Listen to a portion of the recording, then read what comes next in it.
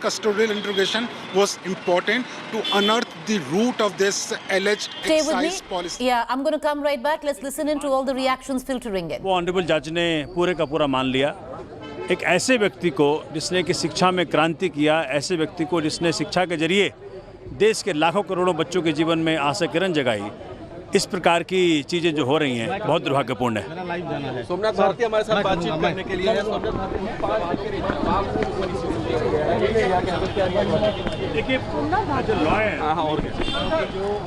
We're going to cut across back to Somnath Bharti. Interesting, is he also a part of the legal team of Manish Sisodia? He seemed to be dressed as a lawyer. He is an advocate, but we're going to get back to that. But Manish, stay with me, but I want to cut across to Nalini. If we still have Nalini? All right, we don't have Nalini. We're going to try and cut across to her. But Manish, I'll come back to you.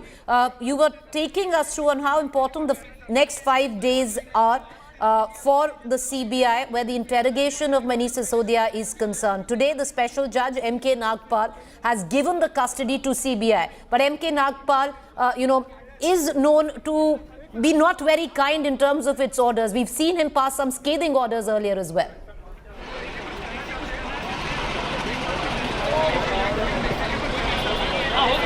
That is very true, Preeti. And the lawyers of Manish Sisodia tried their best to defend his client, that is the Delhi's Deputy Chief Minister, Manish Sisodia. And the arguments which were presented in counter to CBI's argument by Manish Sisodia's lawyer was that when this policy was being drafted, then Manish Sisodia, as a minister, he wanted public opinion, and that is why it was sent to certain people.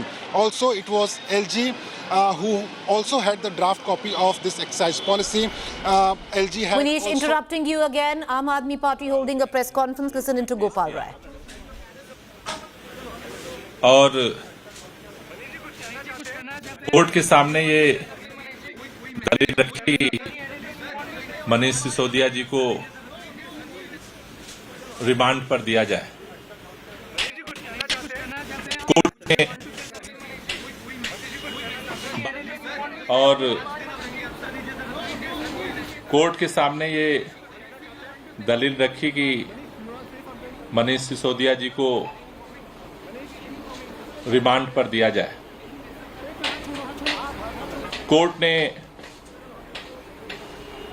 बार बार पूछा कि जब पहली बार आपने मनीष सिसोदिया जी को बुलाया वो आ गए, आपने कल बुलाया वो भी आपके पास आए, पूछताछ आपने की, 5 दिन आपको किस लिए चाहिए? सीबीआई के पास कोई जवाब नहीं है, बस चाहिए।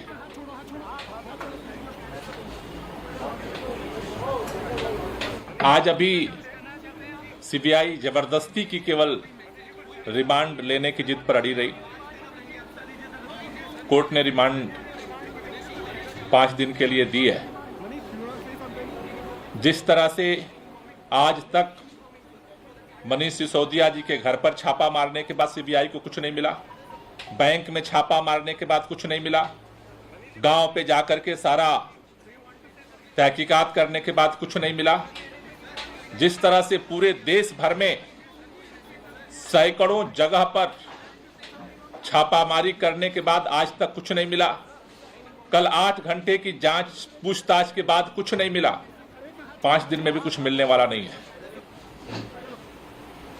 लेकिन सबसे बड़ा प्रश्न आज जो खड़ा हो रहा है, जिन तथ्यों को, जिन बातों के आधार पर सीबीआई कह रही है कि हमने गिरफ्तारी इसलिए की कि मनीष सिसोदिया जी ने पॉलिसी में हेराफेरी करी, लेकिन सीबीआई और पूरी भारतीय जनता पार्टी, केंद्र की मोदी सरकार, जिसका कंट्रोल, जिसके इशारे पर यह सारा खेल हो रहा है, पूरी भाजपा चुप है, पूरी केंद्र सरकार चुप है, पूरी सीबीआई चुप है, पूरी ईडी चुप है कि जिस पॉलिसी में हेराफेरी, जिन तथ्यों के आधार पर हेराफेरी का आरोप लगाया जा रहा है, उस पॉलिसी के निर्माण में अंतिम मोहर दिल्ली के लेफ्टिनेंट गवर्नर ने लगाई। लेफ्टिनेंट गवर्नर से पूछताछ क्यों नहीं हो रही? लेफ्टिनेंट गवर्नर का नाम क्यों नहीं है? इसलिए ये सारा कुछ जो सामने आ रहा है वो इस बात को सबूत दे रहा है, बार बार इस बात की गवाही दे रहा है कि ये घोटाले की जांच नहीं हो रही है, ये राजनीतिक प्रतिद्वंदिता के तहत, गंदी राजनीति के तहत ये सारा खेल हो रहा है और जिसका शिकार मनीष सिसोदिया जी को बनाया जा रहा है। क्योंकि अगर एक्साइज पॉलिसी की जांच हो रही होती तो एलजी की भी जांच होती, एलजी को भी बुलाया जाता, एलजी का भी नाम होता, क्योंकि बिना एलजी के परमिशन के, बिना एलजी के मोहर के तो पॉलिसी नहीं फाइनल हुई। अगर भ्रष्टाचार की जांच हो रही होती, केंद्र सरकार की मंशा होती, तो अडानी के घोटाले के भी अब तक कम से कम एक नोटिस तो जरूर निकली होती, जांच जरूर होती। पूरा देश इस बात को आज सोच रहा है कि आज अगर अडानी देश के प्रधानमंत्री नरेंद्र मोदी के दोस्त नहीं होते तो जांच अडानी की भी आज हो रही होती, सीबीआई भी चल रही होती, ईडी भी चल रही होती, सारी एजेंसियां भी अडानी के खिलाफ चल रही होती। मनीष सिसोदिया की सिर्फ एक कमजोरी है कि वो अरविंद केजरीवाल के दोस्त हैं और नरेंद्र मोदी की राजनीति के खिलाफ हैं। अडानी की एक खासियत है कि वो नरेंद्र मोदी के दोस्त हैं और उनकी सारी जो लूट की राजनीति है उसके सहभागी हैं। इस आधार पर देश में कानून, इस आधार पर देश में लोकतंत्र नहीं चल सकता है। हम चाहते हैं कि जांच हो, लेकिन मनीष सिसोदिया की भी जांच हो रही है तो अडानी की भी जांच हो, दिल्ली के लेफ्टिनेंट गवर्नर की भी जांच हो। अगर निष्पक्ष जांच करानी है, कई भाजपा के लोग पूछ रहे हैं जांच से क्यों घबरा रहे हो, जांच से क्यों घबरा रहे हो, जांच से क्यों घबरा रहे हो। जांच से तो इस देश का प्रधानमंत्री घबरा रहा है। जब पार्लियामेंट के अंदर सारे सवालों के आने के बाद ज्वाइंट पार्लियामेंट्री कमेटी से जांच कराने की मांग आई, प्रधानमंत्री ने लोकसभा के अंदर भी बोला, राज्यसभा के अंदर बोला, जुबान से एक भी लाइन, एक भी लफ्ज नहीं निकला कि नहीं अगर कोई गलती हुई है तो हम जांच कराएंगे। जांच से आप डर रहे हो, जांच से हम नहीं डर रहे। पहले भी सीबीआई ने बुलाया, मनीष सिसोदिया ने जाकर के सवाल का जवाब दिया। कल भी सीबीआई ने बुलाया, 8 घंटे तक पूछताछ की। आगे भी हम कोऑपरेशन करने के लिए तैयार हैं, लेकिन जिस तरह से गिरफ्तारी करके आप दहशत अगर फैलाना चाहते हो, हम दहशत के लिए जवाब देने के लिए तैयार हैं। क्योंकि इस देश के अंदर लोकतंत्र है, संविधान है। जिस तरह से इसको कुंडली मार कब्जा करके इस देश के लोकतंत्र को, इस देश के संविधान को, एजेंसियों को अपने मुट्ठी में लेकर के जिस तरह से आप दुरुपयोग कर रहे हैं, आम आदमी पार्टी इसके खिलाफ आवाज उठाएगी। आज पूरे देश के अंदर आम आदमी पार्टी ने प्रदर्शन किया, हमने आवाज उठाई है, आगे भी ये आंदोलन जारी रहेगा। जल्द ही हम आम आदमी पार्टी आगे की आंदोलन की रणनीति आपके सामने जो है वो घोषित करेगी और इस आवाज को हम उठाते रहेंगे। आज जो आप लोग प्रोटेस्ट कर रहे थे सभी के बंद कर रहे हैं, खत्म कर रहे हैं। अभी जो प्रोटेस्ट हम लोग कर रहे थे अभी हम खत्म कर रहे हैं। आगे के आंदोलन की रूपरेखा जल्दी आपको हम घोषित करेंगे। Thank you. Gopal Rai, one of the cabinet ministers in the Delhi government, addressing the press conference after Manish Sisodia was given 5-day CBI custody, saying that the protest for the day of the Aam Aadmi Party, staging a protest, walking to the BJP headquarters has ended. However, the agitation will continue. Their protest will continue and the roadmap of that will be given out in due course of time. All of that taking place, viewers, as Manish Sisodia is now going to be escorted back to the CBI headquarters. He's going to be there over the next 5 days. He's going to be questioned by the CBI. In all probability, he will get access to his lawyers, home food. What does the order copy say? I want to cut across right now to our ace reporters. Nalini is joining me. So is Shrishti Ojha.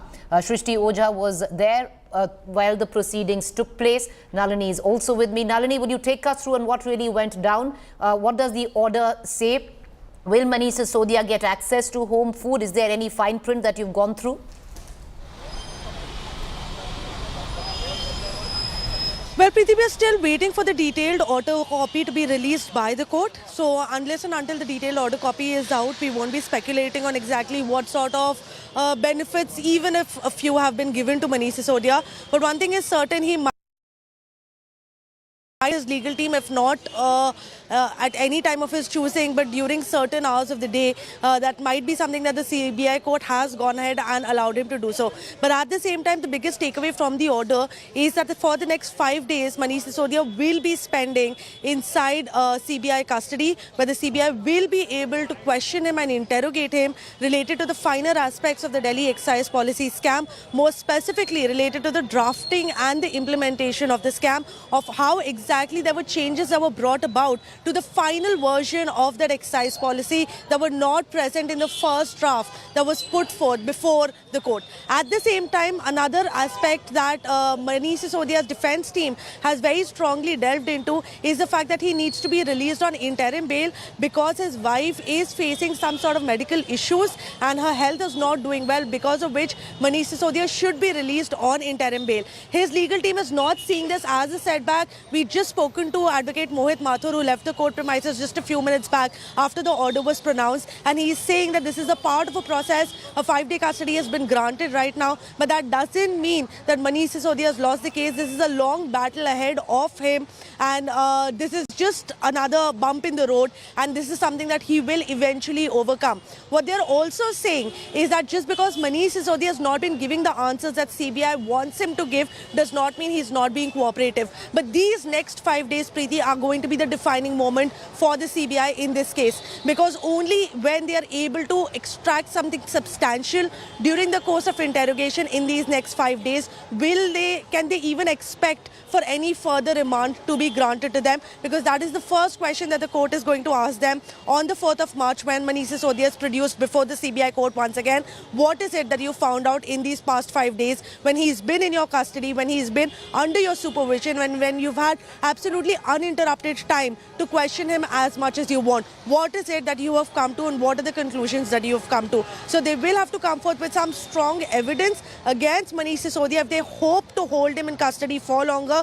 Remember, it's a maximum of 14 days of police custody that can be granted to any police agency, including the CBI, from the court. So they are going to try and ensure that they maximize as much as they can of these 14 days. They don't want to spend too much time bringing him to court again and again. So they will try and seek longer custody. But at the same time, these 5 days are going to be the defining factor for the CBI, at least when it comes to Manish Sisodia's role in this case. There are several others that have been arrested. Nalini, I want to pull you in, because you say that the next 5 days would be defining. But when we look in at what went down in terms of Satyendra Jain, when we see what happened with Vijay Nair, both of them for the Aam Aadmi Party, it's not that they were, as per the CBI, cooperating during the police custody while they were with the CBI. And therefore, after 14 days, they were moved, of course, to judicial custody, and then they were moved to Tihar. So do you see a similar trajectory following here as well? Yeah.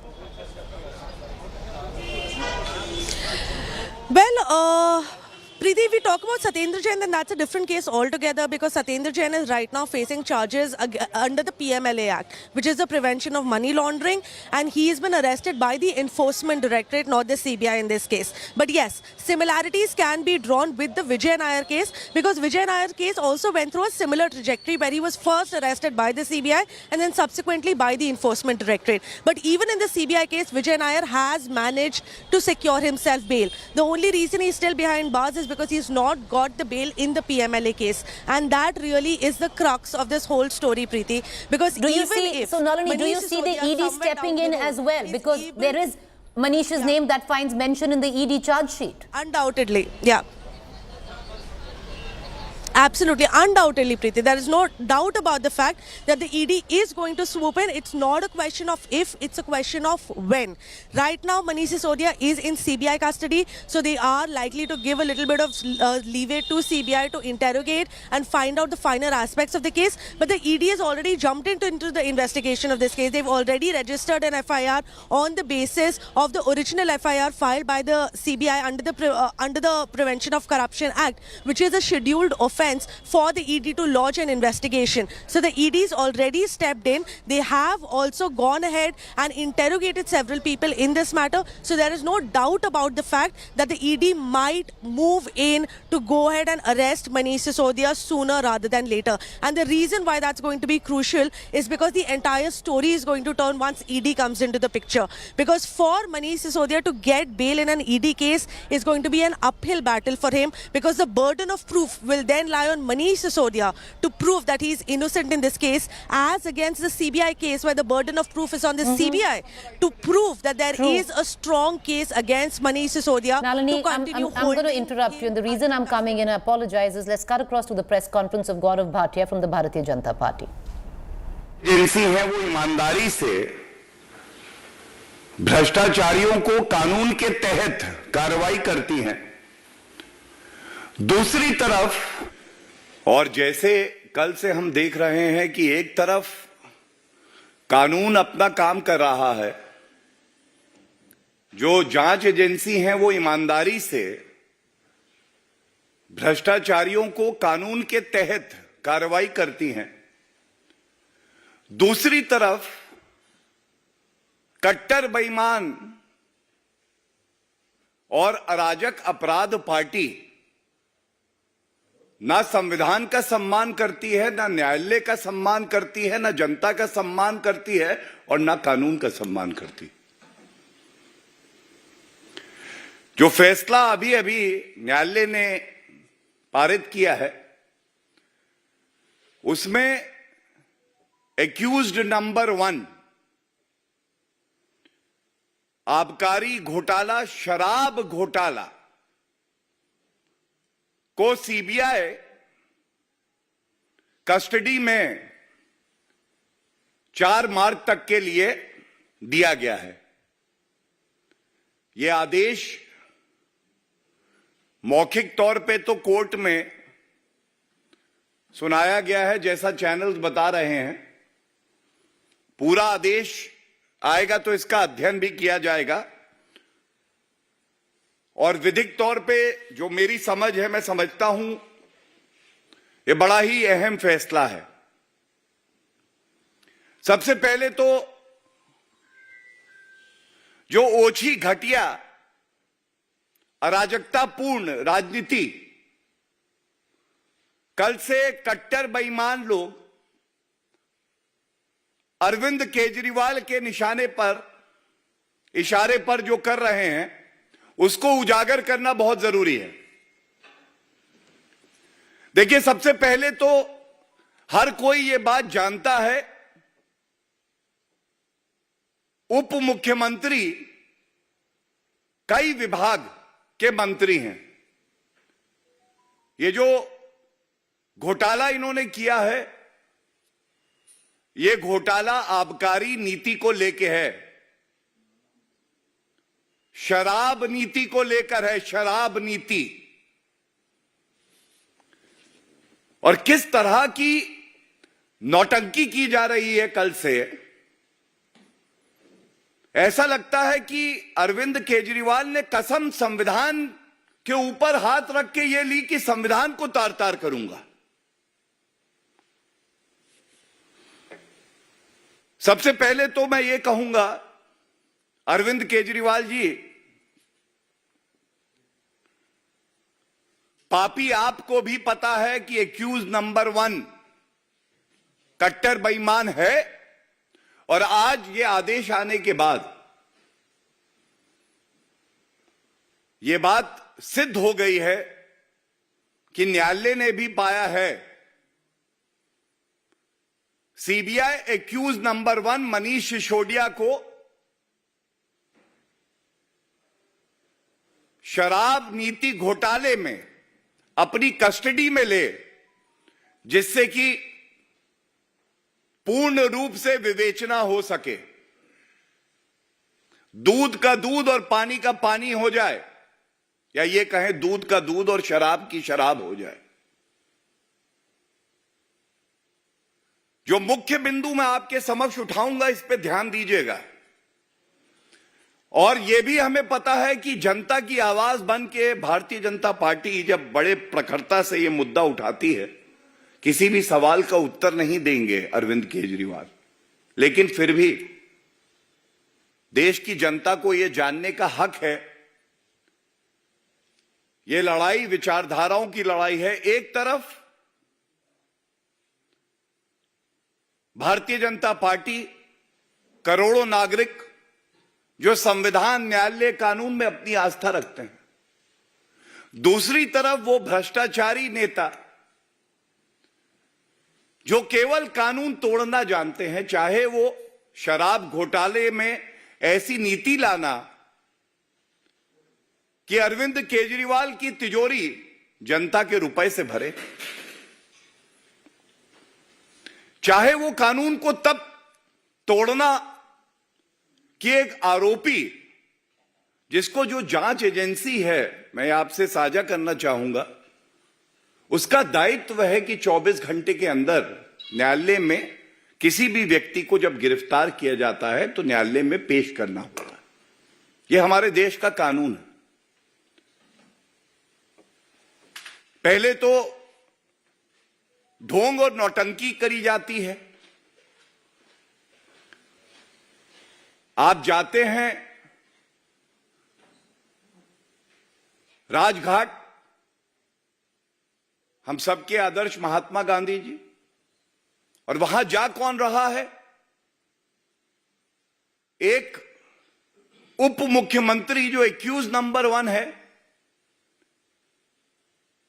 जो एक बड़ा शराब का घोटाला करता है। इसके बाद कुछ लोगों को ऐसा प्रतीत होता है संख्या देख के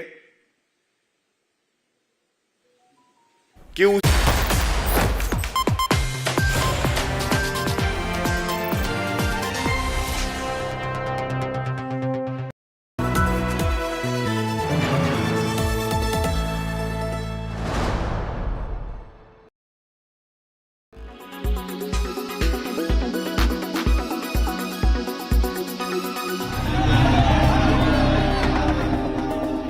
the biggest arrest in Delhi Liquorgate probe. But what tilted the scale against Delhi CM Arvind Kejriwal's Hanuman, the number 2 in his cabinet? CBI in a release said that Sisodia was arrested for irregularities in framing and implementing the excise policy, adding that Sisodia was evasive in answering when confronted with documentary and digital proofs. CBI sources say that Sisodia gave a standard "I don't know" to most of the questions. Sources say when Manish Sisodia was confronted with the statement given by that bureaucrat, Manish Sisodia failed to answer most of the questions pertaining to the implementation, changes in the draft policy, and most importantly, the profit margin, which was increased to 12%, based on which the CBI decided to arrest the Deputy Chief Minister of Delhi. The confession by a top Delhi government official who served in the excise department proved clincher for CBI in arresting Sisodia. The Babu, while being questioned by CBI, termed Sisodia as the mastermind of the new liquor policy, saying that the Deputy CM had personally made changes to the controversial liquor policy. While many of the phones used to strike Liquorgate deals were allegedly destroyed, forensic tests showed that proposals were sent to the bureaucrat's mobile using WhatsApp. CBI सूत्रों का यह कहना है कि उस अधिकारी ने अपने बयान में कहा हुआ था कि जब मनीष सिसोदिया आबकारी मंत्री थे, उस वक्त उन्होंने ही निर्देश दिया हुआ था शराब नीति में बदलाव करने का, और उनके ही निर्देश पर जो मुनाफा था उसे बढ़ाकर 12% कर दिया गया था, जिसका सीधा फायदा शराब व्यापारियों को हो रहा था. Probe officials also point to the fact that suspiciously reports of an expert committee was completely changed by forming a group of ministers and concealing an earlier note. Lastly, the profit margin for liquor sellers was just 5% in the original policy. But under the new policy, it went up to 12% at the behest of the Southern Liquor Lobby. With Manish Pandey in Delhi, Bureau Report, India Today.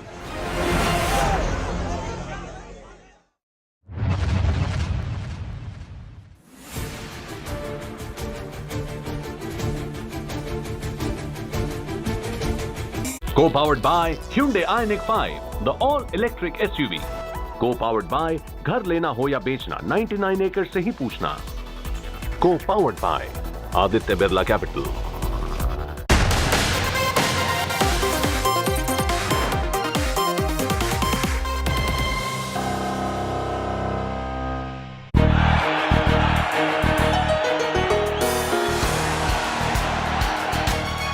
Holding hands. Felicitating. Shaking hands. The double-engine BJP is counting on. BSY Modi bonhomie becomes talk of the town.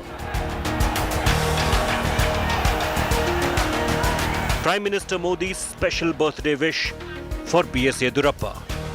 अगर आपके पास mobile phone है तो mobile phone निकाल करके उसकी flash light शुरू करिए और येडियुरप्पा जी का सम्मान कीजिए.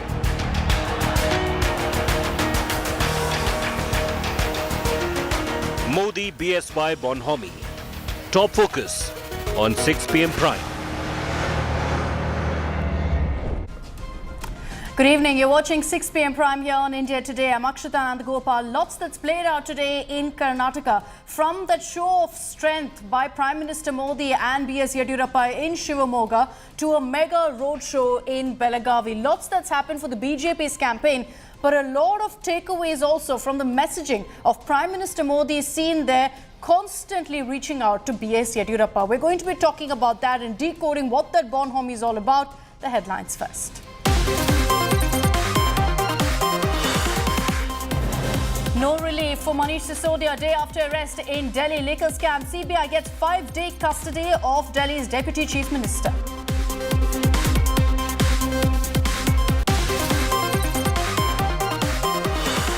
Furious street showdown over Sisodia arrest as AAP workers clash with Delhi police. Several detained. AAP says party born from an Andolan will not back down.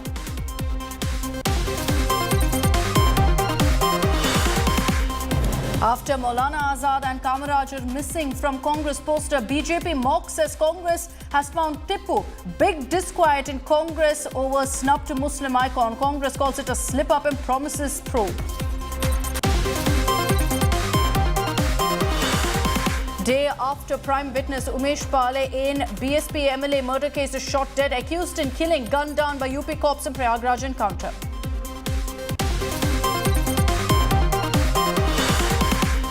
High-pitched northeast battle for 59 seats in Meghalaya and Nagaland. Mega three-cornered contest. TMC Congress aim for sizable vote share.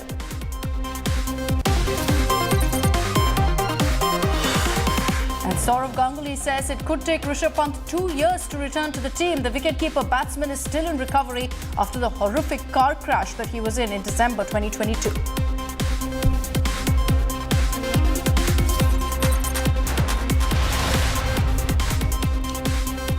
From a massive rally to an inauguration spree to a mega roadshow, Prime Minister Modi has gone all out in his campaign in poll-bound Karnataka today. Let's first begin by getting you all of those updates. Prime Minister Modi received a grand welcome in Shivamoga and in Belagavi, where he inaugurated a brand new airport on B.S. Yediyurappa's birthday. Prime Minister Modi was seen walking hand in hand with Yeddi before inaugurating the airport. This amid all the speculation of the former Karnataka Chief Minister being sidelined by the party top brass. Prime Minister Modi's one-day tour of poll-bound Karnataka saw a series of other projects being launched as well in Shivamoga. Besides the lotus-shaped airport named after Kuvempu, several other development projects were also inaugurated. In Belagavi, Prime Minister Modi led a 9-kilometer-long roadshow flagged by a sea of supporters. Petals were showered upon the Prime Minister's motorcade as it passed through the stretch slowly. Prime Minister's visit instilled strength and enthusiasm among BJP workers as it's a key component of the Saffron Party's outrage. These are images from the Belagavi rally where the Prime Minister was seen pouring grains from a sieve.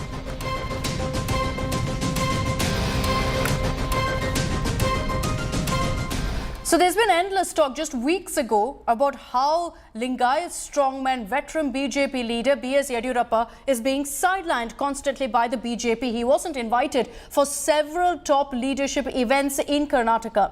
Juxtapose that to those pictures that we're seeing right now of how Prime Minister Modi made it a point at every single point in Shivamogga to felicitate, to greet, to personally take B.S. Yediyurappa along with him. So what's really changed for the BJP? Has the realization dawned upon them that they need BSY in this election campaign? We're going to be discussing that. A report first of what played out in Shivamogga today. Ella Sahodara, Sahodariyarige, Nanna Namaskar.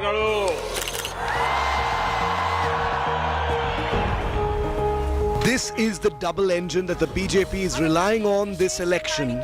Narendra Modi and B.S. Yediyurappa.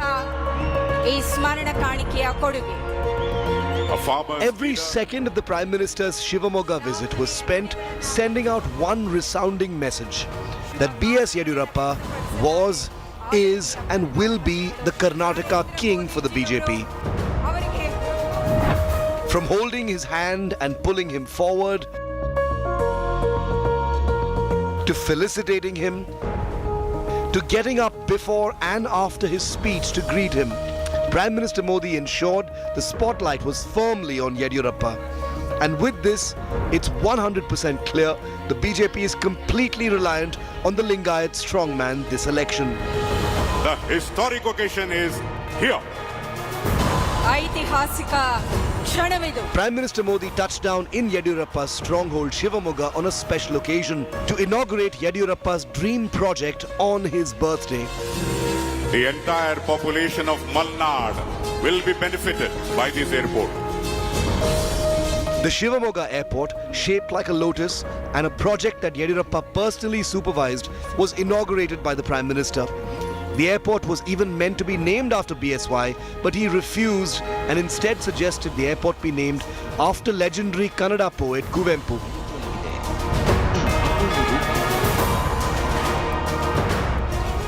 Shivamogga airport बहुत ही भव्य बना है, बहुत ही सुंदर है और ये सिर्फ airport नहीं है, ये इस क्षेत्र के जवानों के सपनों को नई उड़ान का अभियान है. The inauguration took place also interestingly on Yediyurappa's 80th birthday, and Prime Minister Modi had a special wish for the former Chief Minister. आज कर्नाटका के लोकप्रिय जननेता बीएस येदियुरप्पा जी का जन्मदिन है. साथियों, मेरी आप सबसे एक विनती है, आप करेंगे?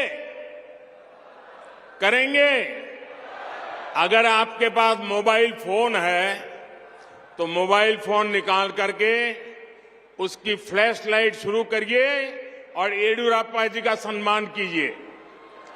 येदियुरप्पा जी के सम्मान में सब लोग हर एक के मोबाइल पर फ्लैश लाइट चलना चाहिए. येदियुरप्पा जी के सम्मान में चलना चाहिए. An emotional BSY also thanked the Prime Minister for coming down to Shivamogga on his birthday. My 80th birthday is also memorable because of you. Your precious time was allocated to inaugurate historical projects which Shivamogga district never witnessed since independence. But what do all these photo ops mean? Is the BJP merely reassuring their tallest Karnataka leader that he's still their number one? Or has a realization dawned that Bommai alone cannot win this election for them? It seems to be all is not well within Karnataka BJP. As Home Minister Amit Shah to Prime Minister Narendra Modi, everybody is seeking votes in the name of B.S. Yediyurappa, the strong Lingayat veteran. And what we also get to learn from B.S. Yediyurappa is that the next Chief Minister will be decided by the High Command. And he has also clarified that Basavaraj Bommai will not be the CM face.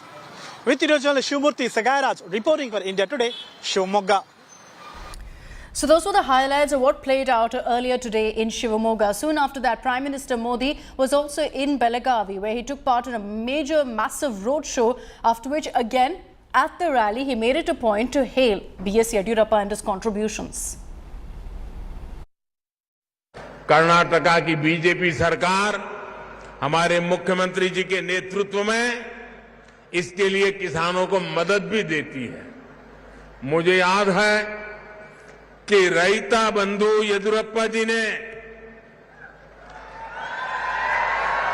Shri अन्न को प्रोत्साहन देने के लिए यहां कितना बड़ा अभियान चलाया था। अब हमें इस श्री अन्न को पूरी दुनिया में पहुंचाना है। कांग्रेस किस तरह कर्नाटका से नफरत करती है। कहने को तो खड़गे जी कांग्रेस अध्यक्ष हैं, लेकिन कांग्रेस में जिस तरह उनके साथ बर्ताव होता है, वो देखकर पूरी दुनिया देख भी रही है और समझ भी रही है कि रिमोट कंट्रोल किसके हाथ में है।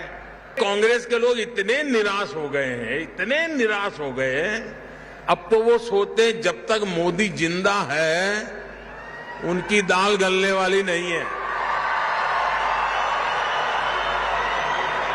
और इसलिए सारे आजकल कह रहे हैं मर जा मोदी, मर जा मोदी, नारे बोल रहे हैं मर जा मोदी। कुछ लोग कब्र खोलने में बिजी हो गए हैं, वो कह रहे हैं मोदी तेरी कब्र खुदेगी।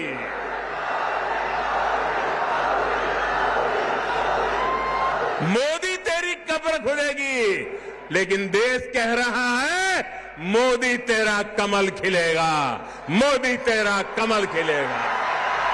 हिंदुस्तान के हर किसानों को आज कर्नाटका से जोड़ा है, बेलगावी से जोड़ा है। आज यहां से पीएम किसान सम्मान निधि की एक और किस्त भेजी गई है। सिर्फ एक ही बटन दबाकर, एक ही क्लिक पर देश के करोड़ों किसानों के बैंक खाते में 16,000 करोड़ रुपए पहुंचे हैं।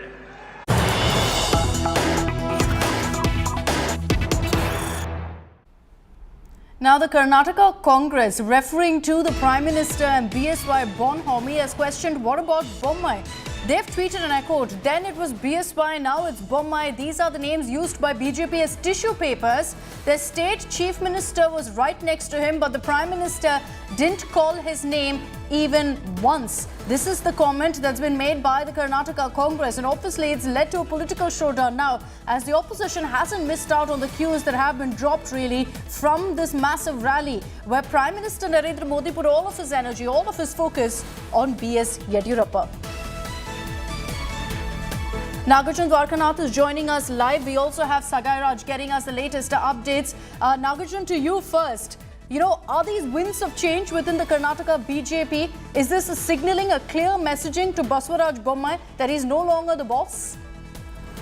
Well, that's true, Akshata. In fact, if we have known the politics of Karnataka for a long time, that's good enough to join the dots. Things are not okay between the High Command and the present dispensation is what one can pick up. Congress also is pointing at the same thing, that not even once the Chief Minister name was uttered from the Prime Minister's mouth today in both Belgaum as well as Shivamogga. It is very unlikely that the Prime Minister doesn't acknowledge the sitting CM, where the party would go for elections in next 50 days to 60 days. We have not seen him acknowledge either Maharashtra or Madhya Pradesh. Wherever BJP government is always addressed the Chief Minister by its name and said, the Chief Minister Sarkar is doing a good job. But here today what has happened is, in Shimoga and Belgavi, he was addressing the gathering as BJP government has done this, the double engine government has done development. Not once has he uttered Mr. Bommai's name is what Congress is saying. And also, Congress is slamming BJP that now that it's time for election, they have realized they have to go back to Yediyurappa because he's a Lingayat strong man, and still they have to consolidate the Lingayat vote bank, and they know they are on a weak wicket. Hence, they are unsure about who the next Chief Minister will be, which is a plus for the Congress, is what the Congress is saying. But as of now, what we can say is definitely things are not okay between the present dispensation and the High Command. Clearly, signs have been given. Earlier, it was Amit Shah, and now the Prime Minister, forgetting the Chief Minister's name. All right, let's see how this plays out for Basuraj Bommai. Nagarjun, stay on with me. Why is it that we're saying that it looks like Basuraj Bommai has been completely sidelined, that the High Command is no longer in favor of him? A number of hints that have been dropped in the last few days alone. First is, of course, what's happened today in Shivamoga. The fact that the Prime Minister made no mention of Basuraj Bommai's achievements. He said Karnataka government this and that, double engine Sarkar this and that. Not one mention of Bommai Sarkar. The second hint is the comment that B.S. Yediyurappa has made to us here on India Today. When asked who will be the Chief Minister from the BJP, he said the High Command will choose the CM. At no point did he say Basuraj Bommai will be it. The third hint is the fact that Prime Minister Modi and Amit Shah days ago have been catering to in fact, B.S. Yediyurappa and not to Basuraj Bommai. So much so that days ago, Amit Shah even forgot Basuraj Bommai's name in a rally. Let me take this across to Sagar Raj, who's been tracking all the latest updates, particularly at that rally in Shivamoga. Sagai, there was no mention, zero mention of Basuraj Bommai. He was sitting there on the stage next to the Prime Minister, and despite that, there wasn't any sort of congratulations, any listing of his achievements. But I think the fire started from your interview, Sagai, with B.S. Yediyurappa. You asked him a question, who is the BJP CM face? And he didn't commit. He didn't name Basuraj Bommai.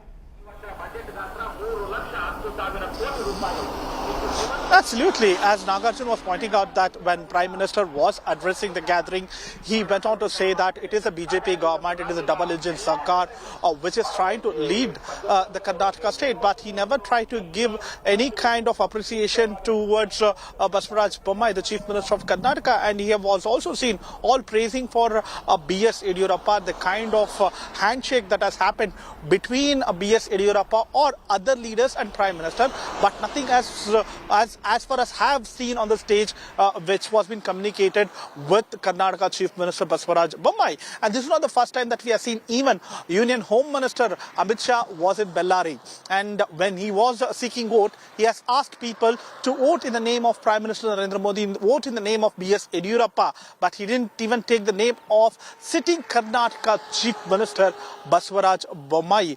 Probably all seems not well within the BJP. Even B.S. Yediyurappa, when he spoke to us, he has categorically said that the High Command will decide the Chief Minister. We asked him whether the Basuraj Bommai will be the Chief Minister candidate. He said no, the High Command will decide once the election gets over. So he has clearly said that there is no CM face. So if he had to say that Basuraj Bommai will be the CM face, he would have said that yes, under the leadership of Basuraj Bommai, we are going for election. He will be the CM face. He will help to get us more seats. But this time they avoided. Sagai, just stay with me. I want to play out for our viewers excerpts of the conversation that you had with B.S. Yediyurappa. This is an India Today exclusive. The biggest news points, really, the most explosive comments have been made by Yediyurappa, where he's spoken about who will be the next Chief Minister from the BJP, who will be his replacement, his retirement plans.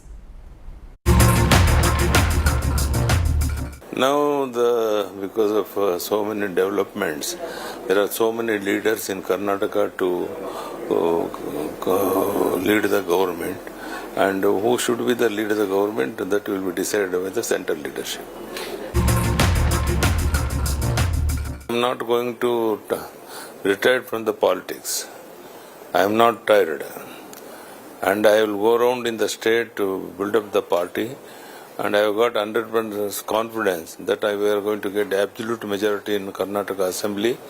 Not only Assembly, for Lok Sabha also you must get absolute majority, so that Prime Minister can again become the Prime Minister of India, Prime Minister Narendra Modi ji.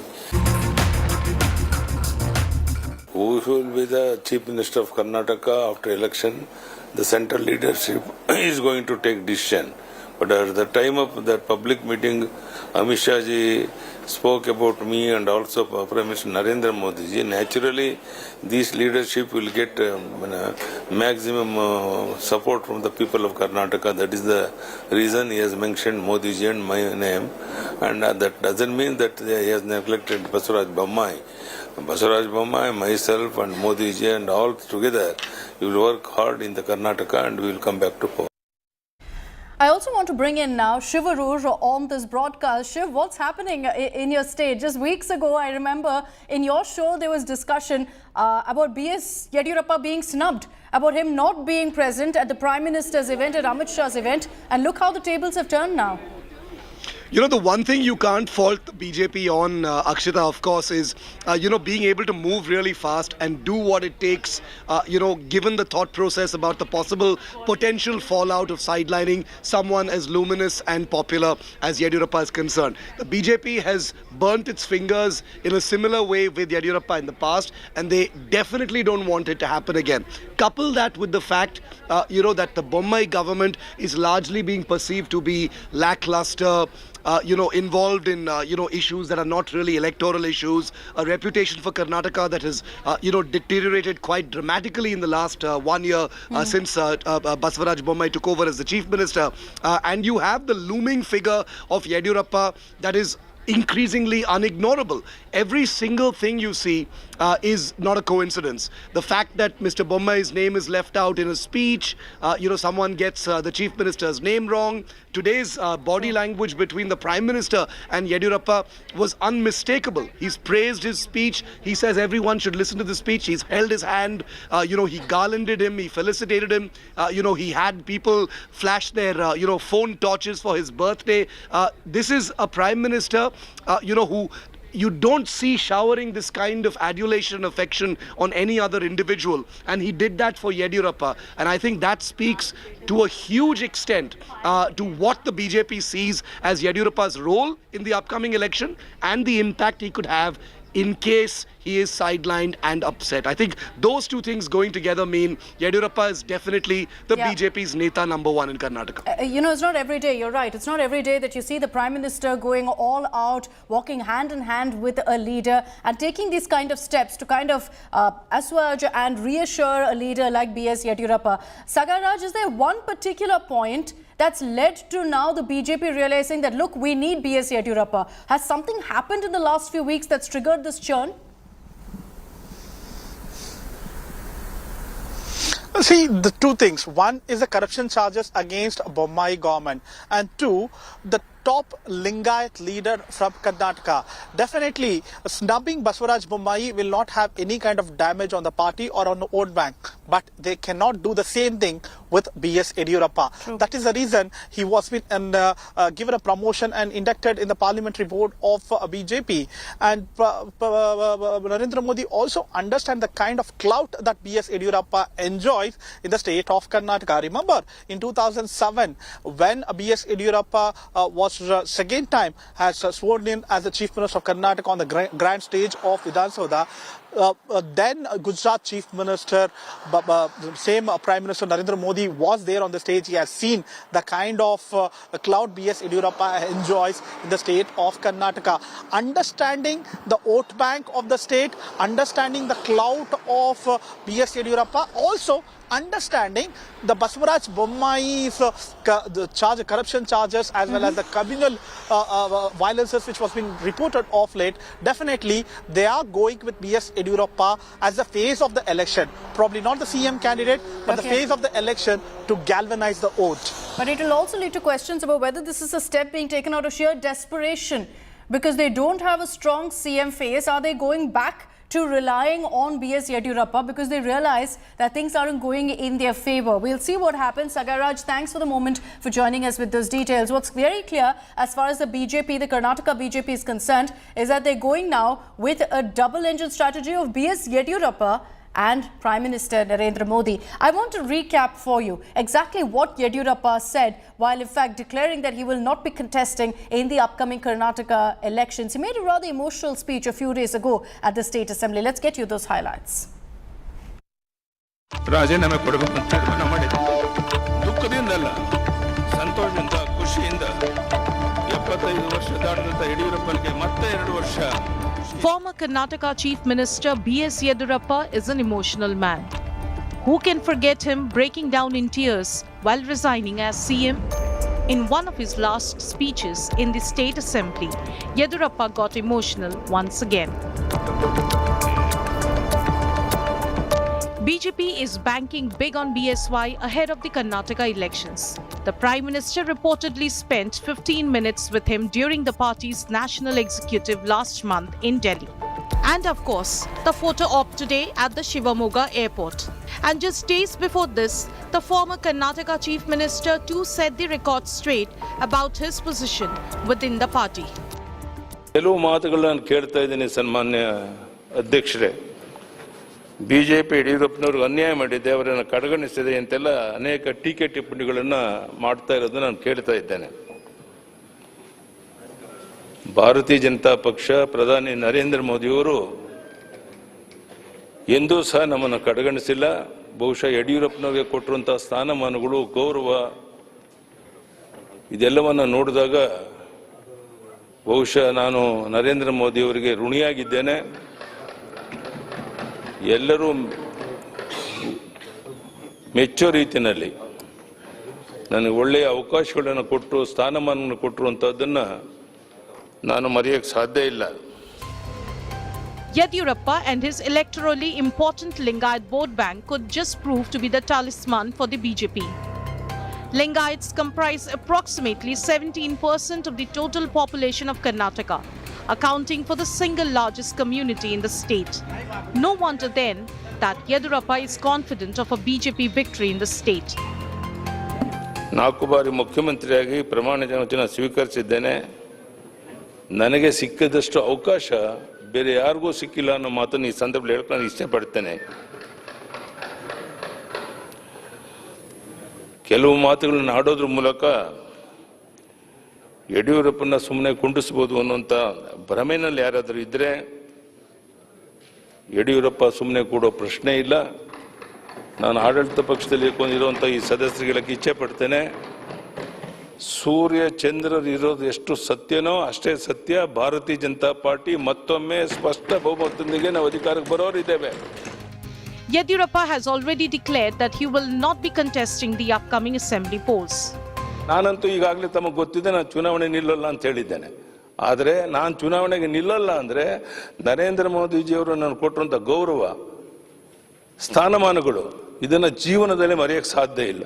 ಹಾಗಾಗಿ ಬದುಕಿನ ಕೊನೆ ಉಸಿರಿರುವವರೆಗೂ ಬಿಜೆಪಿಯನ್ನು ಕಟ್ಟೋದಕ್ಕೆ, ಬಿಜೆಪಿಯನ್ನು ಅಧಿಕಾರಕ್ಕೆ ತರಕ್ಕೆ ನನ್ನ ಶಕ್ತಿ ಮೀರಿ ಪ್ರಾಮಾಣಿಕ ಪ್ರಯತ್ನ ಮಾಡ್ತೇನೆ. ಆ ಬಗ್ಗೆ ಯಾವುದೇ ಸಂಶಯ ಬೇಡ ಅನ್ನೋ ಮಾತನ್ನು ಹೇಳ್ತಾ, ಈ ಒಂದು ಅಪರೂಪದ ವಿಶೇಷವಾದ ಸಂದರ್ಭದಲ್ಲಿ ನಾನು ಎಲ್ಲೂ ಮಧ್ಯದಲ್ಲಿ ಮಾತನಾಡಿರಲಿಲ್ಲ. ಕೊನೆಯದಾಗಿ ನಾನು ಮಾತನಾಡ್ತಾ ಇದ್ದೇನೆ. ನಿಮಗೆ ಗೊತ್ತಿದೆ, ನಾಳೆ ಅಧಿವೇಶನ ಮುಗಿದ ಮೇಲೆ ಮತ್ತೊಮ್ಮೆ ನಾನು ಒಳಗಡೆ ಬರೋ ಪ್ರಶ್ನೆ ಇಲ್ಲ. ಯಾಕೆಂದ್ರೆ ನಾನು ಚುನಾವಣೆ ನಿಲ್ಲಲ್ಲ ಅಂತ ಈಗಾಗಲೇ ತೀರ್ಮಾನ ಮಾಡಿದ್ದೇನೆ. ಈ ವಿಶೇಷವಾದ ಸಂದರ್ಭದಲ್ಲಿ ನಾನು ಮಾತನಾಡೋಕ್ಕೆ ಅವಕಾಶ ಮಾಡಿಕೊಟ್ಟಂಥ ಅಧ್ಯಕ್ಷರಿಗೆ, ನಮ್ಮೆಲ್ಲ ಸದಸ್ಯರಿಗೆ ಒಂದು ರೀತಿ ವಿದಾಯ ಇದು. ನಾನು ಇನ್ನು ಮತ್ತೆ ಸದನದ ಒಳಗಡೆ ಬರೋ ಪ್ರಶ್ನೆ ಇಲ್ಲ. He may have signaled his retirement, but B.S. Yediyurappa remains an important power center in state of war Karnataka. Bureau Report, India Today.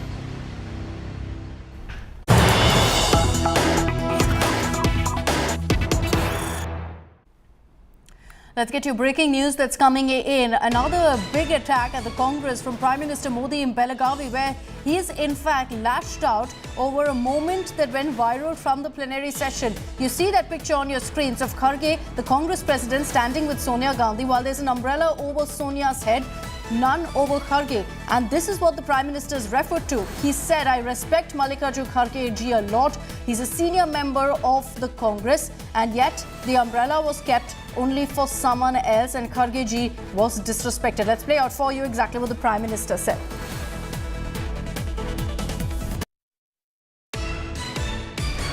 Congress का एक विशेष परिवार के आगे कर्नाटका के एक और नेता का अपमान किया गया है। साथियों, इसी धरती के संतान, 50 वर्ष जिनका संसदीय कार्यकाल रहा है, ऐसे श्रीमान मल्लिकार्जुन खड़गे जी का मैं बहुत सम्मान करता हूं।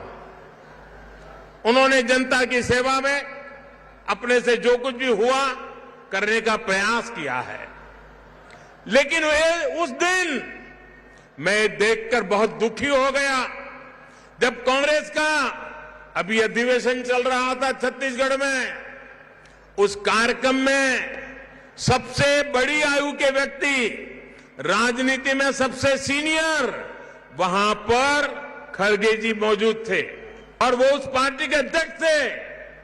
धूप थी, जो भी सब खड़े थे उन सबको धूप लगना बहुत स्वाभाविक था, लेकिन धूप में वो छतरी का सौभाग्य कांग्रेस के सबसे बड़ी आयु वाले सबसे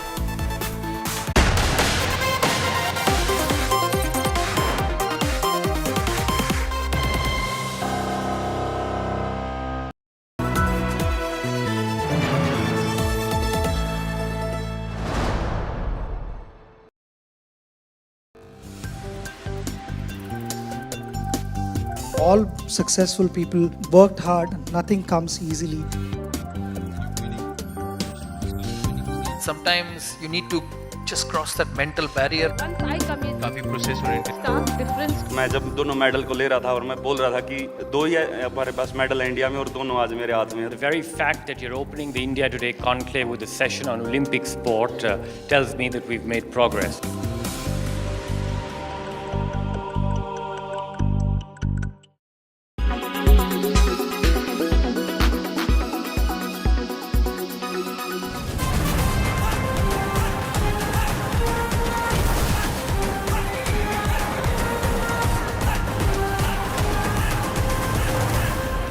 Southern cinema is known for its flavors, be it over-the-top action sequences, light-hearted comedy, or a complete masala entertainer.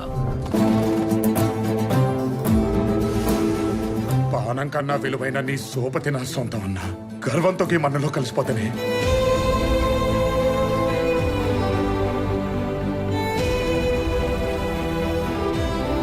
And the fact that it has such a wide reach irrespective of the language barrier explains the craze and power of these regional films.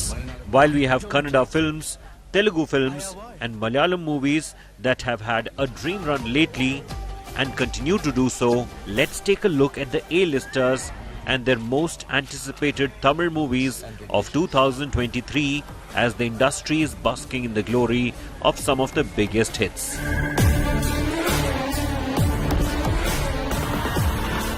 Jailer.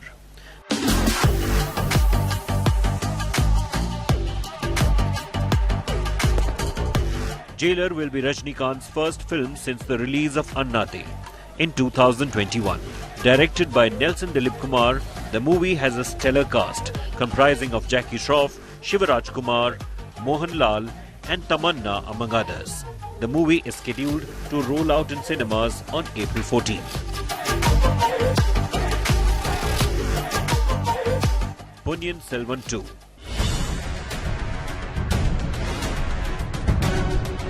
Filmmaker Mani Ratnam's dream project Punyan Selvan Part 1 fetched critical acclaim and was a commercial success. The first part of this magnum opus ended on a cliffhanger, and now all eyes are on the second part, which will hit theatres on April 28th.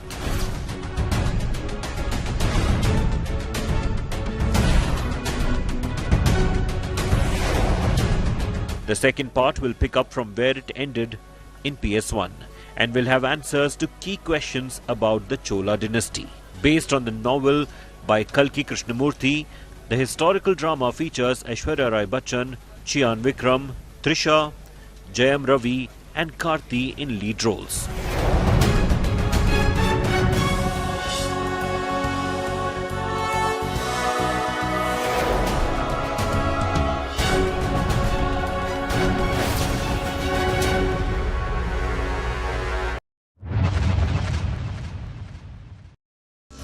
There are some big names in the art world, like the ones from the progressive modern masters like Raza, Souza, Gaitonde, Hussain, etc.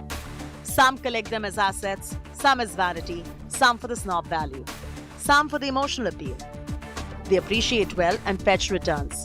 Same with select contemporary artworks. Then there's a whole pool of emerging contemporary artists who cannot just be viewed from the lens of valuations. One such artist at the India Art Fair happened to be Vikrant Pisse. His art reiterates his commitment to the revolutionary spirit of Baba Saheb Ambedkar. His work focuses on making powerful social commentary. The fabric of revolutionary times exuded.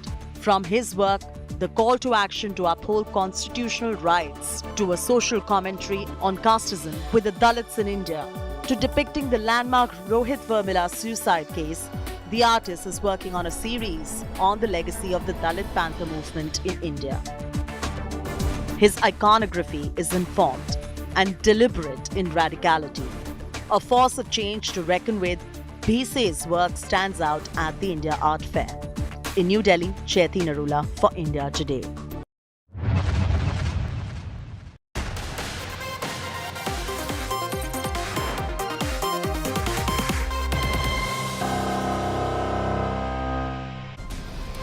Welcome back. Let's get you all the latest updates on the big story that we've been tracking here on India Today. On the arrest of Delhi Deputy Chief Minister Manish Sisodia, and he's received no relief today either. He's been sent to CBI custody for 5 days until March 4th after we saw arguments play out in the Rouse Avenue court in Delhi. The CBI in its arguments alleged that Sisodia wasn't cooperating in the investigation and that whatever changes happened to the liquor policy, it happened under his supervision. Sisodia and his legal team rubbished all of the charges, claiming he is fully cooperating with CBI officials and that there was no valid ground for him to be arrested. He also questioned as to how, over one officer's statement, his arrest was made possible.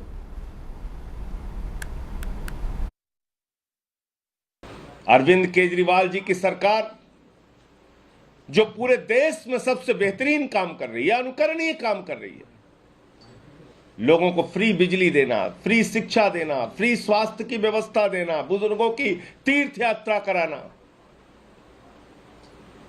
जनहित के सारे काम करने के बावजूद मुनाफे का budget देना, दरअसल यह गले की हड्डी बन गया नरेंद्र मोदी जी की। वो नहीं चाहते कि देश के अंदर एक ऐसी सरकार चले जो दुनिया और देश के लिए उदाहरण बने। परेशानी यह है कि आज जो दिल्ली सरकार की लोकप्रियता पूरे देश में बढ़ रही है, अरविंद केजरीवाल और आम आदमी पार्टी की लोकप्रियता पूरे देश में बढ़ रही है, उससे बौखलाकर यह कार्रवाई की जा रही है। अरविंद केजरीवाल जी, पापी आपको भी पता है कि एक्यूज नंबर 1 कट्टर बेईमान है, और आज ये आदेश आने के बाद ये बात सिद्ध हो गई है कि न्यायालय ने भी पाया है CBI accused number 1 Manish Sisodia को शराब नीति घोटाले में अपनी कस्टडी में ले, जिससे कि पूर्ण रूप से विवेचना हो सके। कोर्ट के सामने ये दलील रखी कि मनीष सिसोदिया जी को रिमांड पर दिया जाए। कोर्ट ने बार बार पूछा कि जब पहली बार आपने मनीष सिसोदिया जी को बुलाया वो आ गए, आपने कल बुलाया वो भी आपके पास आए, पूछताछ आपने की। 5 दिन आपको किस लिए चाहिए? सीबीआई के पास कोई जवाब नहीं है, बस चाहिए। कल से हम देख रहे हैं कि एक तरफ कानून अपना काम कर रहा है, जो जांच एजेंसी हैं वो ईमानदारी से भ्रष्टाचारियों को कानून के तहत कार्रवाई करती हैं। दूसरी तरफ कट्टर बेईमान और अराजक अपराध पार्टी ना संविधान का सम्मान करती है, ना न्यायालय का सम्मान करती है, ना जनता का सम्मान करती है और ना कानून का सम्मान करती है। So let's round up for you exactly what played out in the Delhi court. How did, in fact, the CBI manage to get 5-day custody of Sisodia? So you saw, in fact, that Sisodia, as far as the CBI's arguments were concerned, they said that Sisodia was not cooperating in the probe and that he hatched a secret conspiracy. Now, also, according to officials, let's get you those details of exactly how Sisodia was nailed. The CBI found an excise document on an external device. Now, once, in fact, they tracked that down further, they found that these devices were connected directly to Sisodia's office computers. So then they realized that there was an involvement of Sisodia's office, but it did directly lead to the Delhi Deputy Chief Minister. Well, they seized the computer then and retrieved several files. According to them, according to the CBI, these files were deleted. Now, beyond that, the CBI then decided to go ahead and conduct a forensic test on all of these digital devices. And it showed that several files were received via WhatsApp in particular, which were then deleted subsequently from the devices. Sisodia's secretary was then grilled on these WhatsApp messages, on these big files that were downloaded from WhatsApp and what it contained about the policy. Following that, the Central Bureau of Investigation then used that particular statement because an officer admitted that Sisodia, Kejriwal as well as Satyendra Jain had given the clearance for this excise policy despite the clear loopholes involved. Sisodia failed to answer CBI questions on this forensic proof yesterday when he was questioned for over 10 hours, and that's why they decided to go ahead and arrest him. That's the argument they put forth in court as well, saying that Sisodia did not cooperate in the investigation. Let me take this across to our reporters on the ground. Srishti Ojha is joining us live from the Rouse Avenue Court in Delhi. Also joining us is Manish Pandey, who's joining us live from the CBI headquarters. Manish, to you first. For the Central Bureau of Investigation, they'll be very happy with the developments that came in from the court today. It also means that their arguments were concrete enough, that their demand for 5 days of remand has been met.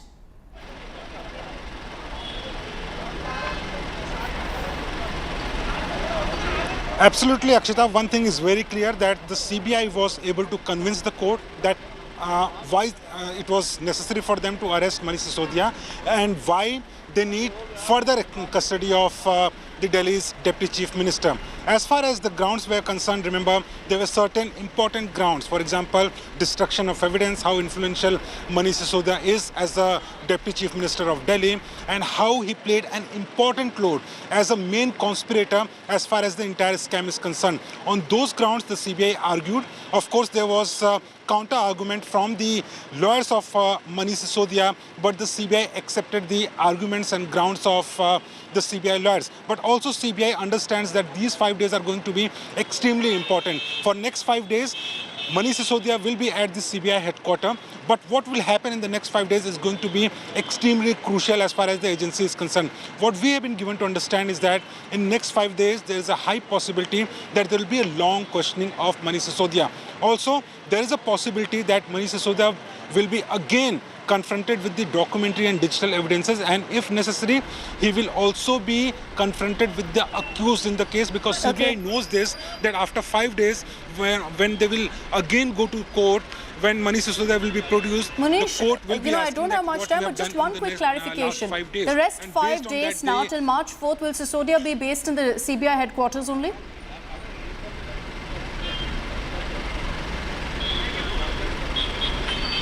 Yes, Manish Sisodia will be inside the CBI headquarters. He will be allowed to meet his lawyers, but for the whole day, he will have to face the questioning of the Central Bureau of Investigation. Okay, thank you for the clarification, Manish. Let me bring in Srishti Ojha, who is reporting live from the Rouse Avenue Court on the hearing that we saw going on for the last few hours in that court. Srishti, what was the basic argument put forth by Sisodia's legal team? Besides seeking regular bail on the grounds that his wife was unwell, there were several other points they also put forth to counter the CBI.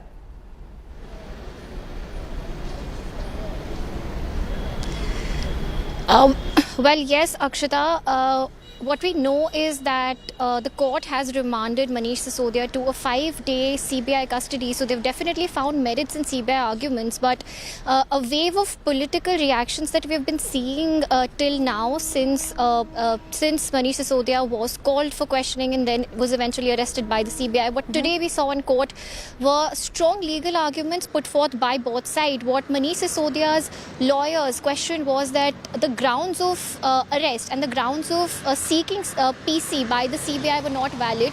By no stretch of imagination do those grounds would ever lead to court granting or justify police custody or CBI's custody in this case. They have said that according to the CBI, Manish Sisodia has not been cooperating with the investigation, which is not correct because he did go to CBI and he has cooperated and he has answered all the questions. Second thing that they questioned is that it's CBI's case that he did not answer their questions the way that CBI would have wanted to, which according to Sisodia's legal team is not a valid ground. You cannot arrest someone or send them to police custody just based on that ground because they also made some important arguments in relation to right against self-incrimination, that just because Sisodia did not answer or did not confess does not automatically lead to a police custody.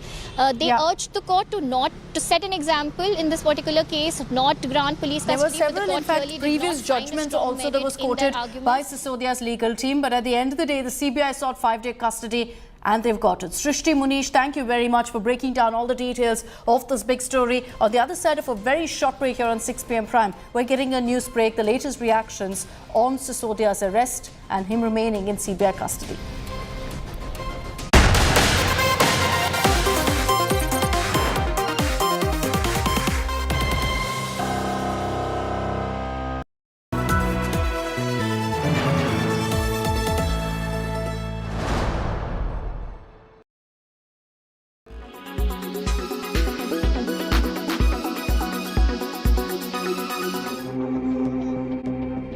First, they attacked the Ajnala police station in Amritsar with swords and guns while hiding behind a copy of Guru Granth Sahib, the Sikh religious text, forcing the Punjab government to release a kidnapping and rioting accused. Now Khalistani sympathizer Amritpal Singh, who heads separatist Waris Punjab Day, continues to spew venom. Amritpal Singh went on to threaten Union Home Minister Amit Shah, saying he would meet a similar fate as Indira Gandhi, who was assassinated by her Sikh bodyguards. Amit Shah ਪੂਰੀ ਸਿੱਖ ਕੌਮ ਨੂੰ ਧਮਕੀਆਂ ਦੇ ਰਹੇ ਵੀ ਅਸੀਂ ਇਹ movement ਨੂੰ ਕੁਚਲ ਦਿਆਂਗੇ। ਇੱਕ ਪਾਸੇ ਕਹਿੰਦੇ ਵੀ ਇੰਡੀਆ ਡੈਮੋਕ੍ਰੇਸੀ ਹੈ ਤੇ ਗੱਲ ਕਰਨ ਦਾ ਅਧਿਕਾਰ ਹੈ। ਜੇ ਗੱਲ ਕਰਨ ਦਾ ਅਧਿਕਾਰ ਹੈ ਵੀ ਕੁਚਲਣ ਦੀ ਹਿੰਦੂ ਰਾਸ਼ਟਰ ਨੂੰ ਕੁਚਲਣ ਦੀ ਗੱਲ ਕਰੇ ਅਮਿਤ ਸ਼ਾਹ, ਉਹ ਹੋਰ ਦੂਜੀਆਂ ਧਿਰਾਂ ਨੂੰ ਇਨਕਲਾਬ ਜਿੰਦਾਬਾਦ ਨੂੰ ਕੁਚਲਣ ਦੀ ਗੱਲ ਕਰੇ। ਸਿੱਖਾਂ ਦੇ ਮੂਵਮੈਂਟ ਨੂੰ, ਪੀਸਫੁਲ ਮੂਵਮੈਂਟ ਨੂੰ ਕੁਚਲਣ ਦੀ ਗੱਲ ਕਰਨ ਦਾ ਅਰਥ ਸਿੱਧਾ ਇਹ ਹੈ ਵੀ ਸਿੱਖ ਇਸ ਦੇਸ਼ ਦੇ ਵਿੱਚ ਗੁਲਾਮ ਨੇ। ਇਹ ਗੱਲ ਪ੍ਰਤੱਖ ਹੋ ਚੁੱਕੀ ਹੈ। He even drew a Palestine parallel to Khalistan. ਇਹ ਗੁਲਾਮੀ ਦੀ ਇੰਤਹਾ ਹੈ। ਗੁਲਾਮ ਕੌਮਾਂ ਨਾਲ ਇਹ ਸਭ ਕੁਝ ਵਾਪਰਦਾ ਹੈ, ਕੋਈ ਨਵਾਂ ਫਨੋਮੇਨਾ ਨਹੀਂ। ਆਪਾਂ ਸਮਝੀਏ ਇਹ ਦੁਨੀਆ ਭਰ 'ਚ ਵਾਪਰ ਰਿਹਾ ਹੈ। ਫਲਸਤੀਨ ਦੇ ਲੋਕਾਂ ਨਾਲ ਵਾਪਰਦਾ ਹੈ, ਕਸ਼ਮੀਰ ਦੇ ਲੋਕਾਂ ਨਾਲ ਵਾਪਰਦਾ ਹੈ, ਨਾਗਾਲੈਂਡ ਦੇ ਲੋਕਾਂ ਨਾਲ ਵਾਪਰਦਾ ਹੈ। ਸਿੱਖਾਂ ਨਾਲ ਸਭ ਤੋਂ ਵੱਧ ਜ਼ੁਲਮ ਹੋਇਆ, ਪਰ ਸਾਡੀ ਇੱਕ ਕਮੀ ਰਹੀ ਹੈ। ਸਾਰੀ ਦੁਨੀਆ ਦੇ ਵਿੱਚ ਅਸੀਂ ਇਹ ਗੱਲ ਕਨਵੇ ਨਹੀਂ ਕਰ ਸਕੇ ਜਿੱਡਾ ਵੱਡਾ ਜੈਨੋਸਾਈਡ ਸਾਡਾ ਹੋਇਆ। Issuing a dire warning, Amritpal Singh added that Ajnala incident was not violent and the real violence is yet to come, openly questioning India's nationalism, calling himself someone who is not Indian. When we say Hindus, it's just not because, Hindus will also prosper with the idea of Khalistan. It's in their favor. Punjab's Chief Minister Bhagwant Mann came under opposition fire for surrendering to anti-national elements and allowing Punjab's situation to deteriorate. जिस दिन यहाँ अमृतपाल का ये हालात हो रहे थे, ये केजरीवाल के साथ मुंबई बैठा था chief minister. What is this going on? मान इंटरेस्ट भी नहीं है कि पंजाब में हो क्या रहा है, घबराता है कुछ कदम उठाने पर, कुछ तो हो रहा है, बिकॉज कोई गवर्नमेंट ऐसे चल नहीं सकती जिस तरीके से ये चल रहा है। और बीजेपी भी बड़ी, उसको उर्दू में एक वर्ड है माने खैज, खामोशी। माने खैज खामोशी बीजेपी की है। ये समझ में नहीं आ रहा उनको क्या चल रहा है वहां पर।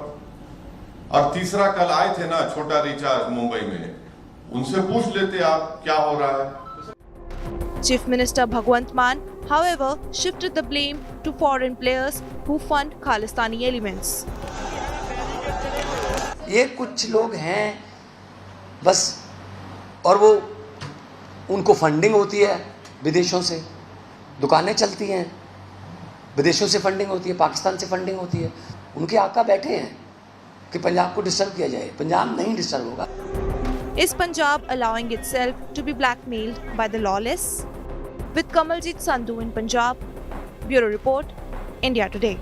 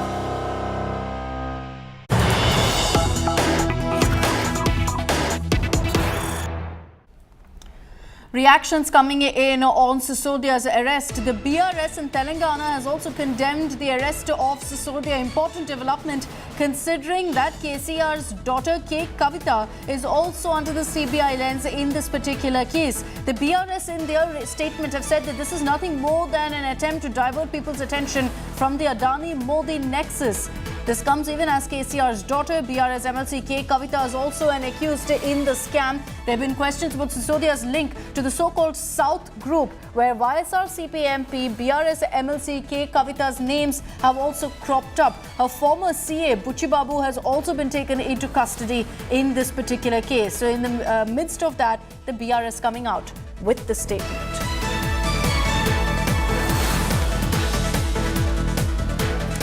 And that's all we have time for in this edition of 6 p.m. Prime. Thanks for tuning in. Don't go anywhere. India's top election team is back with the exit poll numbers for the northeast states of Tripura, Nagaland and Meghalaya. Unmissable broadcast coming your way in just a few moments from now.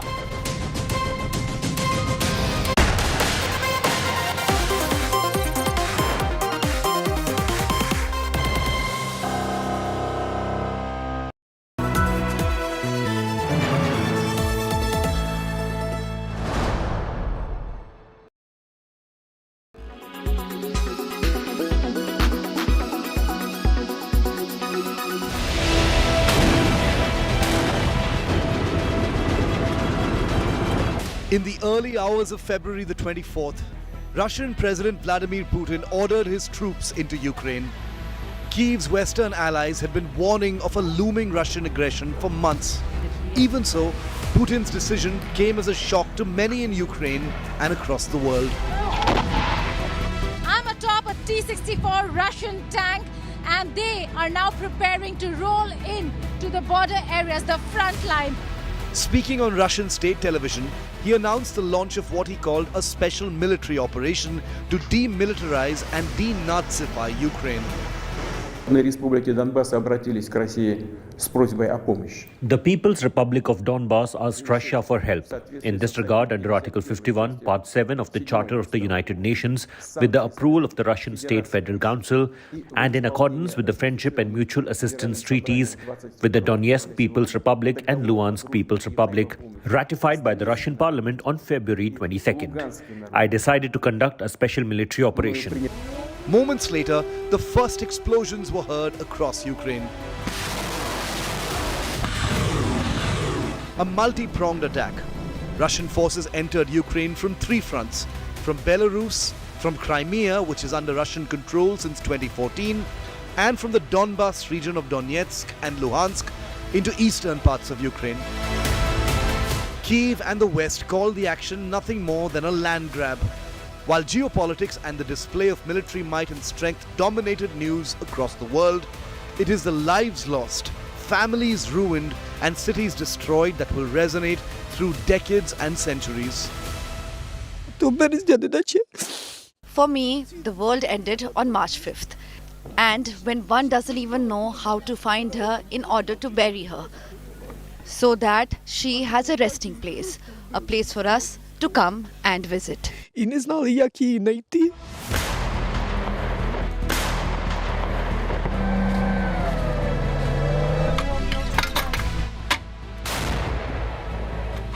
There was resistance, and the Ukrainians were determined to fight back.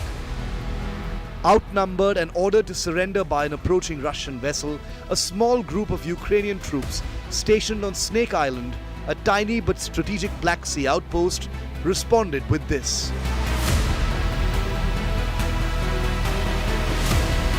On the same day, Antonov Airfield, a major cargo airport just north of Kyiv, was the first major victory notched up by the Russians.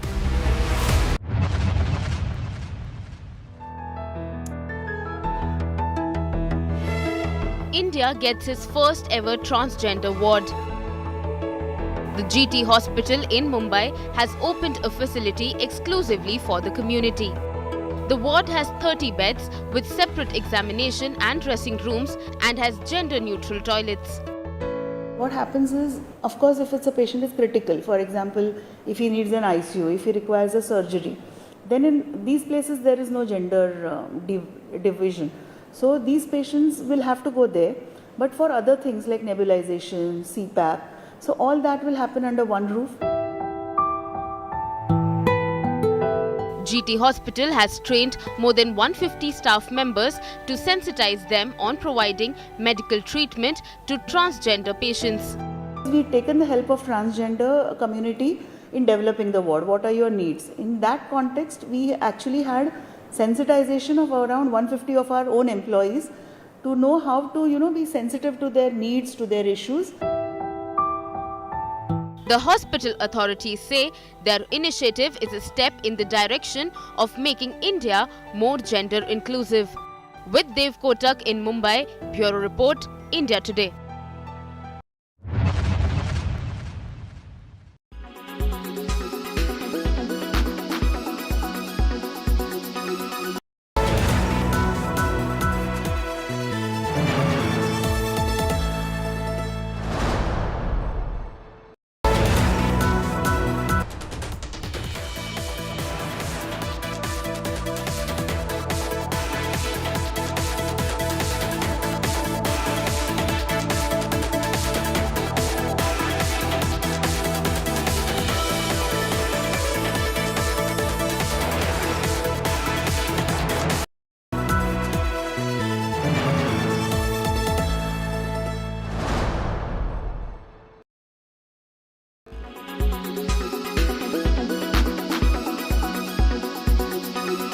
How do you see competition from the likes of Duroflex or the Springwell, those kind of companies? I think you have about a 25% share in the market, but these companies that I mentioned have also been funded by private equity players. Do you see yourself maintaining your dominant position in the years to come in the face of growing competition? So as far as soliciting any kind of public money was concerned, fortunately, we were one of the first ones which started in 2016 when we listed ourselves. Though I must say that we did not do it for just for the funds part of it, but it was definitely for liquidity. It was definitely for attracting talent. It was definitely for bringing in more financial and discipline and inclination into the company. I'm surprised that it has taken at least 5 to 6 years, and maybe we can knock off 2 years of COVID. before private equity players have started playing in this arena. Happy to note that Springwell and Duroflex are into that space and getting funded by private equity. I look at this as, or I look at it that we are all kind of co-suppliers to the market. Of course, we do, compete, and there is all the.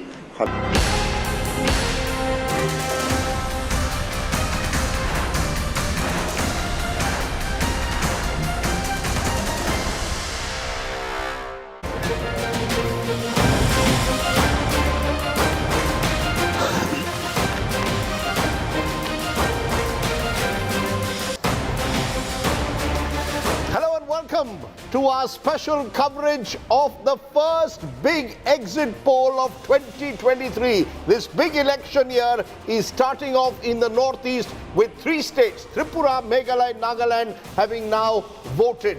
What are the big numbers saying? The Axis My India poll is back. Rahul and I are back with the numbers for the first big results of 2023. Huge interest in the northeast around these India Today, Access My India numbers, and we're going to, over the next 2 hours, get you the results for Tripura, Meghalaya and Nagaland. Rajdeep and I will start from Tripura, where we have a sample size, Rajdeep, of 6,037, cutting across 59 constituencies where polls were held. So that's where we'll start from. We're going to start from Tripura, where polls were held on the 16th of February. Counting, remember, is on the 2nd of March. And this is also the state which has the maximum interest outside of the northeastern region as well, because this is the first state in the northeast where the BJP managed to win outside Assam of its own accord. That's right. In a way, Tripura could become a template for what lies ahead in 2024, because this was a state where the Congress and the left tied up in a way to stop the BJP. And you had the emergence of a regional tribal force in Tripura Mota. So as we see the national picture of the opposition trying to get its act together, the BJP trying to consolidate 5 years in power, Tripura, I think, is critical to understand how this country is changing. Because Rahul, if you had done this exit poll 10 years ago, and the fact was no one even did exit polls really in the northeast states 10 years ago, you would have probably written off the BJP right at the start. They were a 1.6% party in 2013. From there, they go to 43-44% by 2018. They sweep the 2019 Lok Sabha, win both the seats, and lead in 50 of the 60 assembly segments. So the rise of the BJP in the northeast is best exemplified by Tripura, as is the decline of the Congress and perhaps also of the left. So I think the interesting aspects of Tripura are not just relevant to what's happening in that state, but also showcases how this country's political map, Rahul, has changed over the last decade. And to go from about 1.5% of the vote to about 45% of the vote is a massive result. 43% in 2018, 51% in 2019 if you look at Lok Sabha vote share. So that's a big position that the BJP starts from. It's also where they changed the chief minister. So replacing Biplab Deb for Dr. Manik Saha, is that a strategy that will work in Tripura as well? It's worked for them in other states. It's worked in Gujarat. It's worked for the BJP in a place like Uttarakhand. It's worked in multiple states. Will it work in the northeast? So let's start. And Dr. Manik Saha, interesting. He's a dentist. And he was smiling right through an interview that I did with him. And I said, what's easier to be, a dentist or a politician? And he actually said being a politician is easier than being a dentist. Why? Because if you get anything wrong as a dentist, he says your patient goes for you. He said, politics I can handle. And I thought he would always say it the other way around. But here was someone, very low profile, had never contested an election till he became chief minister. Only was in the Rajya Sabha, was part of the Congress's Medical Doctors Association in Tripura. So, he also exemplifies change. So this is where you've got Pradyut of the Tripura Mohota, the erstwhile Maharaja, very colorful character, also in the fray. And the question is, what kind of dent will he make in this election, and who does he damage more? So let's get started. We'll take you through, Rajdeep, the vote share and seat share numbers for Tripura. Okay, let's go first for the vote share and seat share numbers for Tripura. Rahul, why don't you take them? Give it to us. What exactly could happen in Tripura? So in 2018, in the assembly elections, the BJP had 43% of the vote share. The Congress and the left, if taken as an aggregate, had 16% of the vote share. According to the India Today Access My India post-poll prediction, the BJP in this exit poll with the IPFT is likely to have 45% of the vote share. The left and the Congress together. Now this is interesting, as Rajdeep mentioned, because this could potentially be a template in other places, but wherever they've tried it, it hasn't worked, at least in terms of conversion into seat share. 32% of the votes for the left and the Congress. This was 9% in the Lok Sabha and 16% in the Assembly. If I were to add the Congress and the left vote share, then the Tripura Motha of Pradyut Debarman at 20%. Remember, this is a new front that's come up asking for a separate Tripura land. But the question is, how does this convert into seats? So let's take our viewers through that, the conversion of these votes into seats. India Today and Access My India predict that the BJP will form the next government in Tripura. Out of the 60-seat assembly, the majority mark at 31. Access My India predicts for the India Today group that the BJP alliance with the IPFT will have between 36 and 45. The left and the Congress together between 6 and 11.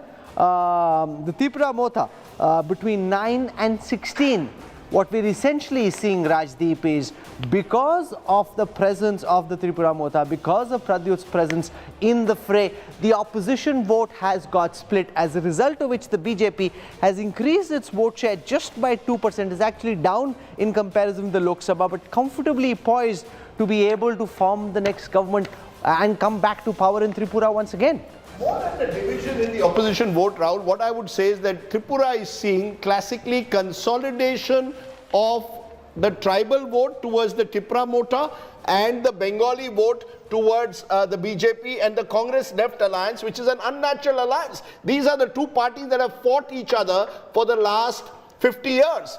They've come together only to stop the BJP. Once you do that, you run the risk of the Congress voter not necessarily shifting to the left, that's happening, and the BJP is consolidating. So clearly at the moment, what we are seeing in Tripura is a potential consolidation of the Bengali vote. And just for our viewers, Tripura has 60 seats, 20 were in the tribal belt. That's where the Tripura Motha is doing well, calling for a greater Tripura land, almost a separate state within a state. And the remaining 40 seats in the general category is where the BJP is doing well. Remember, about 70% of Tripura's population is Bengali speaking and about 30% is tribal. So what you're seeing is the demographics of Tripura are now working squarely in favor of the BJP. So the big story coming in from Tripura is that the BJP is once again poised to retain a state.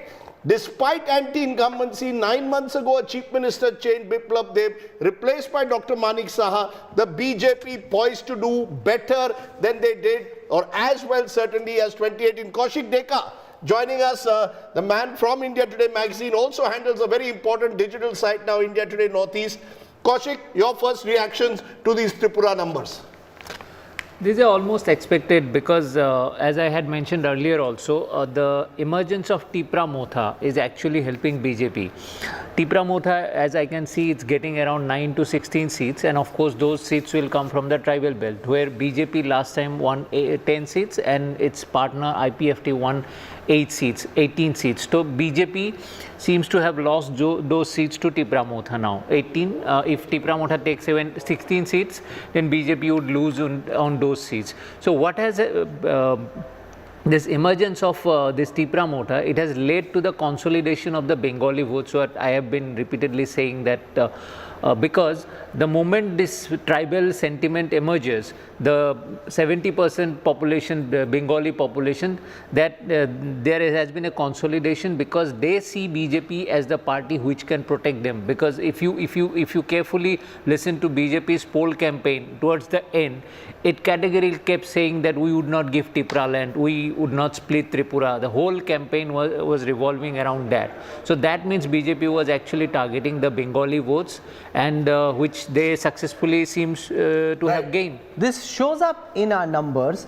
If you look at the caste and community-wise breakup of the Access My India exit poll predictions for India today, the Tripura Motha picks up 51% of the vote share amongst the tribal communities, whereas the BJP picks up 60% plus vote share amongst the general and OBC categories, which essentially means because the Tripura Motha came up as a separate party pushed by the erstwhile Maharaja, the non-tribal vote has got consolidated. The left and the Congress have done well in the minority-dominated seats. For example, amongst the Muslim seats, the left and the Congress together have 67% of the vote share. But that apart, whether it's the Dalits, whether it is the OBCs or the general communities caste, they have helped the BJP with a massive consolidation. And it's big because this is where the likes of Amit Shah, the likes of Himanta Biswa Sarma worked really hard on ensuring that they would win Tripura again to show that 2018 wasn't a fluke.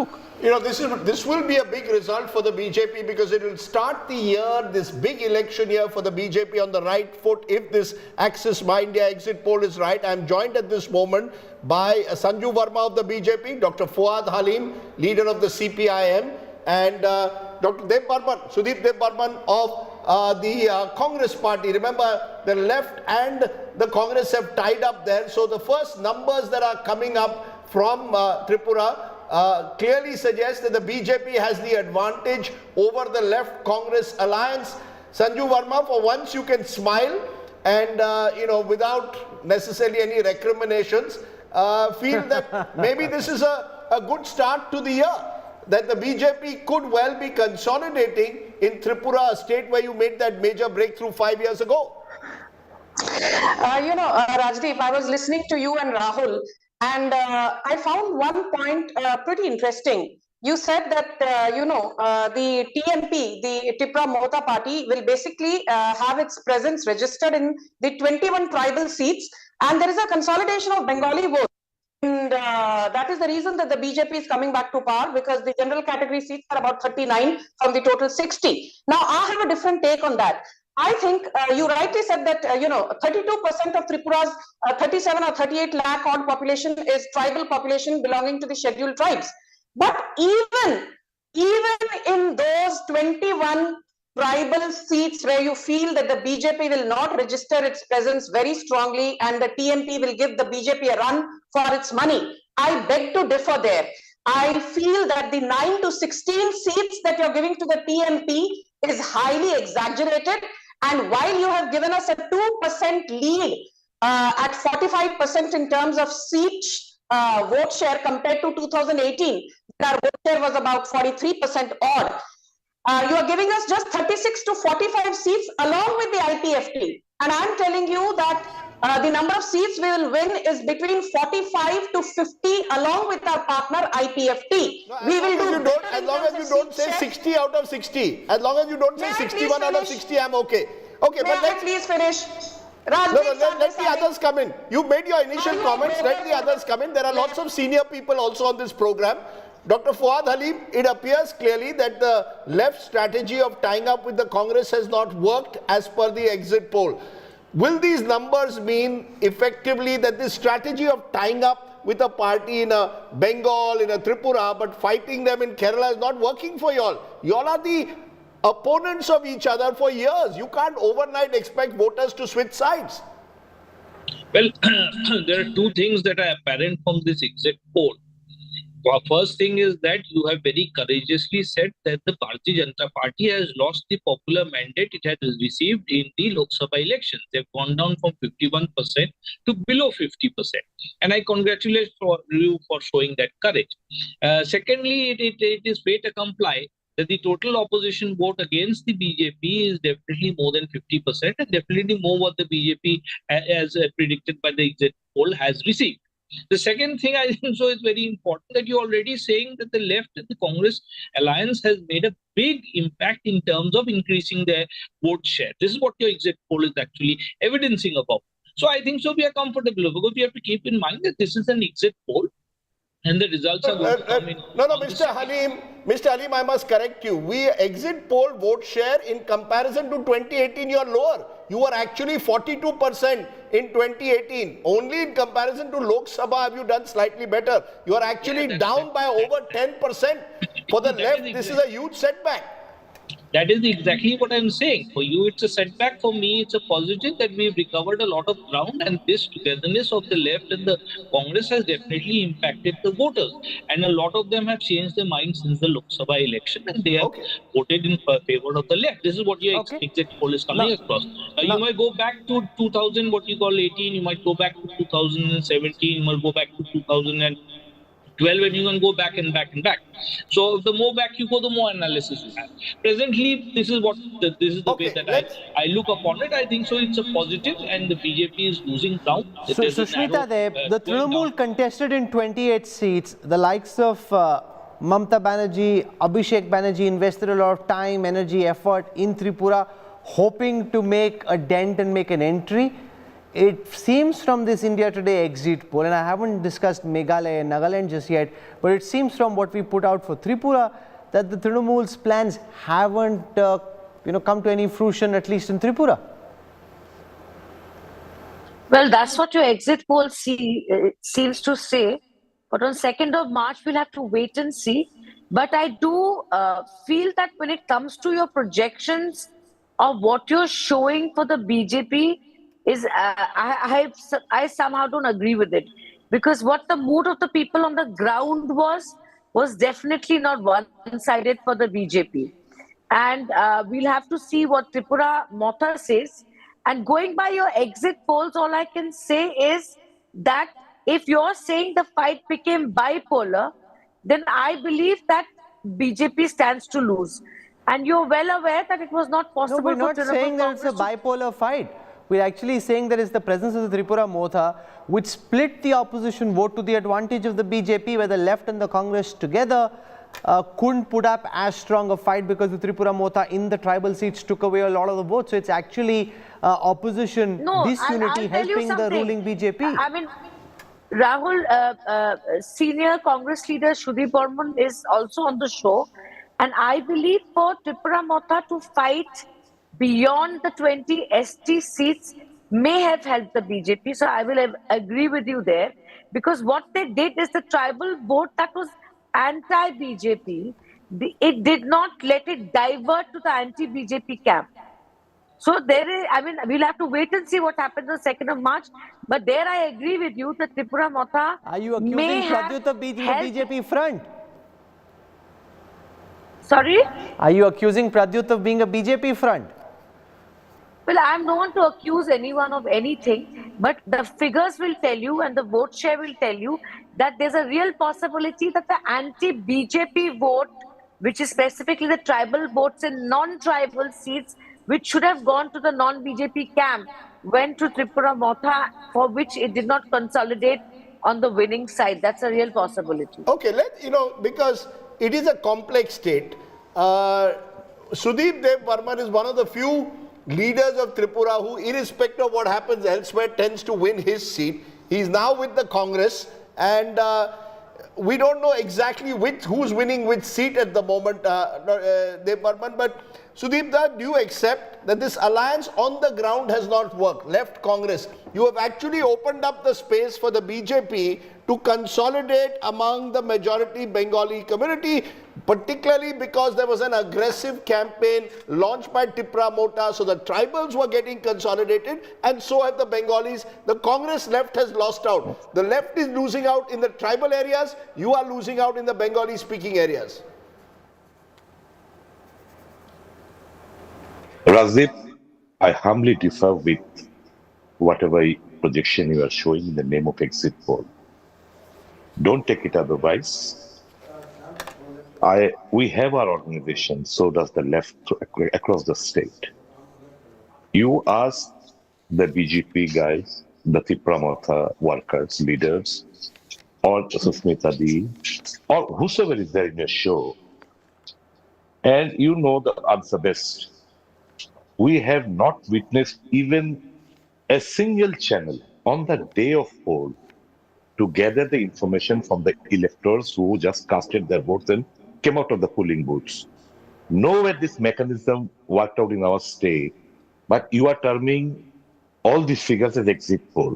So at the initial stage, I humbly defer to call it an exit poll. No, it's not an exit poll. It's a post-poll study. It's actually much better than an exit poll because once polling is concluded, in a scientifically determined fashion, our pollsters go to the residence of people who have actually cast their mandate. I've been part of some of these polls. They see who's voted, sir, and that's how they determine in a far more scientific manner than just randomly standing outside a polling booth. Okay, fine. Then the term you should use is the opinion. I can humbly differ with that, but you can use it as not an exit poll. You can term it as an opinion poll. So far as your opinion poll is concerned, which you are projecting right now, I humbly differ with you. Why? The reason. The statement that you are, or observation that you are making, that Tripura Motha has, you say, garnered all the tribal votes. Yes, it's a fact, almost a chunk of the voters they have garnered. But in those seats, in those constituencies, apart from I stand to correct Ms. Verma on this, not 21, it is 20 ST reserved seats where there's a contest. This apart, there are another 20 odd seats where the tribal electorates do have a significant role in determining the prospect of the candidate. In those constituencies, in the last elections, if you kindly go through the booth-wise result sheet, it was in those constituencies where the tribal vote completely shifted towards the BJP ensuring the win of those candidates from the unreserved seats. But this time around, the Tripura Motha contesting, the tribal votes having gone shifted to Tripura Motha in those unreserved seats, is now a topsy-turvy situation for the BJP to win those seats. No, what you're forgetting, Mr. Dev Burman, Sudeep Roy Burman, what you're forgetting is that in those seats, what we are also seeing is the Bengali vote consolidating. You see, the Congress left alliance is being hit on both sides. The Tripura Motha is taking the tribal vote and the BJP is consolidating the Bengali vote. You've got stuck. Your voter is not transferring his or her votes to the left, your traditional enemy, and the left is getting a beating, particularly because Tripura Motha is striking in traditional left bastions. Okay. That's the point where you made a mistake in West Bengal. So to read the mentality of the Bengalis, especially in West Bengal, in Tripura, you have misread them in West Bengal also. You are now misreading in the minds and the hearts of the Bengali voters in Tripura also. In Tripura, this time around, in these elections, people were so upset with the BJP because of the misrule and the lawlessness of the state. They have cheated the people, the trust of the people in these last 5 years. All the democratic rights have been stolen away. The constitution is completely invalid in the state of Tripura. And, you know, in Bengali we term as akrosh. ये akrosh का vote था अभी इस चुनाव में 4 बजे, सवेरे 4 बजे in the morning at 4 a.m. in the morning. You will see, we witnessed huge quantum of voters congregating in the polling booth area.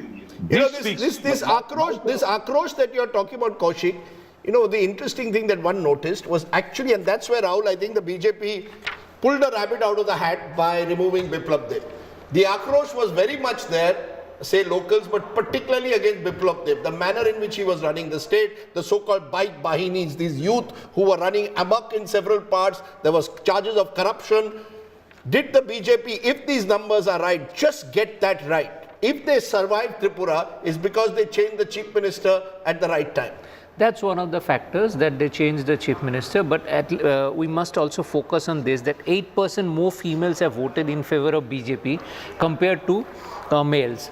This is a significant number because if you look at Tripura's history, it has seen lots of electoral violence and always dominated by cadres, earlier the left cadres. So that atmosphere of violence, BJP could control to some extent. Of course, it also had its own bike bahini, but at the same time, all the rations going to households and all that, these things actually make more impact on the women of the house. So So let's talk a bit about that. If you look at the gender-wise vote share, the BJP alliance has 49% of the women vote and 41% of the male vote. This is the gender-wise vote share. The left and the Congress alliance is 34% of the male vote and 30% of the female vote. So 8% more women have voted for the BJP than men. And Rajdeep, we saw this in Bihar.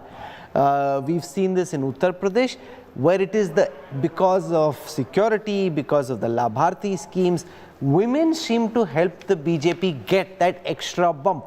There's a gap in both places, but the gap amongst women is 19%, the gap amongst men between the BJP and the left Congress is 7%.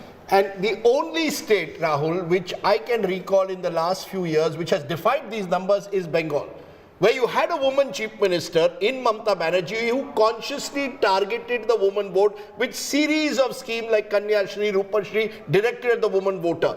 Similarly, Prime Minister Modi's central government schemes, whether it's Ujjwala, whether it's even Jan Dhan, all of them in a sense, women beneficiaries seem to be more enthused about it than men. And number two, the point that Kaushik made, we heard this in Agartala and places around, that we feel much more safe and secure today than we felt 10 years ago. The fact that you can go out for an 8 p.m. film, which earlier you could not in Tripura, was seen to make a difference. So while there was Akrosh, the Akrosh is there. The Biplab Dev 4 years have had a lot of resentment from a number of people. Women voters in general were happy with the central government schemes and they were happy with safety and security. And it builds on the theory within the BJP that if your chief minister is unpopular, change him. There was a back and forth in the BJP on the question of Jairam Thakur in Himachal Pradesh. They finally didn't change him, paid the consequence, and now you got Sukhwinder Singh Sukhu. So those who ask for change will say, see, we changed Biplab Dev. If you see the question of who would you like should be the next chief minister of the state of Tripura, 27% are rooting for the dentist Manik Saha. Only 3% wanted Biplab Dev to be chief minister. Pratima Bhaumik came in at 1. Any other candidate from the BJP was 14. Jitendra Chaudhary came in at 14%. Manik Sarkar, the former chief minister, at 5. Any other candidate from the left front at 8. Sudeep Roy Burman, who's on our show, came in at 3. Any other Congress candidate at 2. Pradyut Bikram Debarman came at 11%. And in a way, it wasn't easy. Biplab Dev was the strong man. And if you recall, when Manik Saha replaced him, chairs were thrown in the BJP Tripura office. There was a threat of violence. So it wasn't easy to replace him with someone who was a relative non-entity. Just a Rajya Sabha MP who had never contested a state election. How has he managed then? I'll tell you what he did. You see, sometimes when you put up someone who is non-confrontational, it's easier for him to bring everyone together. You see, there was a contest there where various candidates wanted to replace Biplab Dev. The BJP chose virtually someone from the outside. And thereby, none of the groups could claim victory over the other. It's a very interesting formula to take a relatively non-controversial figure and make him chief minister. He was perhaps non-entity before he became the CM. But after he became the CM, he handled it really well. And we must not forget that 2 persons backed him. 2 big shots. One, Union Home Minister Amit Shah, and the other one is Assam CM Himanta Biswa Sarma, who called all the shots in Northeast. So, but credit must be given to Manik Saha because he handled it very well. He was not threat to anyone, but he also took everyone together. So if this, still there is a challenge. As you see another name, Pratima Bhaumik, she is also aspiring to be the next CM, and Manik Saha has the tag of not being the original BJP. It's interesting. Neither these is numbers. Himanta. That doesn't matter. Yes, but in Tripura politics, the hold that Himanta Biswa Sarma has over Assam politics or Assam BJP, Manik Saha doesn't have that hold on Tripura BJP. So of course those challenges will be there, but I think as the public figure also shows, and BJP internally would keep him. Before we take a break, maybe we should go just to ask Sanju Verma, is this the formula? When there is anti-incumbency, when your numbers are showing anti-incumbency, change the chief minister. Is that the way forward for the BJP? Change your chief minister and arrest anti-incumbency. You have 4 years. You did it with Vijay Rupani in Gujarat. You done it in Tripura. You've done it in Uttarakhand. You didn't do it in Himachal.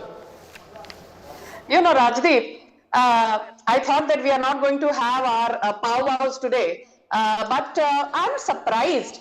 Actually, I'm amused that each time the BJP is on a winning spree, you say, oh, consolidation of bong votes, opposition did not put up a good fight, there was polarization, blah, blah. I just want to say one thing to you, and please listen very carefully. I think the only thing that has really worked for the BJP again and again and again is the fact that people and political pundits, with no offense to none, have completely ignored the Labharti model. Do you know something? Today, Tripura is the logistics hub of the Northeast. Our trade with Bangladesh and between Tripura has risen by 158%. 3.93 lakh Tripura households have access to clean drinking water thanks to Jal Jeevan Mission. 13 lakh Ayushman cards were issued in Tripura and the total beneficiaries are 1.84 lakh women. Do you know that there's 33% reservation in government jobs for women in Tripura? Do you know that 2 special fast-track courts to reduce child trafficking have been opened in Agartala and Mentioned all of that. No, this is the problem. You don't listen. Sanju, we just said all that. of it. You will not listen to these data points. You're obsessed with, consolidation, polarization, change of chief minister. Arre, kabhi to credit de diya kijiye. No, but we just mentioned, Sanjuji, that the BJP had a 8% lead amongst women in comparison to their vote share amongst men, and that's a... That TMC is wiped out. Congress is wiped out. TMC wiped out. He did say it. I think I mentioned, ma'am, I don't think sometimes you listen to me, that's okay. I said that because of a better law and order situation, because of the success of centrally government schemes, women are voting in larger numbers than men. Wiped out. Wiped out. TMC wiped out. Sushmita Dev, this is the 4th time she's saying TMC wiped out. TMC wiped out. TMC wiped out.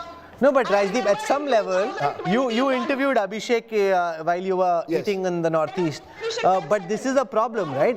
They went and they contested like they did in Goa with so much fanfare. If you hear that Abhishek Banerjee interview, it looks like the fight is between the TMC and the BJP. No, you see, let's be fair to Abhishek in this regard. Their battle is Meghalaya. Sure. That's the state where they have put their maximum resources. Interestingly though, Tripura was their original battleground. Sure. 20 years ago, Mamata Banerjee was also contesting election in Tripura in the belief that if she consolidated the Bengali vote there, this was the natural state to go to given the Bengali population. It didn't work out that way. Even those who won on a Trinamool Congress ticket post-election would go and join the Congress. So I think Mamata Banerjee, this is again, one size doesn't fit all. Just because I'm a Bengali voting for Mamata in Bengal doesn't mean I'm necessarily voting for her in Tripura. The geographies of these states are very different. Sanju Verma is quite right. I think the BJP has invested a lot of its political capital in these social welfare schemes for Tripura, and they're working.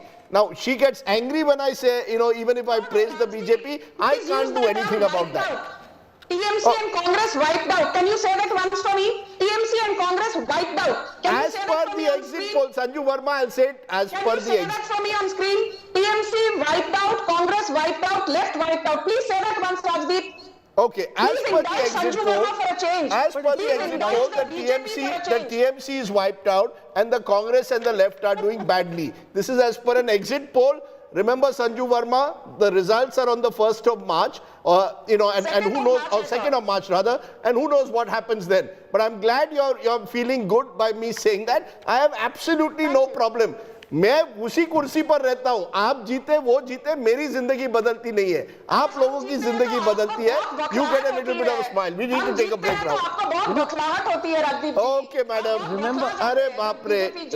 Relax. You need to really, relax. I will send you some yoga techniques that are being taught to me. It's a good way of relaxing.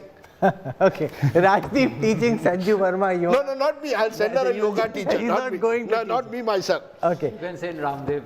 We can send Ramdev. Okay. All quips aside, the BJP coming back to Tripura is a big achievement. This is the one state outside Assam where they won big in 2018. To be able to repeat that after having changed the chief minister and facing some mid-term turbulence is a significant achievement. We will slip into a break. When we come back, we'll look at Meghalaya, we look at Nagaland, and we look at the big picture emerging from all these states. So details coming up on the other side of a very quick break. You're watching India Today's coverage of the Access My India exit poll for the 3 northeastern states.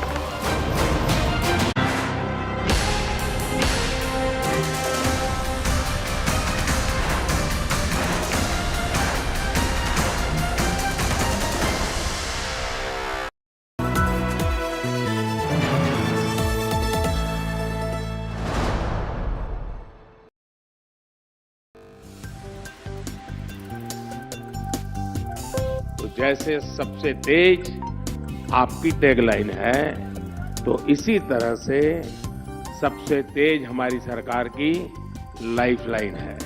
Leader must have a vision. We will continue to work with the developing and the developed world for win-win solutions. Nature had of course willed the survival of the fittest. हम आतंकवाद के खिलाफ zero tolerance की policy को अपनाए हुए हैं. 1 साल के अंदर राहुल कन्वर की कार जो होगी वो इलेक्ट्रिक की होगी. There is a confrontation of competing visions.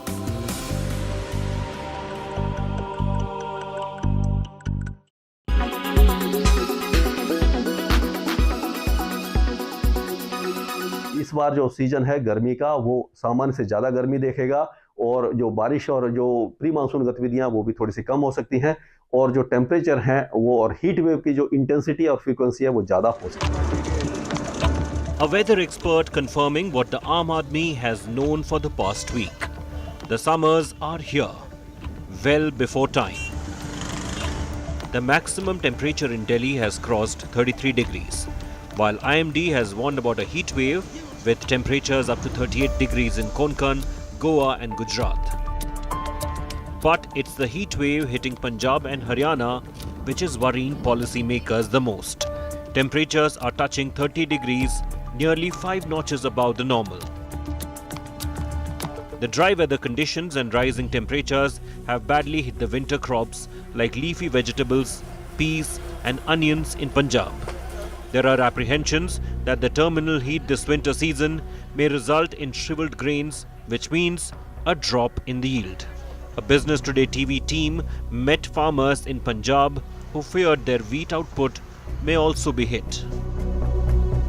Daljit Singh of Azizpur village increased the sowing area of his wheat crop this year, hoping to recover some of the losses he incurred last year. But the sudden rise in temperatures has left him worried. गर्मी की वजह से ना छोटा रह सकता है दाना जी. हाँ जी, फिर ठंड पैंदी जी तो झाड़ बढ़िया निकल आए. Another farmer, Gurbachan Singh, who grows other crops like onions, peas, cauliflower and mustard, is also worried. ज्यादा सर्दी पैंदी है फिर तो कि कणक में भी झाड़ ज्यादा होता है, तेलिया नहीं लगता कि होर बीमारी कई बीमारियां आ जांदियां, कीड़ा शुरू हो जाता. जिस तरह ये मटर सुकना शुरू हो गया एकदम गर्मी आए, जिस ठंड होती तो मटर होर भी लगता. तो इस करके कई इस तरह की सब्जियां जी या गोभी सरों इनू तेलिया ज्यादा पै रहा जी, स्प्रेहां कर रहे हैं पर फर्क नहीं. The Agriculture Ministry had forecast a wheat harvest of 112 million tons this year, a rise of 4% over last year. The Met Department has however hinted that the rising temperatures can result in a dropped wheat yield. According to reports, the Food Corporation of India may be forced to advance wheat procurement by a week. There are various ways the wheat crop can be hit this year. Not only can the premature rise in temperatures lower the wheat yield, it may also result in early maturity of the crop. Experts say some areas may see wheat production dip by 10 to 15%. The worst hit will be late sown varieties. Abhishek, you are launching these prestige brands, but there are lots of smaller companies which are coming out with interesting products. Particularly, I mean, if you go to Goa, there are these craft gins which are coming up. They are not huge in size. And we saw that Greater Than Gin was quite a success before Diageo bought a stake in that company. Have you considered the option of picking up some of these smaller brands, or does it make more sense for you to build rather than buy? Radico.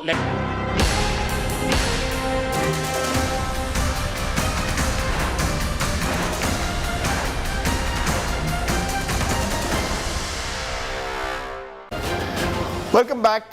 You're watching our special coverage of the Axis My India exit poll for India today on the 3 northeastern states, 2 of which voted today, Meghalaya and Nagaland. We found out what's likely to happen in Tripura. Now let's turn to Nagaland, one of the more fascinating states, Rahul, because it is a difficult state to gauge given the topography at times, but our sample goes to over 6,132 across the 60 assembly constituencies, representative of all the various segments. But what are the numbers saying, Rahul? In Nagaland, the National Democratic Progressive Party, the NDPP, and the BJP are contesting in a 40-20 seat share ratio. This is the same as the 2018 elections. I'll start with the vote share for Nagaland. Axis My India predicts for India today that the NDPP will increase its vote share for 25 to 33. The BJP will increase its vote share from 15 to 16. So 1% gain for the BJP, 8% gain for the NDPP. That gives the alliance a vote share of 49%. As far as the Congress is concerned, its vote share goes up from 2 to 10. The NPF, the Naga People's Front vote share goes up from 39, comes down from 39 to 13%. And when we convert this into seats, let's take a look at what happens when this is converted into seats. Now, in the 2018 assembly elections, the NDPP had 18 seats. That now is predicted to go up to between 28 and 34. The BJP had 12 seats. I'm not talking about the by-poll results. I'm talking about what happened in the assembly elections. The BJP had 12 seats. That's likely to now be in the range of 10 to 14. So essentially in Nagaland, whether it is in terms of votes or in seats, the BJP stays roughly where it was the last time round. It is the NDPP which has increased its seat share and its vote share quite remarkably. An 8% projected increase in vote share, at least a 10%. It could go up to 16, but at least a 10 seat increase in terms of its seat share. The Congress's seat share in 2018 was 0. It could be now between 1 and 2. The NPF was at 26 seats. That could be between 3 and 8. So Rajdeep, essentially, it is the NDPP which has the BJP on its back, but it seems whether it is in Tripura or even in Nagaland, the BJP has some part of the post-poll government that's likely to be formed. Oh, absolutely. And I think the significance, Rahul, of this, remember, this is a Christian-dominated state. Correct. So in a Christian-dominated state, the BJP clearly is making inroads. Is that a message for neighboring Meghalaya as well? We'll find out. But I think what is fascinating about Nagaland, and Kaushik can share more details, is the opposition there has got squeezed out over the years. It's got squeezed out by a mix of shifting alliances. The main opposition party was the NPF, the Naga People's Front. Most of the MLAs shifted after the last election. 21 of them joined the NDPP. Then it ties up with the BJP. The opposition space gets squeezed out. Plus, there's a lot of use of money power.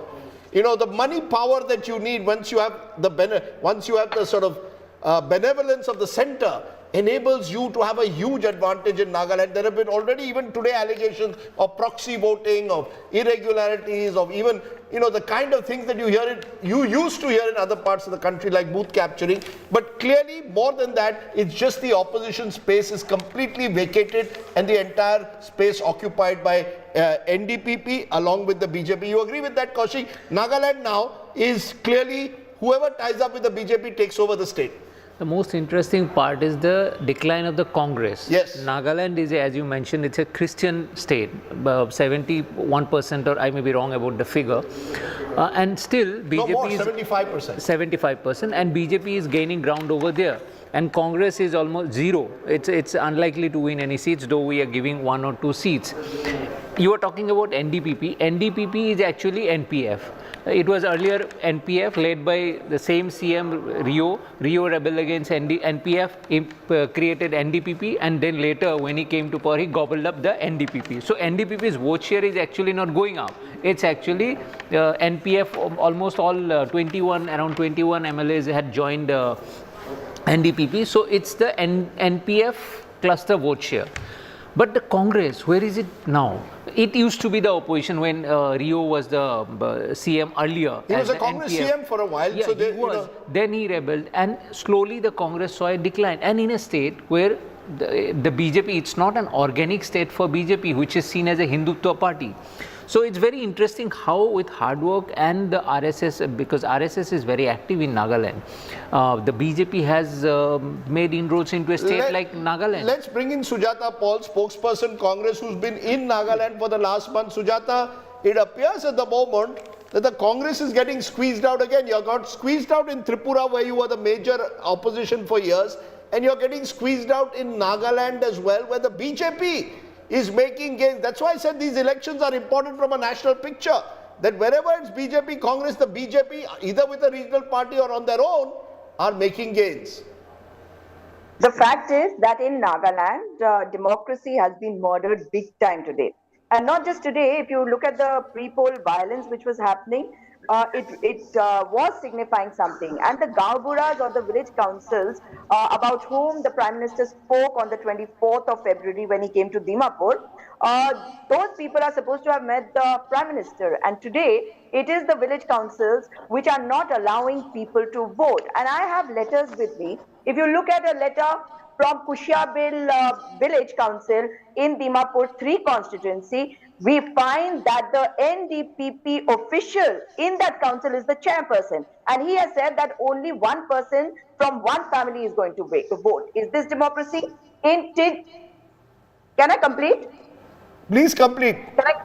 Yes, so if you move towards Tizit, from where I'm getting phone calls, and we can see EVMs lying on the ground, and people were stopped from voting, people were intimidated, there was vandalism, people were not allowed to come out of their homes, and proxy voting has happened big time. In another one, Aulandon, where our candidate is so strong that the BJP and the NDPP, what they're trying to do is not just suppress democracy, but they're also trying to make them surrender after campaigning is over. Is that possible in any part of the country? No, but that is something, ma'am, we go by the numbers. That's for you to battle it out with the election commission. There's an election commission presumably in this country. So you can't hold that alone responsible, because the margin is huge. That can be one factor. No. It cannot explain the slide of your party. No, not at all. Rajdeep, this is what I'm trying to tell you. That people stand with the Congress even today. Even if you go into a village, people will say that we want to vote for the Congress party. No. But if democracy is going to be murdered in this way, and election commission is not going to take action, obviously this is not a free and fair election. But people have Congress not just in their hearts, but they want to go and vote for the Congress party. If they're not going to be allowed to vote, how do you expect this to be a free and fair election? These are questions that I want to ask. Okay, sure. Also. And I have put, Rahul, I have also put up a whole lot of videos on my Twitter account, and you can see that women are standing with papers with, they have written over there that please let us vote, because these are all Congress supporters who were not allowed to vote at all. And it's not just 1, 2 or, some people, but in the 23 constituencies where we are. Okay, Sujata, you've made your point. I just want to point out to our viewers, the NDPP BJP combined vote share is likely to be around 49%. The Congress's vote share around 10%. There's a 39% gap between the BJP, NDPP and the Congress. Now, I just want to point out, when the question was asked, why are you voting for the party that you are?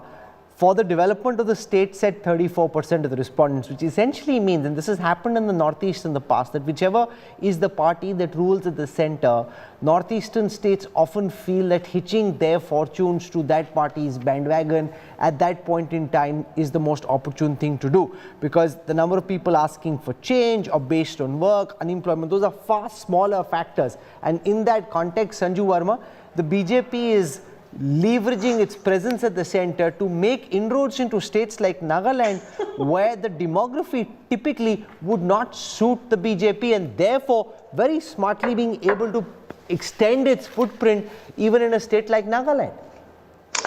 Rahul, you've given out the numbers, and since Rajdeep advised me about yoga, so मैंने सोचा कि let me not be belligerent and let me start with a bit of shairi. If you remember a few weeks back, Pradhan Mantri, on the floor of the Lok Sabha, he said something. I want to repeat that because the timing could not have been better.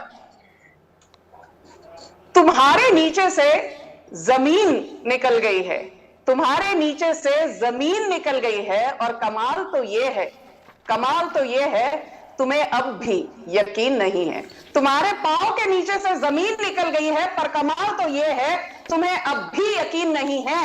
And that is the condition of a tattered and fractured Congress, which refuses, like the proverbial ostrich with its head under the sand, to look at. You know, I did not heckle this lady. Can you please stop her from heckling me? I was quiet throughout. She heard you. She had her hand out, but she was quiet all through. Let us speak. Yes, I was quiet, so please keep quiet now. It's not your turn. Digest the fact that you are a nobody in a party that is increasingly becoming completely irrelevant. Thank you so much. Thank you so much. Rahul, can you ask this lady to please keep quiet? No, come on now. Sanju Verma, you go ahead. We've got one more guest to come to. Quickly respond. Yeah, thank you. Thank you. You know, so the point is this.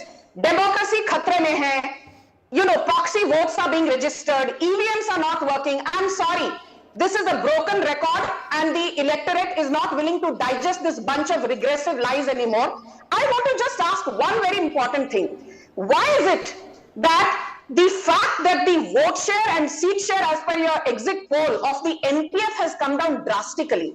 They won about 26 seats last time and you're not giving them more than 3 to 8 seats. But look at the fact that the NPF decline has not been capitalized by the Congress, which traditionally should have been the case.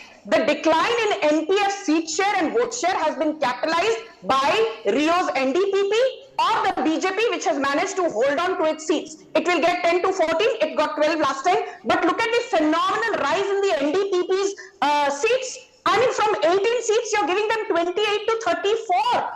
I mean, if they go at the upper end of what you're projecting, it's almost a doubling of what they got in 2018. And that is because, again, of the Labharti model. And one very important point which you need to know is that prior to the elections in Nagaland, Amit Shah personally went and met the key people, the key stakeholders of the Eastern Naga People's Organization, who had threatened a boycott and said they will not allow peaceful polling.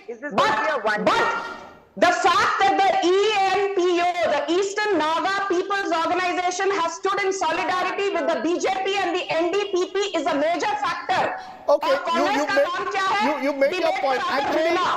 Actually, one of the reasons, ma'am, just a minute now. Producer, director, you've got to, okay, the fact is, the major reason is one of those social welfare schemes, free ration, relatively poorer part of the country, 62%. No, and a lot of these are very small constituencies where individuals matter. Sure. Out of the 25 NPF candidates, 21 went and joined the NDPP.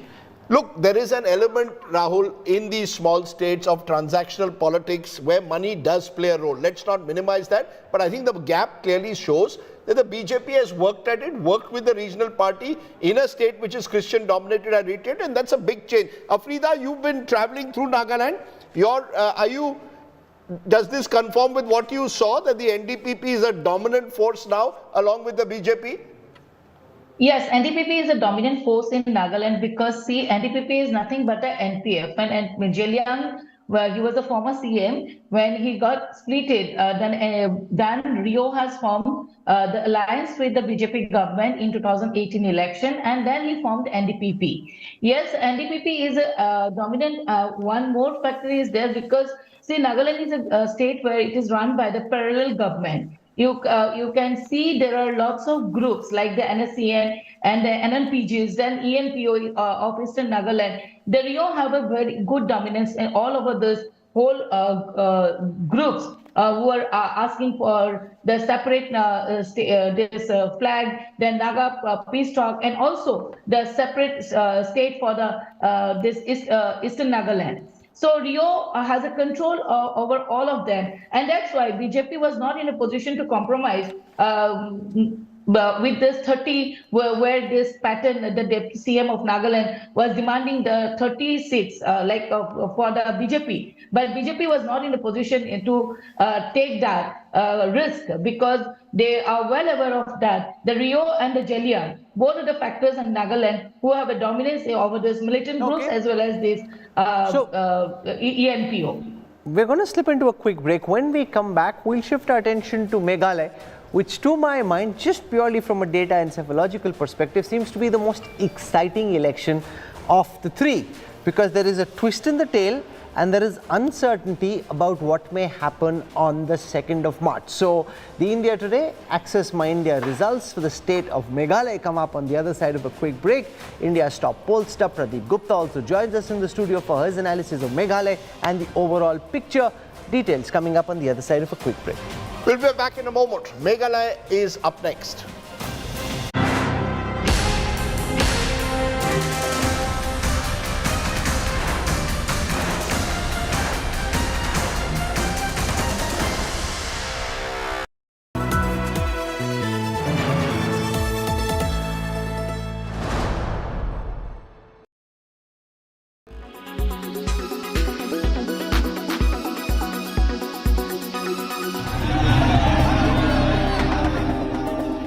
The biggest arrest in Delhi liquor gate probe. But what tilted the scale against Delhi CM Arvind Kejriwal's Hanuman, the number 2 in his cabinet? CBI in a release said that Sisodia was arrested for irregularities in framing and implementing the excise policy, adding that Sisodia was evasive in answering when confronted with documentary and digital proofs.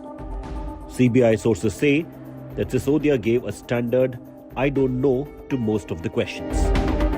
Sources say when Manish Sisodia was confronted with the statement given by that bureaucrat, Manish Sisodia failed to answer most of the questions pertaining to the implementation, changes in the draft policy, and most importantly, the profit margin, which was increased to 12%.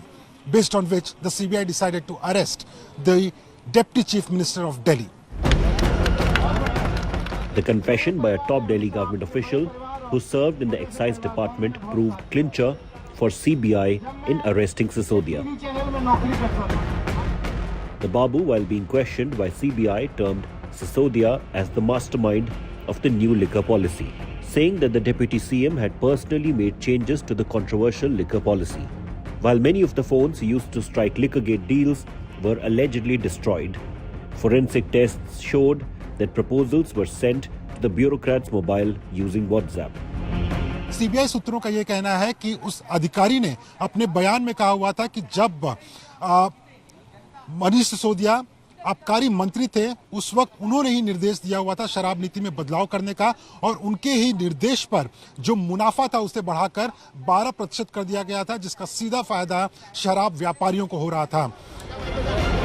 Probe officials also point to the fact that suspiciously reports of an expert committee was completely changed by forming a group of ministers and concealing an earlier note. Lastly, the profit margin for liquor sellers was just 5% in the original policy. But under the new policy, it went up to 12% at the behest of the Southern Liquor Lobby. With Manish Pandey in Delhi, Bureau Report, India Today.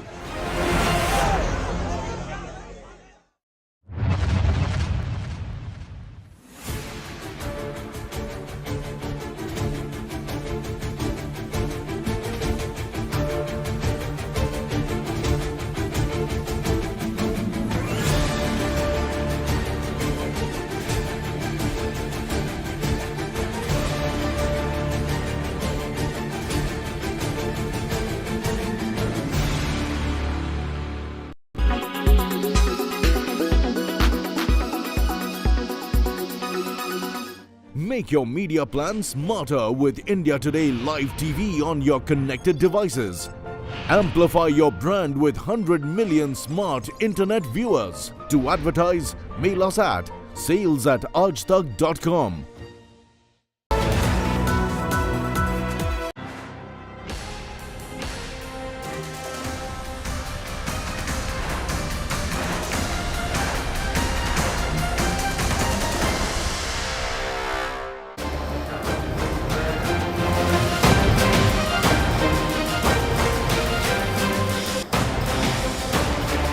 Hello and welcome once again to our special coverage, the Access My India exit poll of the 3 big states from the northeast that have gone to the polls. Rahul and I are coming with the numbers, the first big numbers of 2023, and possibly, Rahul, I don't think when last has the Northeast been covered so extensively in an exit poll. So that we did it the last time as well. But not so. I think the tyranny of distance is slowly but surely being overcome. We are trying to shatter your notion of tyranny of distance. It still exists. We need to do more, but these are the headlines. The India Today Axis My India exit poll projects a big BJP win in Tripura. NDPP BJP alliance set to form a government in Nagaland. Numbers of Meghalaya coming up. CBI gets 5-day custody of Manish Sisodia in the Delhi liquor scam. Our protest calls it an emergency-like situation in India. Prime Minister Yediyurappa Bonhomi in Shivamogga sets speculation. Is this a clear message that Yediyurappa still remains the BJP's tallest figure in poll-bound Karnataka? One of the accused in the Umesh Pal murder case is killed in an encounter in Prayagraj by the UP police. This days after Yogi Adityanath's Mitti Mein Mila Denge warning. Saurabh Ganguly says it could take Rishabh Pant as much as 2 years to return to the team. The wicketkeeper batsman still in recovery after a horrific car crash he was involved in December last year.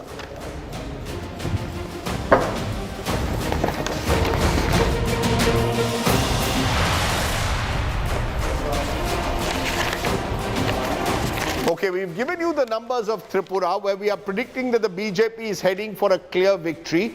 We've given you the numbers of Nagaland, where the ruling NDPP of Nefu Rio, along with the BJP, is again expected to score a victory. The most complicated and difficult state in a way is the next one, a beautiful state of Meghalaya, because the politics of Meghalaya is not as beautiful as the natural beauty. And often, post-poll alliances mean there are no permanent friends or enemies in the politics of the state.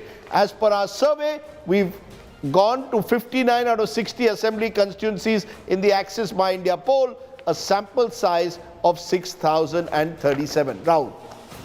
So Meghalaya is one of the most fascinating states politically. It's changed 25 chief ministers in 45 years.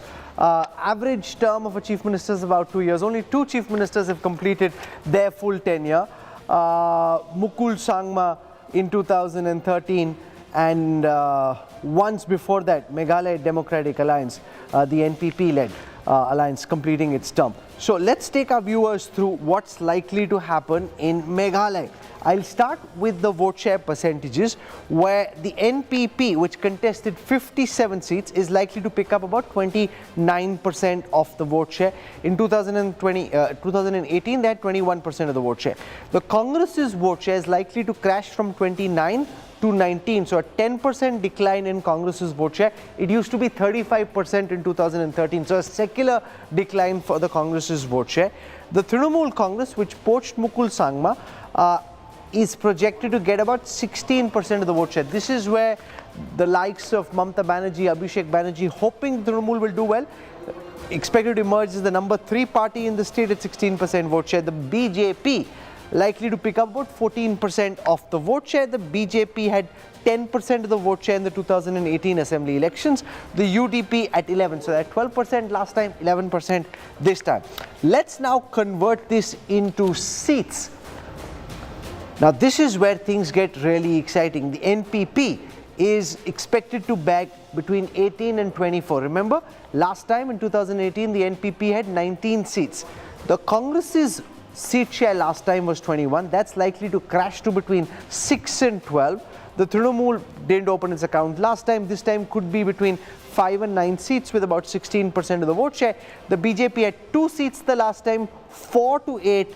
The UDP had 6 seats last time, this time between 8 and 12. Rajdeep, outside of all the food, tell me, how will the government be formed? Where does Conrad Sangma go? Where is the government likely to get formed? Well, who better to answer that, not me, but Conrad Sangma himself. He is joining us at this very moment. Conrad Sangma, welcome to the show. It appears at the moment you're party number 1, but you're not in a position to get a majority on your own. Not unexpected, 18 to 24. Remember, no party in Meghalaya has got a majority since 1972, only that first election they did. To answer Rahul's question, how are you going to form a government? How do you see these exit poll findings, Conrad? Well, we had always expressed to everybody that we will do better than what we did last time. And that's the trend that we are seeing in all the exit polls. I do expect that since these exit polls were conducted till the polling took place, we expect that trend to move even further. So I do expect the numbers to be on the higher side of the exit polls that you're showing. And based on the results that will come out in the second, we will decide on how to move forward based on what will be in the best interest for the people. Okay, just stay with us. Kaushik Deka, what's Conrad Sangma likely to do? Sorry? I believe... just one second, Conrad. I want to ask Kaushik Deka I believe what Conrad is likely to do, then get you to respond. If he needs the numbers, he will of course approach the smaller parties and of course BJP. You know, you want to answer that once and for all. Will you go back to, someone sent me a message on Facebook the other day saying, don't trust what Conrad Sangma or Amit Shah are saying. They're actually in secret conversation with each other. This is only Noora Kushti. After the election, they will come back together. See, in election campaigning, I've always maintained that we go to the people and we campaign all out with all our ideologies and all our stands and whatever we think we need to say to the people. And based on that, if the mandate does not come and we get a fractured mandate, well, the limitations are there for us to figure out how we can provide a proper and stable government. There's nothing, to hide in that. So the point is that ultimately we will have to look at what will be the best option to be able to provide that stable government and the best government in the best interest of the state. So we will look at all the options. If I were to deconstruct what you're saying, in the best interest of the state, the most stable government is likely to be an NPP BJP combine. Is that what you're essentially indicating towards, that you have nothing against going back to them again? So I know I've been very clear. We have nothing against anybody. See, I think this is very important to note that when the 5 years when we worked together, it's not that we started falling apart, that we contested against each other. We made a conscious decision together to fight separately. It's not that the differences started coming up. So fighting separately was a conscious decision we made, knowing that we are in the government together. We will work, we will complete our term, we'll fight the election, and then we'll see how things go. We'll take a decision when the time comes. No, but you see, it's not just so simple, Conrad. During the campaign, Amit Shah said this is the most corrupt, inefficient government. I mean, it's bizarre. Look at what the people of Meghalaya will think, that you are the leader of your ally calls you the most corrupt and inefficient government. And now you're telling us, in the best interest, you all could tie up. What does that suggest? That this was actually shadow boxing? If you look at the statements that were made by Amit Shah during the thing, the rally he had here, it was generalized statement saying that the past governments is not very specifically saying that Conrad Sangma led government. So you can divert it and put it into whatever way you want to put it. No, come on, Conrad Sangma, you're an honest man. You can't say that to me. He said very clearly that this government of Meghalaya has been the most corrupt and inefficient in the history of the state. You are the chief minister of that government. Today, with these numbers, you could well be turning to the same person who called you corrupt. I know that's all part of politics, but how does that, reflect on elections in Meghalaya? If you look at the statements made by the government of the central government, the NDA government, they have always talked plus about us in the last 5 years if you look at all the work that has been done. So it's up to you which statement you want to make. Is this Pradeep Gupta just very smart tactically? Fight separately, that way you get both the Christian and the Hindu vote, and then see what happens post the elections? No, actually, as far as BJP goes, they are clearly riding on their welfare schemes for the state and for the all India for that matter. But it is very clear in our poll, UDP, you are ignoring UDP here, which is likely to get 8 to 12 seats, and NPP 18 to 24 seats. Even if you take the lower range of NPP, which is likely to get 18 seats, and higher range of UDP, which is 12, and PDF. Remember, last time also, Conrad had the alliance with UDP and PDF, which won 2 seats, and this time also they are likely to win 2 seats. So how do you think the government will get formed?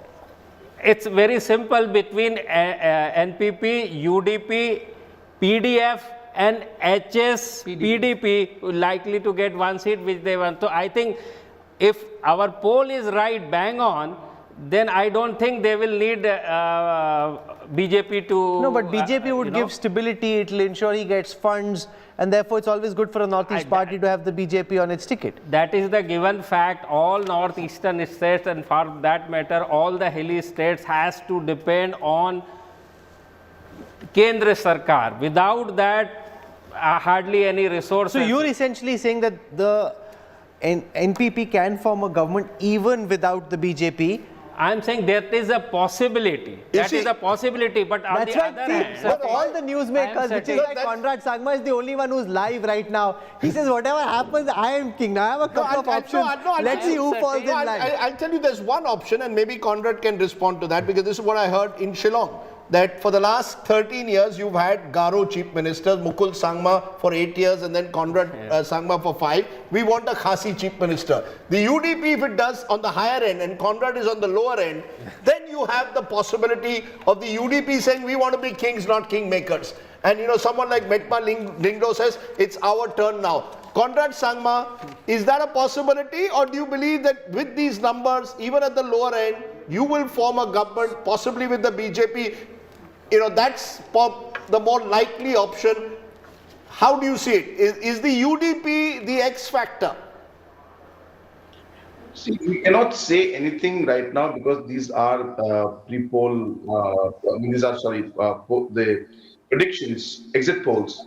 So therefore, I think giving a statement on the basis of exit poll right now, a political statement would not be appropriate.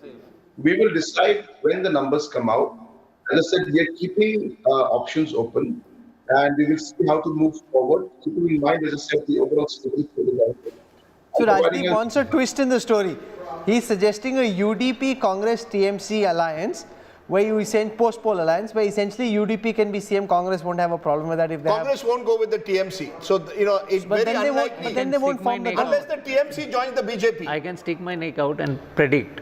It will be the same government, NPP, BJP and some other smaller parties. Right. And I don't think the CM will be changed. That's right. So Conrad Sangma, what's your song for tonight? As you had, you know, what is the, you had a tough campaign, all the focus has been on you. What's going to be your song? Aaj raat ko jab soge, kaun sa gana hoga? What was the last time you sang a song for me which created a buzz? I can't remember. Nahin, tu dena saath mera. You're the one singing. Nahin, tu dena saath mera, oh hum nawaz. Wasn't that the song? Yes. Who is he saying that to? Himanta Biswa Sarma? All. Or is he saying it to Mr. Amit Shah? What was the song, Conrad? Come on.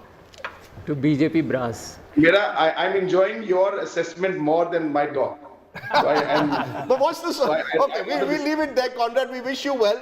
Clearly, the very fact you've come on the exit poll exudes confidence. Exudes a sense of confidence. I'll tell you this about Conrad Sangma. I want to tell him he's one a more step thing. ahead of his father. How? You know, he's actually taken his father's legacy forward, because P.S. Sangma found it very difficult in a way to manage and control, you know, Meghalaya politics.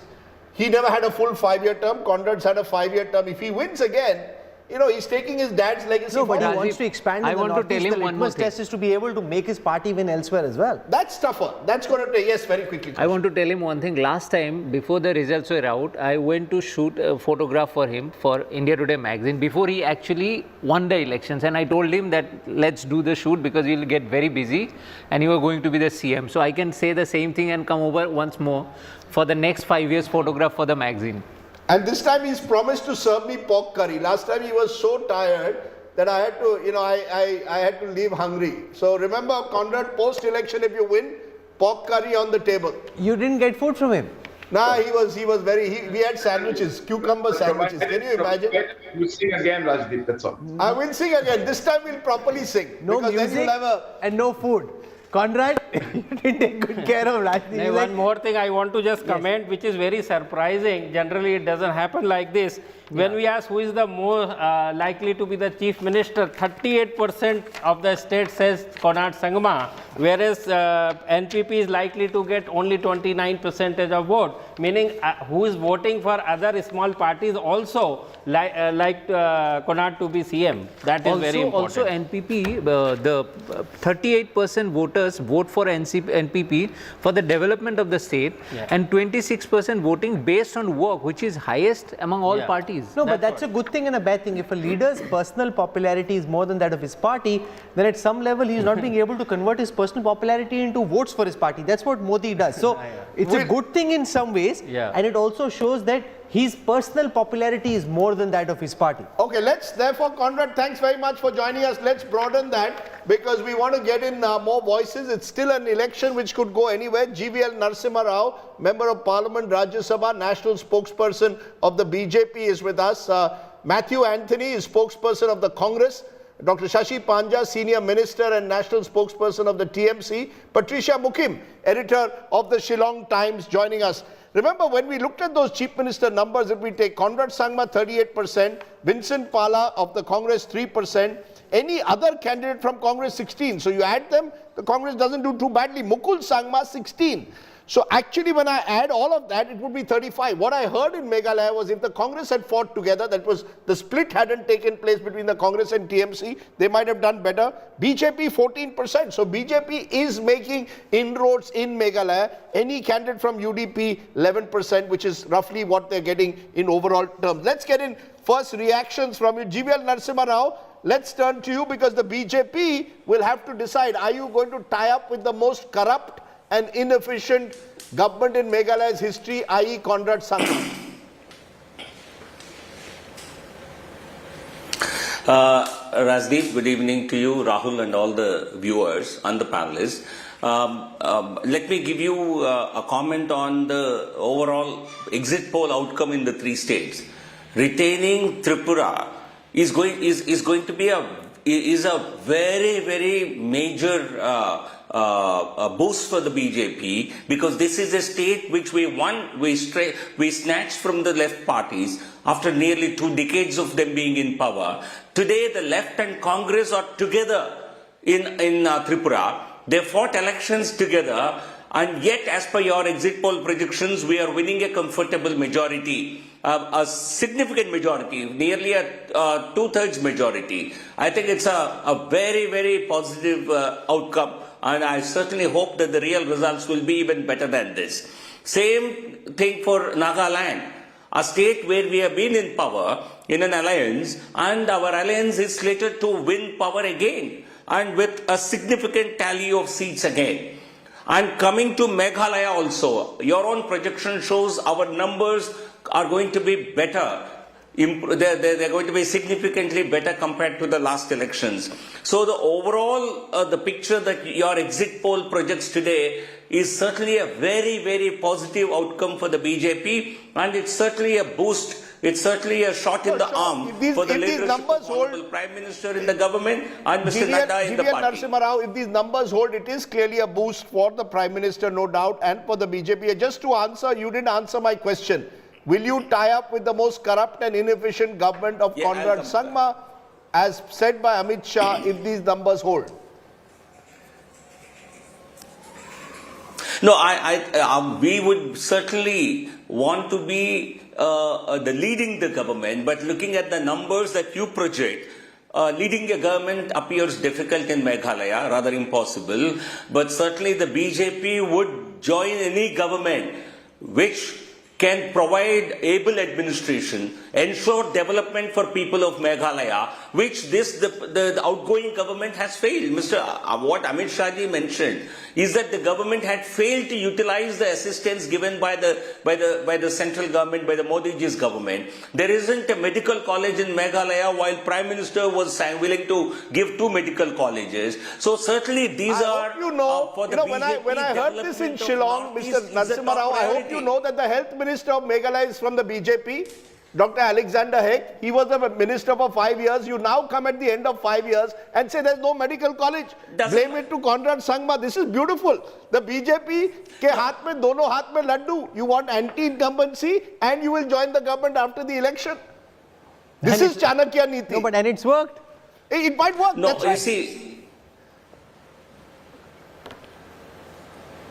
Okay, let's get reactions from others. Matthew Anthony. Rajdeep, you know, a chief minister. Let him complete. Go on, sorry, please go on. Sorry, Narasimha Rao. From a chief minister, things can't happen. Yeah, you see, we see while the health minister may have been from our party, without an outright, without support from a chief minister, things don't move easily in any government. But certainly, but then now you whichever end up in the same government we situation. join What's the guarantee in the it will be next term, different this time? What's the difference? What's the guarantee it will be different next time? No, no, certainly when we have taken, when a tall leader like Amit Shah ji has taken a position, there will be, whichever government we choose to join, we will ensure development of that state, because that's Modi brand politics.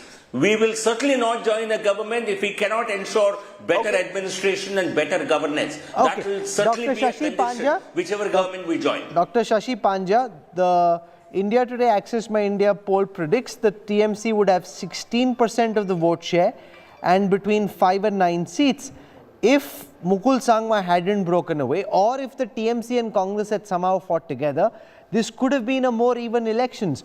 Because of the manner in which opposition votes once again have got split, the NPP and the BJP are likely to come back to form the next government in Meghalaya.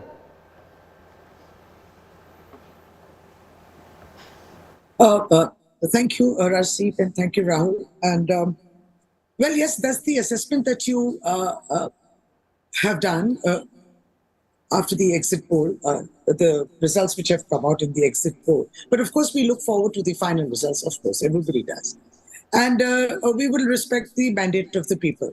We have tried that. And you are predicting about, say, 16% vote and about 5 to 9 seats to Trinamool Congress, and you're talking about unity. But the point still remains that we have been working in Meghalaya.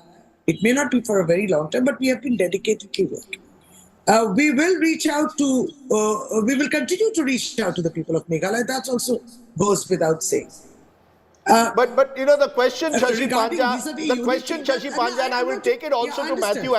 The question is, there was a large vote of the Congress. When I add the TMC Congress vote, had you been one unit, you might have actually challenged the NPP and the BJP more effectively. The problem is, you broke the Congress 2 years ago and claimed you are the real opposition.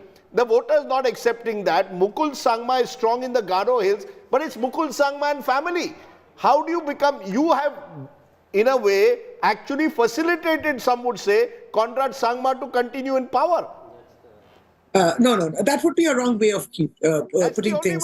That is not the correct deduction. And Congress should, and also in other states we have seen they're not able to hold on to the MLAs. So we cannot be blamed for that. If they're a party and then they switch over to other parties, we've seen that happening even in other states. Now, if someone has opted to come over to Trinamool Congress, I think Congress should have also given that space for us. I mean, what is wrong? I mean, they could have allowed us to go ahead. Matthew Anthony, in what is being said here, is really the story, not just possibly of Meghalaya, but across the country. You cannot bring the opposition together. You claim only you can lead the opposition. Your party breaks. 12 of your 17 MLAs broke away. And today, because of that, the opposition anti-Conrad Sangma vote is divided. Now, you have to decide at some stage who is your enemy. You will not reach out to Trinamool Congress. You will not reach out to Mamata Banerjee. She will not reach out to you. How is this going to resolve? You've got a split opposition advantage, BJP and its allies. Yeah, Rajdeep and Rahul, thanks for taking me in for this. Let me start with the evaluation of the exit polls. We will respect the people's mandate, but we expect the numbers to be different from the exit polls which you have seen here. The fight in which we fought Meghalaya was, if at all you have been in Shillong and you have been in Garo, you have seen the posters of BJP that it says that tired of corruption, vote for BJP. And now we are seeing the same people who are going to come back to power. I just want to ask the BJP spokesperson here that can you openly say that you will not be offering a hand to join the NPP if at all they form a government? Because you have made the entire campaign out of that one. And Kong Patricia's here, the entire Meghalaya is down. 76% of Meghalaya population is landless. 74% of Meghalaya is in a different, is suffering from poverty. So those are all fair point. Patricia, editor of Shillong Times, you want to respond when you hear politicians who've called each other corrupt during the campaign, possibly tying up after the election? What's the message to the people of Meghalaya? The message is that, politicians are politicians. And here you're using the national yardstick to measure an election in a state where people don't vote on ideology, they don't vote on party lines, they vote for personalities. So it's going to be a completely different picture from what perhaps your exit poll is saying. I So don't why don't you give also. us your assessment of the polls relative to our exit poll? Give us, since you've got your nose on the ground, give us your assessment of what you think the post-poll scenario will be like. Because I don't know where you got your exit poll numbers from. If you go to the villages, it's very difficult to feel the pulse of people there. I've been really touring the villages, and when you ask people, who are you voting for? And you don't even ask which party, because party doesn't matter. So they'll name A, B, C, and then they'll say, oh, we haven't decided now, we'll see. We will vote for the person who emerges strongest. So how do they measure that strong thing, that the election? I think it all depends on the election pitch, which is why every candidate had huge rallies, to the point where the public couldn't use any more public transport. All the public transport facilities were used up by politicians. It's a very different kind of ball So game. what do you But think will coming happen, back Patricia? What do you think will happen? Who do you think will be the next CM? Who will form the government? I think you all have already said it loud and clear, that the NPP and the BJP will tie up yet again, because the BJP is not going to allow the other parties to have a free reign. They will come in. You have Himanta waiting to just get the results out, and then he'll come here and put the numbers together. It's a fair game, because we already know this is going to happen. It's only the idealists sitting in Shillong who want a change. It's So this very, is a very bit difficult. problematic. GVL Narasimha Rao, your party launches a massive anti-corruption tirade against the sitting chief minister, and then both you and Conrad, when we ask them, say yes, it's possible that there will be a post-poll alliance between the NPP and the BJP. I mean, then what was that whole campaign about? Rahul, I never said who we will tie up with after the elections. I think we'll need to wait for the results. But BJP, whichever party we join to form a government in Meghalaya, will have to ensure honest governance and will have to live up to the expectations of people by delivering development. Prime Minister Narendra Modi has a huge trust factor in the entire northeastern region, which is also reflected in your results. So when Amit Shah ji mentioned about the corruption and lack of development, certainly these are preconditions for any government that gets formed with BJP's support or inclusion. That will certainly be ensured. BJP will not join the government without ensuring these issues. Who we will tie up with, I think that only final results will tell us. Final results will give us the kind of composition of the new assembly. But Matthew Anthony, you didn't answer my question. Is a precondition for BJP to join any government. Matthew Anthony, you didn't answer my question. Are you willing, who is your, the Congress party and the Trinamool Congress have fought a bitter campaign in Meghalaya against each other. So just as the BJP and the NPP were at each other's throats, so were you and the Trinamool Congress. What's the message you're sending out? Is this about kaun banega opposition ka face, whether it's Vincent Pala or whether it's Mukul Sangma? The two of them fought, can't see eye to eye with each other, and that's been part of your problem. Rajiv, you should understand that Congress has always been inclusive in terms of forming alliances and leaving with the alliances. At the same time, we have been seeing from the vice president election onwards, TMC compromising the stand on the opposition unity, and they are forming their own ways. So that is something which we need to find a way of solution. But in here also, Goa also, we saw the TMC fighting it alone and closing shops after the election. Now in Meghalaya, they have divided the votes And we are seeing a repercussion for in Meghalaya also, if at all the exit polls seems to be believing. Panja to So respond this is to it. where Dr. we are, Panja, we are this having a charge problem. from the Congress that the TMC is acting like the BJP's B team, helping ensure the BJP comes back to power like you did in Goa. This is absolutely, he cannot even prove it. Well, I would just say that in Goa, things were going pretty well till Mr. P. Chidambaram came and said Congress would go alone. They went alone. They had some MLAs from the party, candidates who became MLAs, and those MLAs very conveniently switched over to BJP. So first they should try to keep the flock together, the Bharat Jodo thing, it should become Jodo. The thing amongst themselves. But the point is Congress should also give space to those who have a chance of faring better than them. No, BJP again at the same time, our role is still that we are anti-BJP, Congress is also anti-BJP. We are precisely saying that wherever the regional parties or any parties is doing well, has a better chance, allow that person to fight the elections. We are not fighting elections in Rajasthan, Chhattisgarh, where Congress is doing well. So this is something which Congress is unable to answer. And I just want to zoom the out BJP for a spokesman moment. continues to say the BJP spokesman is behaving as if they are the most honest government. And look what is happening. The Adani issue is something which they have yet not replied on, and they're looking for honesty.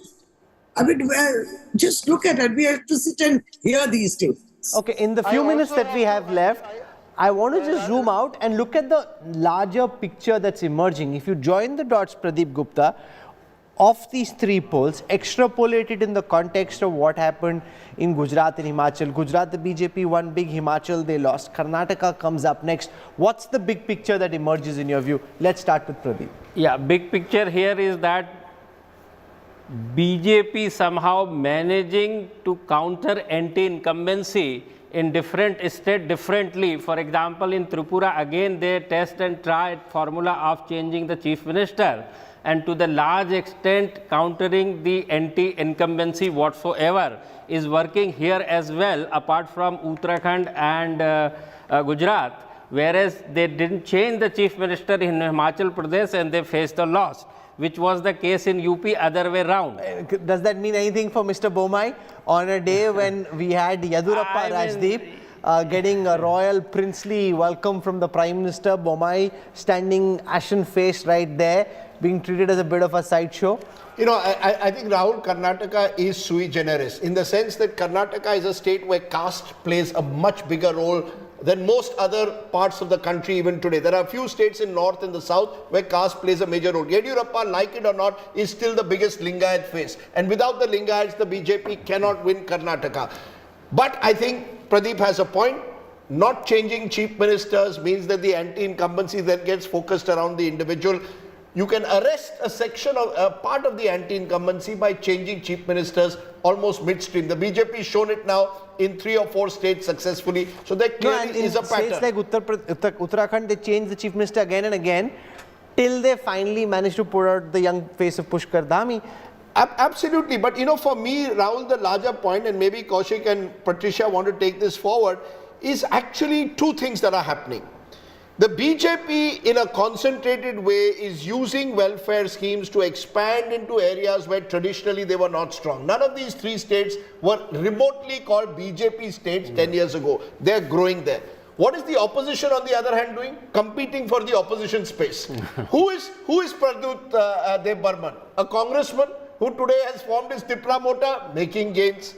Who is Mukul Sangma? Has been a chief minister for 5 years of the Congress, is expanding because he says, I didn't get my due within the Congress. So the opposition space is getting fragmented. The BJP is intelligently striking alliances with regional parties. The BJP is using centrally government schemes in the states of the Northeast to build itself. And frankly, the opposition organizationally is in no position to compete in terms of resources, in terms of leadership, in terms of election imagination.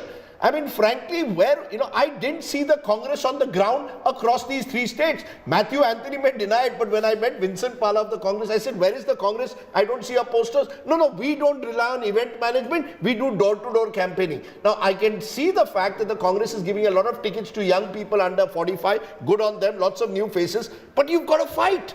Now, it's not easy in the absence of resources, but intelligent campaigning is required. You know, this Congress left alliance, in my view, I don't think was ever going to work from day one. Unnatural alliance. But I think that's the message. Kaushik, your big takeaways? And one quick last point before. I think Prime Minister Modi, and I'm saying this because it will then deserves a lot of credit for his Northeast outreach. I've been traveling over the years to the region. I said this in a video blog with Kaushik, which then went viral. I think one of the achievements of Prime Minister Modi is that he has recognized that the Northeast is an area of growth. Let's focus on it. I haven't seen that kind of focus from a national leader in a very long time, if at all. No, and it's showing up in better road infrastructure. Absolutely. Airways infrastructure, where it's just much easier to get to Kaushik's part of the country. Okay, that went viral, but you were thinking that it will put you in trouble, that effort. I would not like to see BJP politics from Northeastern point of view, because in Northeast, BJP is still not an organic party. Of course, Prime Minister Modi's focus, all these beneficiary schemes have helped BJP take the space of Congress, which was the national party. But in Northeast, the BJP itself is a rebranded version of Congress, because if you see, they still have 4 CMs and all 4 are from Congress somehow. And the emergence of regional parties, always there, the opposition used to be regional parties in Congress when, in Northeast, when Congress dominated the center space in Northeast. That has been taken away by BJP. But BJP's success in Northeast is still restricted to Hindu-dominated states. And in the states where Christians or other communities are dominant, BJP is taking help of regional parties. And when I was traveling from Guwahati to Delhi, I met a union minister in the flight. And he was telling me this, that we are not afraid of Congress. We can handle Congress. The BJP's challenge, they say that, whether it's in Northeast or in any other parts of the country, are from the regional parties, strong regional parties. That's where they stumble. We saw that in West Bengal. In the Northeast also, wherever, like in Meghalaya also, there is NPP. The BJP cannot form the government because the NPP is the main force. In Nagaland, NDPP is the main force. BJP is the supporting player.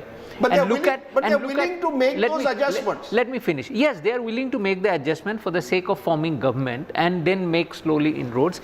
Look at Congress. After its 21 MLAs in Meghalaya, they left. They had won the highest and then they became 0. Even after that, our exit poll says that they will get 6 to 12 seats. Whereas TMC, which is like the topmost leader of Congress, went to TMC and still it's lagging behind. So that means Congress still has a hold. And I saw this number, very interesting number. When it talks about voting for development of the state, 40% voters said they would like to vote for Congress in Meghalaya. So that means Congress still has some value in the Northeast, only that they don't have leaders and their organizational will and power to get that traction, which BJP is very successfully doing. Patricia, you want to give us the big picture that you see coming from the Northeast, not just Meghalaya? Is it that the BJP is now emerging as a party, a central magnet almost across the Northeast, sometimes tying up with regional parties, but it's in power in Assam, it could be in power in Tripura again, Nagaland in alliance in Meghalaya, you know, that's in Manipur in power. So it's a state, it is now the primary magnet in a way in the Northeast. See, Rajdeep, I think a lot of these northeastern states, or rather the people of this region, are looking at Assam as the example of development, because you see a lot of infrastructure coming up there, and you look at Nagaland and you don't see that happening. You see roads that are decrepit. Even in Meghalaya, rural Meghalaya is still, 50 years behind time. And we have done this very, very grounded report in Garo Hills, where people have not had electricity since independence. And their homes were fitted with smart meters. It even generated bills. Can you imagine that kind of a thing happening in this day and age? Now, it's fine for the BJP to say that they're going to focus on Vikas. That has been said again and again. But where is the monitoring of the projects? The Jal Jeevan mission, it's fine on paper, but it's not there on the ground. And I wish people would go more into rural Meghalaya, more into rural Nagaland, especially Eastern Nagaland, to find out that people are still living in the dark ages. Matthew earlier had pointed out to the No, 32 you're right. In fact, I keep saying these are poor states with rich netas. They monopolize all the resources of your state. Absolutely. There is huge amounts of corruption. Also, I want to say one thing, Rajdeep. What is happening? The Congress leaving Congress MLAs leaving the party in bulk or en bloc. It's all political egotism. I think that political egotism is bigger than their claim to serve the people. Because if that was not there, those MLAs would still have remained in the Congress. And as you said, the Congress does or still has a sizable following all over. They haven't lost that following yet. Well, they've lost a large part of that following. The following Rahul, is now a shadow of what it was earlier. But we'll slip into a break. When we come back in the last part of the broadcast, we'll all ask all our guests about the big picture that emerges from the Northeast and how they are reading these results when taken in tandem. So that last part of our analysis is coming up on the other side of a very quick break. Stay with us.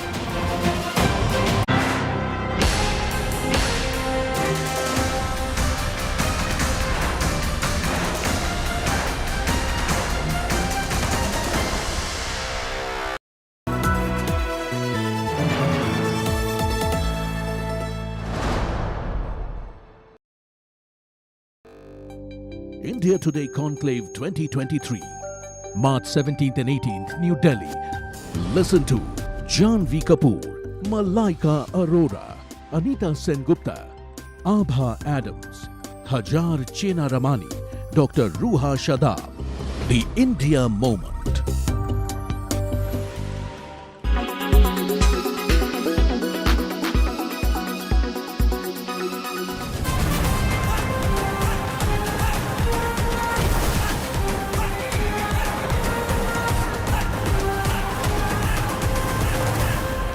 Southern cinema is known for its flavors, be it over-the-top action sequences, light-hearted comedy, or a complete masala entertainer. పానం కన్నా విలువైన నీ సోపతి నా సొంతం అన్నా గర్వంతో మనలో కలిసిపోతేనే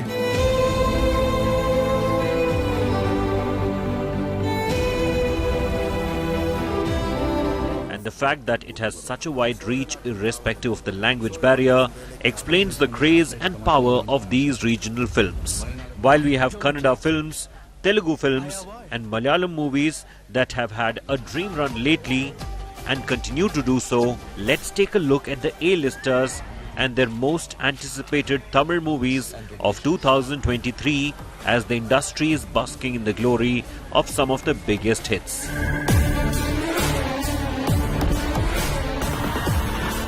Jailer.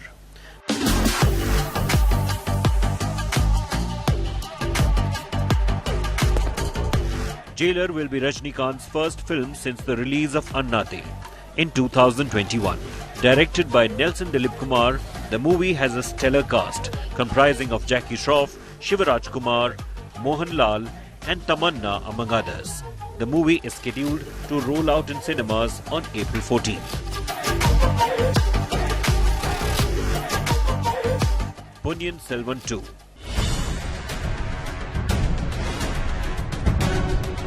Filmmaker Mani Ratnam's dream project Ponniyin Selvan Part 1 fetched critical acclaim and was a commercial success. The first part of this magnum opus ended on a cliffhanger, and now all eyes are on the second part, which will hit theatres on April 28th.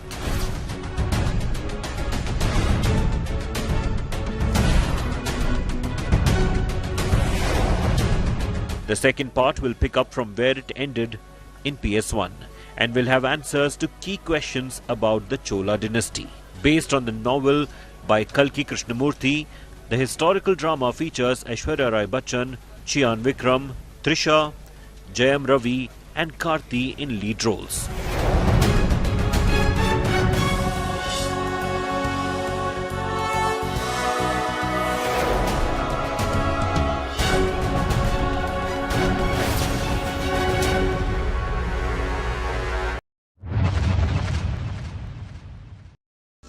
There are some big names in the art world, like the ones from the progressive modern masters like Raza, Souza, Gaitonde, Hussain, etc. Some collect them as assets, some as vanity, some for the snob value, some for the emotional appeal. They appreciate well and fetch returns. Same with select contemporary artworks. Then there is a whole pool of emerging contemporary artists who cannot just be viewed from the lens of valuations. One such artist at the India Art Fair happened to be Vikrant Pisse. His art reiterates his commitment to the revolutionary spirit of Baba Saheb Ambedkar. His work focuses on making powerful social commentary. The fabric of revolutionary times exuded. From his work, the call to action to uphold constitutional rights, to a social commentary on casteism with the Dalits in India, to depicting the landmark Rohit Vermila suicide case, the artist is working on a series on the legacy of the Dalit Panther movement in India. His iconography is informed and deliberate in radicality. A force of change to reckon with, Pisse's work stands out at the India Art Fair. In New Delhi, Chaiti Narula for India Today.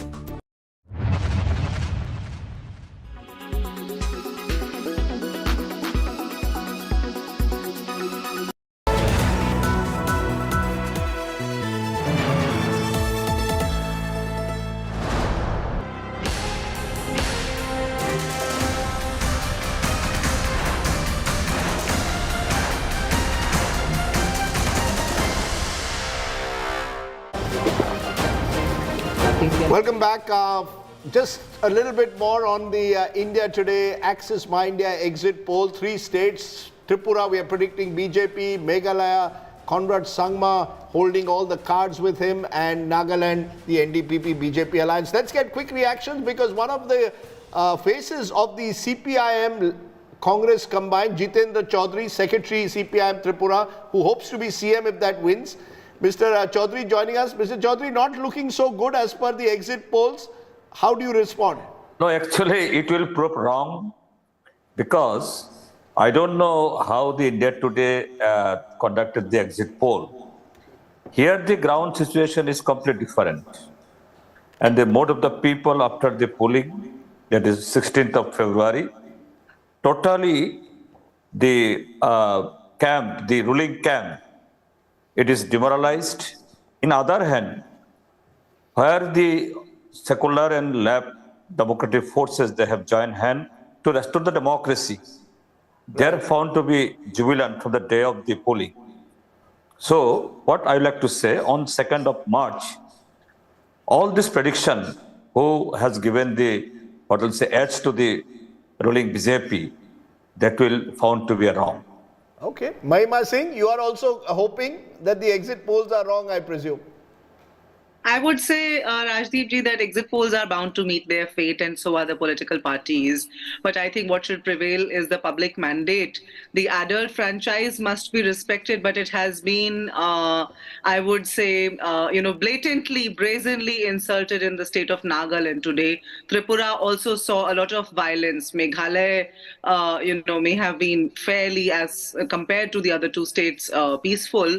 Whatever the outcome be, I believe that we just need to respect the electoral process, and we have been raising complaints to the Election Commission. What comes out on the 2nd of March will be the public mandate, and we have fought an election vehemently on the issues. We have raised a voice against the BJPs and NDPPs and NPPs and all the other, the parties that were ruling on their failures. In Tripura, they had promised things like goodies like smartphones, free education. I have a list of 11 unfulfilled promises. If you allow, I'll go on and read that out. Ma'am, we've run out. I wish you had come earlier.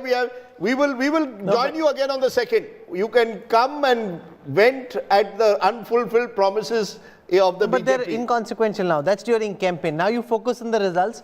You focus on where those numbers are coming from, where the votes are moving and why, and then you join the dots to form the big picture, which is what Rajdeep, me, Kaushik, Pradeep Gupta and all will do on the 2nd of March. That's counting day.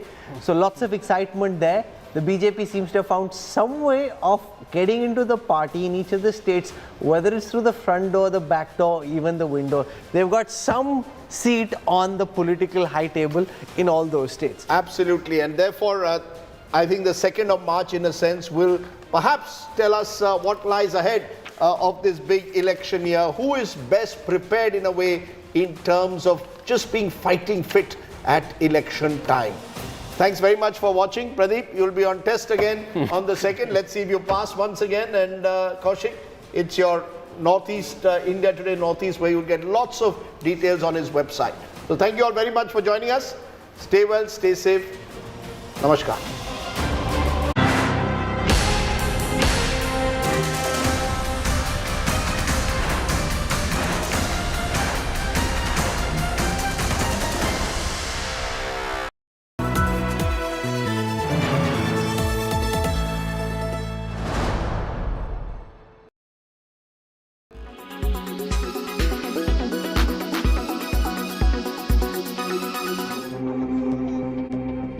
First, they attacked the Ajnala police station in Amritsar with swords and guns while hiding behind a copy of Guru Granth Sahib, the Sikh religious text, forcing the Punjab government to release a kidnapping and rioting accused. Now Khalistani sympathizer Amritpal Singh, who heads separatist Waris Punjab Day, continues to spew venom. Amritpal Singh went on to threaten Union Home Minister Amit Shah, saying he would meet a similar fate as Indira Gandhi, who was assassinated by her Sikh bodyguards. Amit Shah ਪੂਰੀ ਸਿੱਖ ਕੌਮ ਨੂੰ ਧਮਕੀਆਂ ਦੇ ਰਹੇ ਵੀ ਅਸੀਂ ਇਹ movement ਨੂੰ ਕੁਚਲ ਦਿਆਂਗੇ। ਇੱਕ ਪਾਸੇ ਕਹਿੰਦੇ ਵੀ ਇੰਡੀਆ ਡੈਮੋਕ੍ਰੇਸੀ ਹੈ, ਇਹਦੇ 'ਚ ਗੱਲ ਕਰਨ ਦਾ ਅਧਿਕਾਰ ਹੈ। ਜੇ ਗੱਲ ਕਰਨ ਦਾ ਅਧਿਕਾਰ ਹੈ ਵੀ ਕੁਚਲਣ ਦੀ, ਹਿੰਦੂ ਰਾਸ਼ਟਰ ਨੂੰ ਕੁਚਲਣ ਦੀ ਗੱਲ ਕਰੇ ਅਮਿਤ ਸ਼ਾਹ, ਉਹ ਹੋਰ ਦੂਜੀਆਂ ਧਿਰਾਂ ਨੂੰ, ਇਨਕਲਾਬ ਜਿੰਦਾਬਾਦ ਨੂੰ ਕੁਚਲਣ ਦੀ ਗੱਲ ਕਰੇ। ਸਿੱਖਾਂ ਦੇ ਮੂਵਮੈਂਟ ਨੂੰ, ਪੀਸਫੁਲ ਮੂਵਮੈਂਟ ਨੂੰ ਕੁਚਲਣ ਦੀ ਗੱਲ ਕਰਨ ਦਾ ਅਰਥ ਸਿੱਧਾ ਸਿੱਧਾ ਇਹ ਹੈ ਵੀ ਸਿੱਖ ਇਸ ਦੇਸ਼ ਦੇ ਵਿੱਚ ਗੁਲਾਮ ਨੇ। ਇਹ ਗੱਲ ਪ੍ਰਤੱਖ ਹੋ ਚੁੱਕੀ ਹੈ। He even drew a Palestine parallel to Khalistan. ਇਹ ਗੁਲਾਮੀ ਦੀ ਇੰਤਹਾ ਹੈ। ਗੁਲਾਮ ਕੌਮਾਂ ਨਾਲ ਇਹ ਸਭ ਕੁਝ ਵਾਪਰਦਾ ਹੈ, ਕੋਈ ਨਵਾਂ ਫਨੋਮੇਨਾ ਨਹੀਂ। ਆਪਾਂ ਸਮਝੀਏ ਇਹ ਦੁਨੀਆ ਭਰ 'ਚ ਵਾਪਰ ਰਿਹਾ ਹੈ। ਫਲਸਤੀਨ ਦੇ ਲੋਕਾਂ ਨਾਲ ਵਾਪਰਦਾ ਹੈ, ਕਸ਼ਮੀਰ ਦੇ ਲੋਕਾਂ ਨਾਲ ਵਾਪਰਦਾ ਹੈ, ਨਾਗਾਲੈਂਡ ਦੇ ਲੋਕਾਂ ਨਾਲ ਵਾਪਰਦਾ ਹੈ। ਸਿੱਖਾਂ ਨਾਲ ਸਭ ਤੋਂ ਵੱਧ ਜ਼ੁਲਮ ਹੋਇਆ, ਪਰ ਸਾਡੀ ਇੱਕ ਕਮੀ ਰਹੀ ਹੈ, ਸਾਰੀ ਦੁਨੀਆ ਦੇ ਵਿੱਚ ਅਸੀਂ ਇਹ ਗੱਲ ਕਨਵੇ ਨਹੀਂ ਕਰ ਸਕੇ ਜਿੱਡਾ ਵੱਡਾ ਜੈਨੋਸਾਈਡ ਸਾਡਾ ਹੋਇਆ। Issuing a dire warning, Amritpal Singh added that Ajnala incident was not violent and the real violence is yet to come, openly questioning India's nationalism, calling himself someone who is not Indian. When we say Hindus, it's just not because, Hindus will also prosper with the idea of Khalistan. It's in their favor. Punjab's Chief Minister Bhagwant Mann came under opposition fire for surrendering to anti-national elements and allowing Punjab's situation to deteriorate. जिस दिन यहाँ अमृतपाल का ये हालात हो रहे थे, ये केजरीवाल के साथ मुंबई बैठा था chief minister. What is this going on? मान इंटरेस्ट भी नहीं है कि पंजाब में वो कह रहा है, घबराता है कुछ कदम उठाने पर, कुछ तो हो रहा है, बिकॉज कोई गवर्नमेंट ऐसे चल नहीं सकती जिस तरीके से ये चल रहा है। और बीजेपी भी बड़ी उसको उर्दू में एक वर्ड है माने खैज, खामोशी। माने खैज खामोशी बीजेपी की है। ये समझ में नहीं आ रहा उनको क्या चल रहा है वहां पर। और तीसरा, कल आए थे ना छोटा रिचार्ज मुंबई में, उनसे पूछ लेते आप क्या हो रहा है। Chief Minister Bhagwant Mann, however, shifted the blame to foreign players who fund Khalistani elements. ये कुछ लोग हैं बस, और वो उनको फंडिंग होती है विदेशों से, दुकानें चलती हैं, विदेशों से फंडिंग होती है, पाकिस्तान से फंडिंग होती है। उनके आका बैठे हैं कि पंजाब को डिस्टर्ब किया जाए। पंजाब नहीं डिस्टर्ब होगा। Is Punjab allowing itself to be blackmailed by the lawless? With Kamaljeet Sandhu in Punjab, Bureau Report, India Today.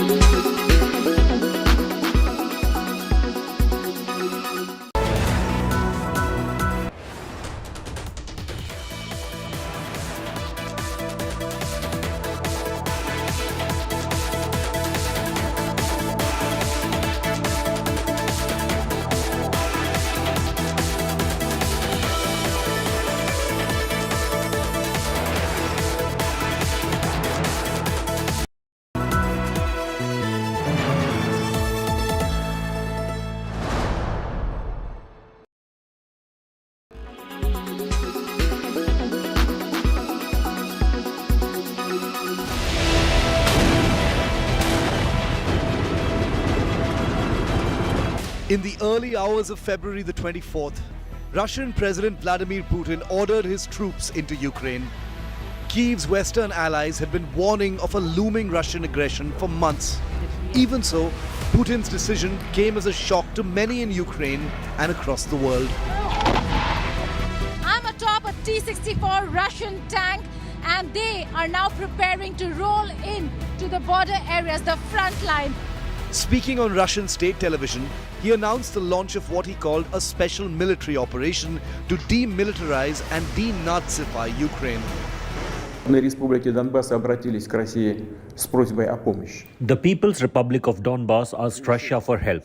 In this regard, under Article 51, Part 7 of the Charter of the United Nations, with the approval of the Russian State Federal Council, and in accordance with the Friendship and Mutual Assistance Treaties with the Donetsk People's Republic and Luhansk People's Republic, ratified by the Russian Parliament on February 22nd, I decided to conduct a special military operation. Moments later, the first explosions were heard across Ukraine. A multi-pronged attack. Russian forces entered Ukraine from three fronts: from Belarus, from Crimea, which is under Russian control since 2014, and from the Donbas region of Donetsk and Luhansk into eastern parts of Ukraine. Kyiv and the West called the action nothing more than a land grab, while geopolitics and the display of military might and strength dominated news across the world. It is the lives lost, families ruined, and cities destroyed that will resonate through decades and centuries. For me, the world ended on March 5th. And when one doesn't even know how to find her in order to bury her, so that she has a resting place, a place for us to come and visit. И не знали, як її знайти.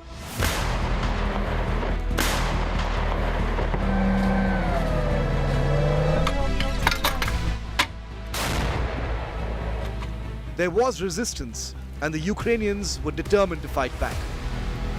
Outnumbered and ordered to surrender by an approaching Russian vessel, a small group of Ukrainian troops stationed on Snake Island, a tiny but strategic Black Sea outpost, responded with this.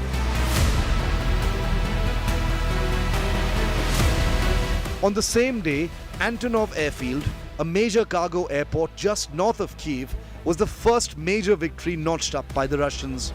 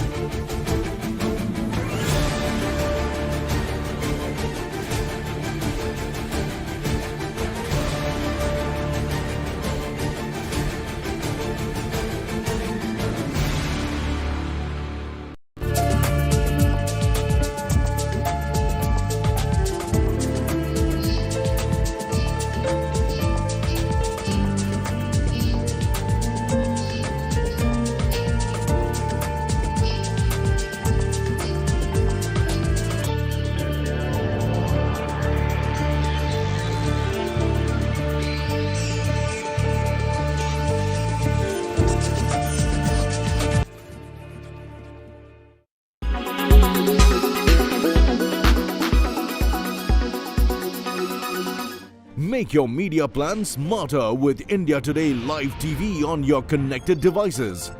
Amplify your brand with 100 million smart internet viewers. To advertise, mail us at sales@aajtak.com. Co-presented by Star Health Insurance, the health insurance specialist. Co-presented by Panasonic, create today, enrich tomorrow. Co-powered by CX, it helps. Co-powered by Sera, this is your space, play it your way.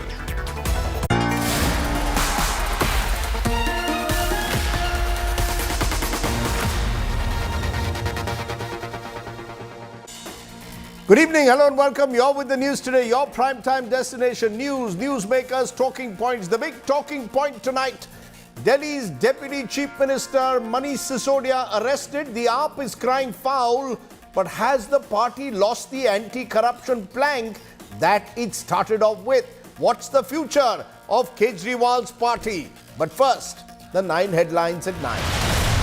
The CBI gets 5-day police custody of Delhi Deputy Chief Minister Manish Sisodia in the Delhi liquor case. Our protest calls it an emergency-like situation in the country. A street showdown breaks out over Sisodia's arrest as AAP workers clash with the Delhi police, several detained. AAP says party born from an Andolan won't back down. The BJP says AAP can no longer claim to be anti-corruption. It's been exposed. India Today Axis My India exit poll projects a BJP win in Tripura. The NDPP-BJP alliance set to form a government in Nagaland. The ruling NPP leads the race in Meghalaya in what could be a hung assembly. Prime Minister Yediyurappa Bonhomi in Shivamoga, Karnataka triggers a big buzz ahead of the elections. Is this a clear message that Yediyurappa remains BJP's Neta number 1 in Karnataka? Supreme Court extends Congress leader Pawan Khera's interim protection over remarks against the Prime Minister. Khera was deplaned and arrested last week for his Gautam Das jibe. One of the accused in the Umesh Pal murder killed in an encounter in Prayagraj by the UP police. This is days after Yogi Adityanath's Mitti Mein Mila Denge warning. Supreme Court junks a plea seeking to restore names of places changed by invaders, says country cannot remain a prisoner of the past. Saurav Ganguly says it could take Rishabh Pant at almost 2 years to return to the team. The wicketkeeper batsman is still in recovery after the horrific car crash he was in December 2022. And Air India puts a price tag of $70 billion on its mega order of 470 aircraft. Says deliveries will begin this year and continue for the next 10 years. Hints at the Vistara brand being let go of after integration. But our top story tonight, the big political dangle of Delhi. The CBI has got 5-day custody today of Delhi's Deputy Chief Minister Manish Sisodia. The arrest of Sisodia in a liquor case virtually cripples the Delhi government, as the Aam Aadmi Party leader was in charge of as many as 18 departments. More importantly for the Aam Aadmi Party, the arrest could neutralize its anti-corruption crusader image that it was born with. Arvind Kejriwal's party claims the arrest is to divert attention from the Adani stock meltdown. A day after Mr. Sisodia was first arrested by the police, the political battle lines are drawn in the national capital. It's our top story tonight. The Aam Aadmi Party is under siege. Arvind Kejriwal's party is fighting a battle on multiple fronts in what is probably the biggest crisis it has faced since coming to power in Delhi. A Delhi court on Monday sent Deputy Chief Minister Manish Sisodia to 5 days in CBI custody in the liquor scam. Arguing for Sisodia's custody, the CBI claimed in the court that the Delhi Deputy Chief Minister was not cooperating with the investigation. The CBI claimed forensic analysis of Sisodia's computer has revealed information about kickbacks in the range of 5 to 12%. Sisodia's lawyers argued that he had presented himself before the CBI whenever he was asked to. The Deputy Chief Minister claimed that the liquor policy was approved by the LG. Aam Aadmi workers meanwhile hit the streets in Delhi and other cities of the country.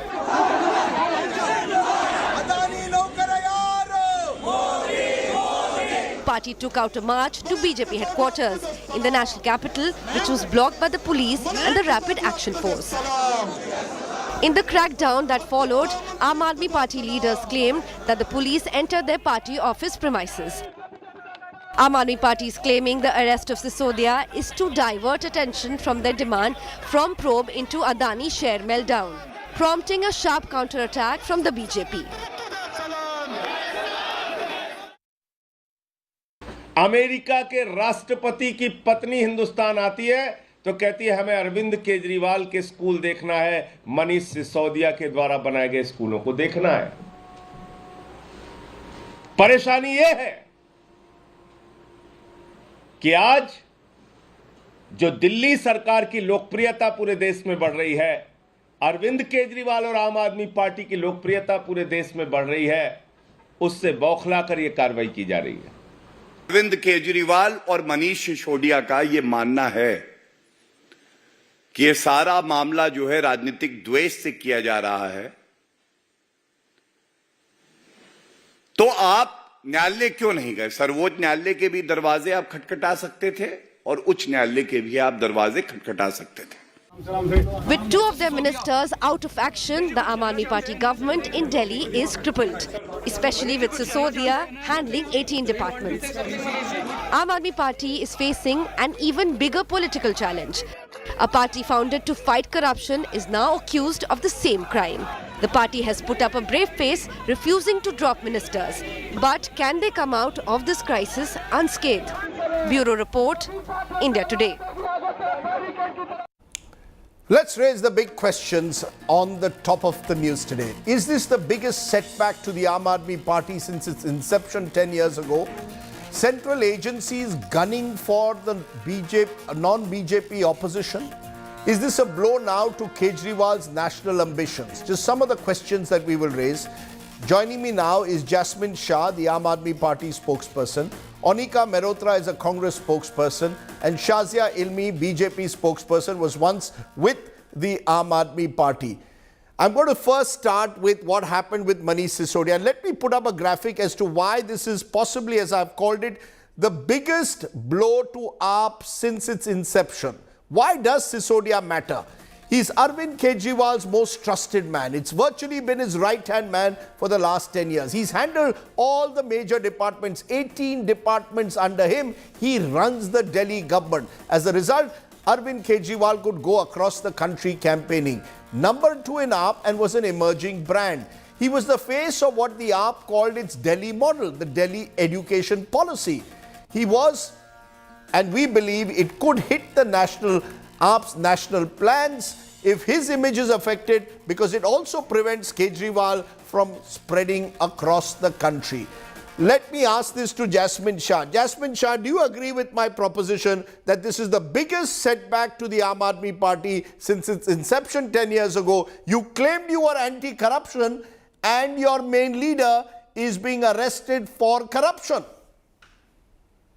Certainly not, Rajdeep. BJP is now a master at playing the strategy that buy them. If you cannot buy them, bend them with the threat of CBI and ED. And if you cannot bend them, then arrest them. And by taking this action, by completely breaking laws, by no legal precedents, by jailing the Deputy CM of Delhi, Aam Aadmi Party today is clearly the only opposition that BJP considers. Today, No, 1 minute, Mr. Shah. What is the law?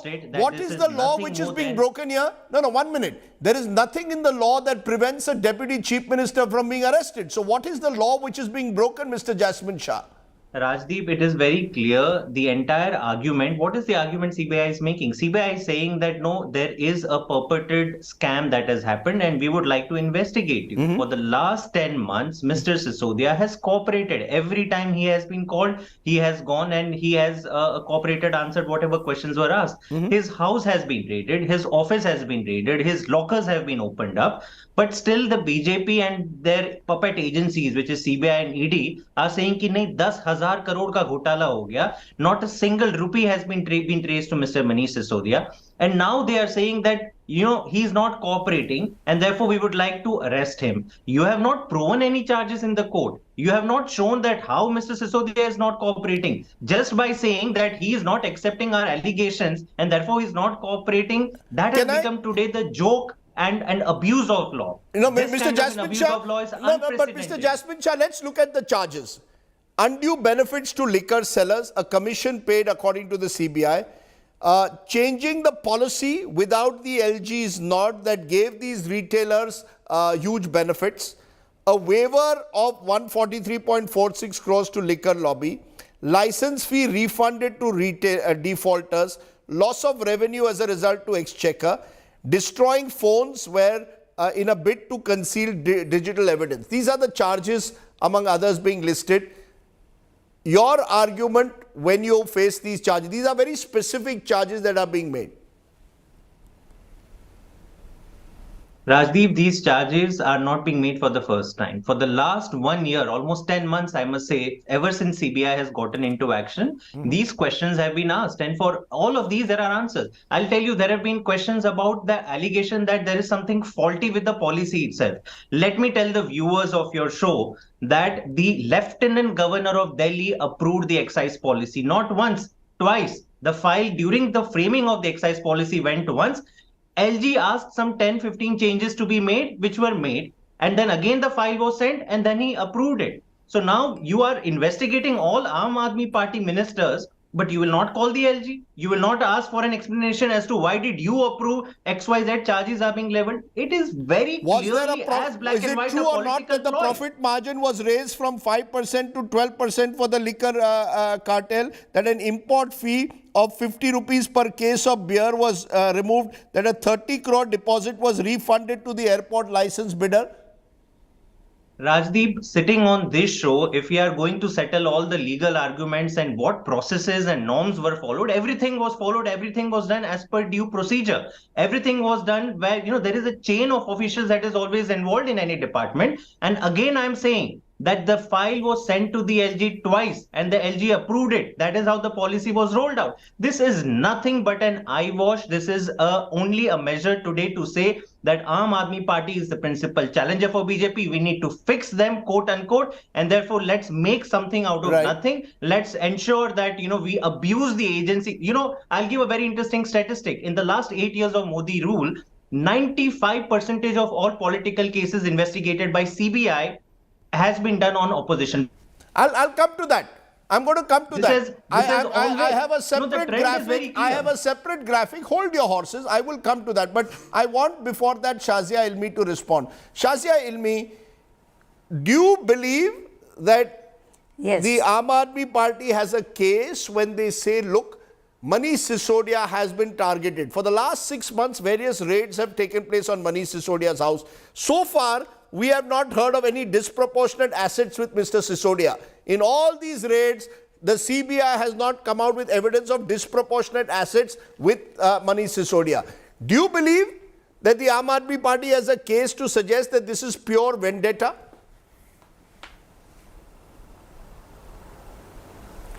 I think, good evening Rajdeep, I really think and believe and know, having been an insider, that Aam Aadmi Party is extremely corrupt. I know it's all being exposed now, but this is something I know of and various others who were part of the team for a long, long time. The fact of the matter is that the pace at which they have amassed ill-begotten wealth is like probably the fastest if you look at the corruption and the history of corruption. No, where is the disproportionate assets, ma'am? Those are rhetorical statements that they are. No, 1 minute. Ma'am, 1 minute. 1 minute.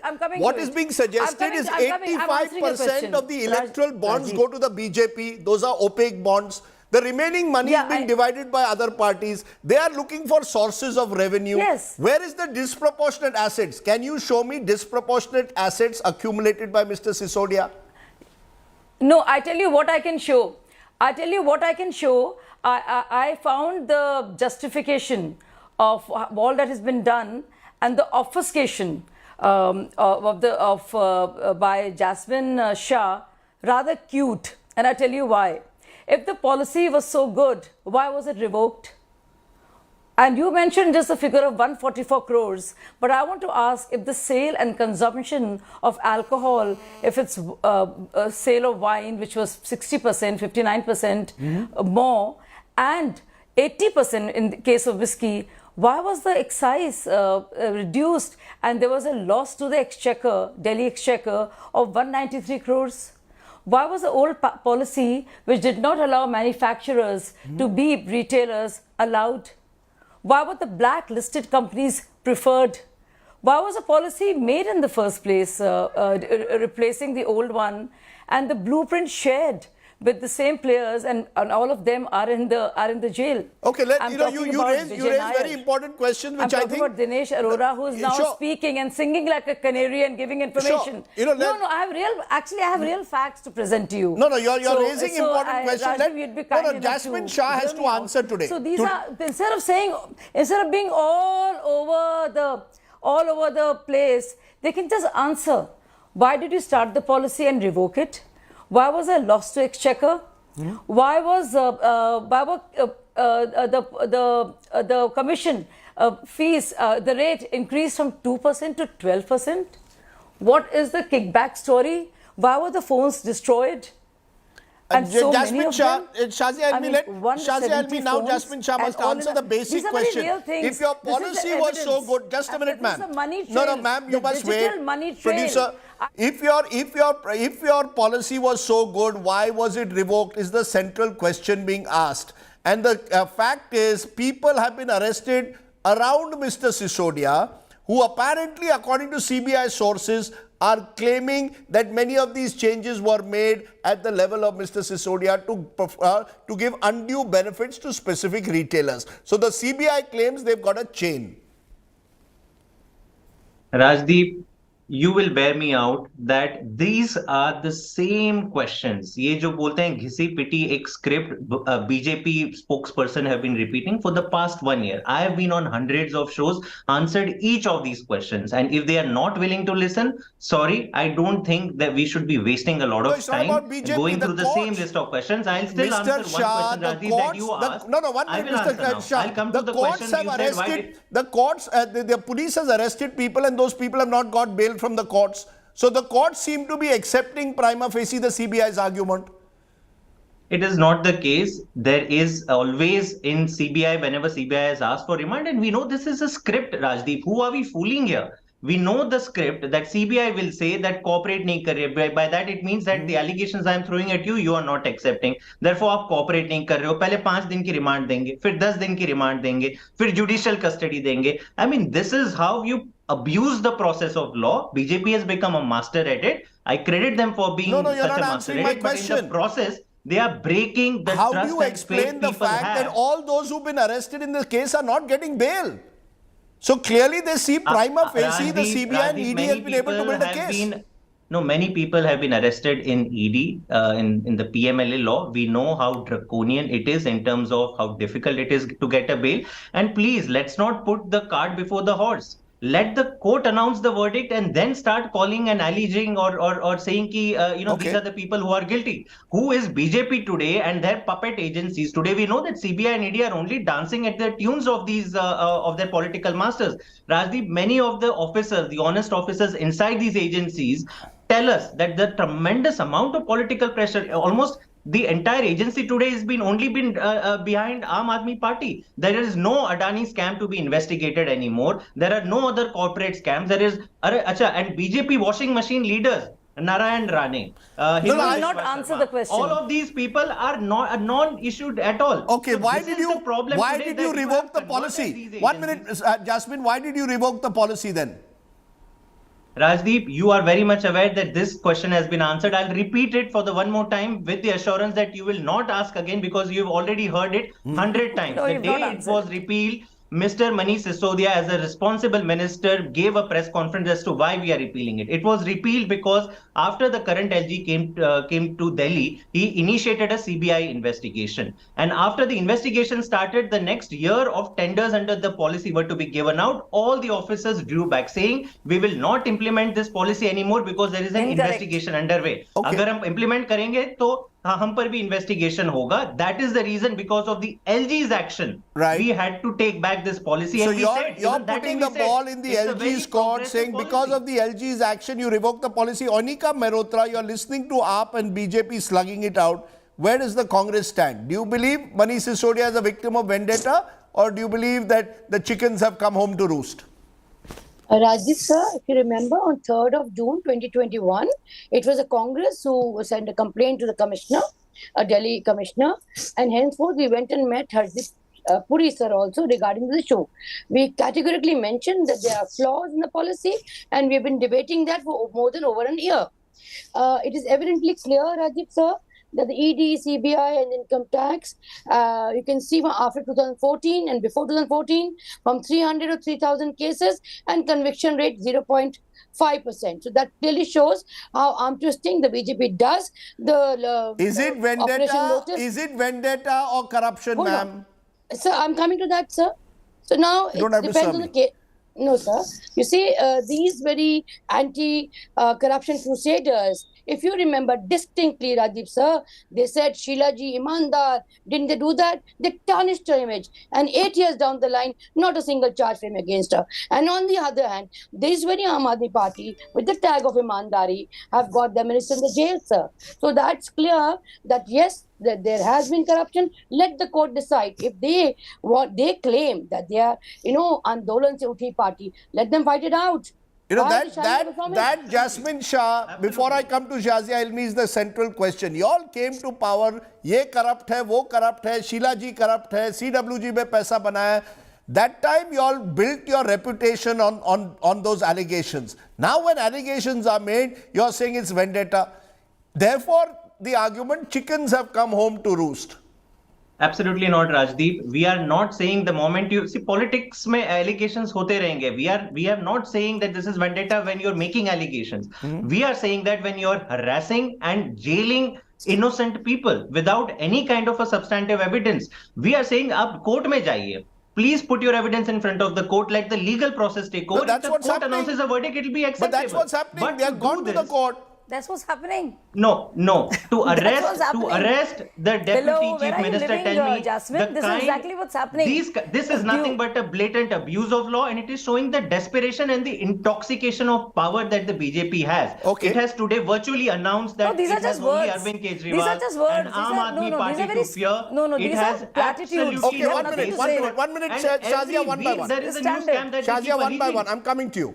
Okay, Shazia Ilmi, you're saying these are words. This is rhetoric that the Aam Aadmi Party is using. Let me just, in a way, provide some facts. And I want you, Shazia, to respond to this. Because the one strong argument that they have is look at the way in those who have aligned with the BJP are accused. 300 crore money laundering case against Narayan Rane. He's a union minister. Probe stopped after he joined the BJP. Shuvendu Adhikari, accused in Narda case, probe stopped after he joined the BJP. Hemanta Biswa Sarma, accused in bribery scandal, probe stopped after he joined the BJP. Bhavna Gawli, MP of the Shinde Sena, skipped 5 ED summons, now chief whip of the Shinde Sena in Lok Sabha. Yashwant Jadhav and his wife, couple under ED probe for FEMA violation with the Shinde Sena. We don't know what's happened to the case. Anand Arsul, same thing. I can go on and on. Pratap Sarnaik, raided by ED when he was with Shiv Sena, now with Shinde Sena, case is closed. Arjun Khotkar, and we can go on and on. B.S. Yediyurappa, today felicitated by the Prime Minister. So the question arises is this. It is not rule of law, it is rule of power. You're misusing the agencies to target the opposition. Kripa Shankar Singh, moment he switched to you, case gone. I got it. Yes, ma'am. No, I got it. The first time you began this question, because that's what we keep getting all the time. Now, it's a fair question. What do we see when these raids happen? What did we see in West Bengal? Did we see... No, it's a fair question. Rajdeep, it's a fair question. And I'll answer as I do all the time. So, did we see the stashes and mountains of cash? Or did we not? We saw them in West Bengal, right? We saw what happened. As for these cases that you mentioned, every case is different. And I can go into details. No, it's about how are they different? How are they different? How is someone who is summoned by the ED, the summons stop the moment they switch to the BJP? The BJP becomes a laundry machine. To the opposition. But conversely, Rajdeep, I'm answering you. Conversely, by the same logic, does it mean that if you belong to the opposition, you can indulge in corruption? Of course not. Does I it agree. mean that? You does cannot. it mean you can get away and nobody will act against you? No, you cannot. Also, let's going to all the names you took. Let's go over it. Let's go over the point you made and the question asked.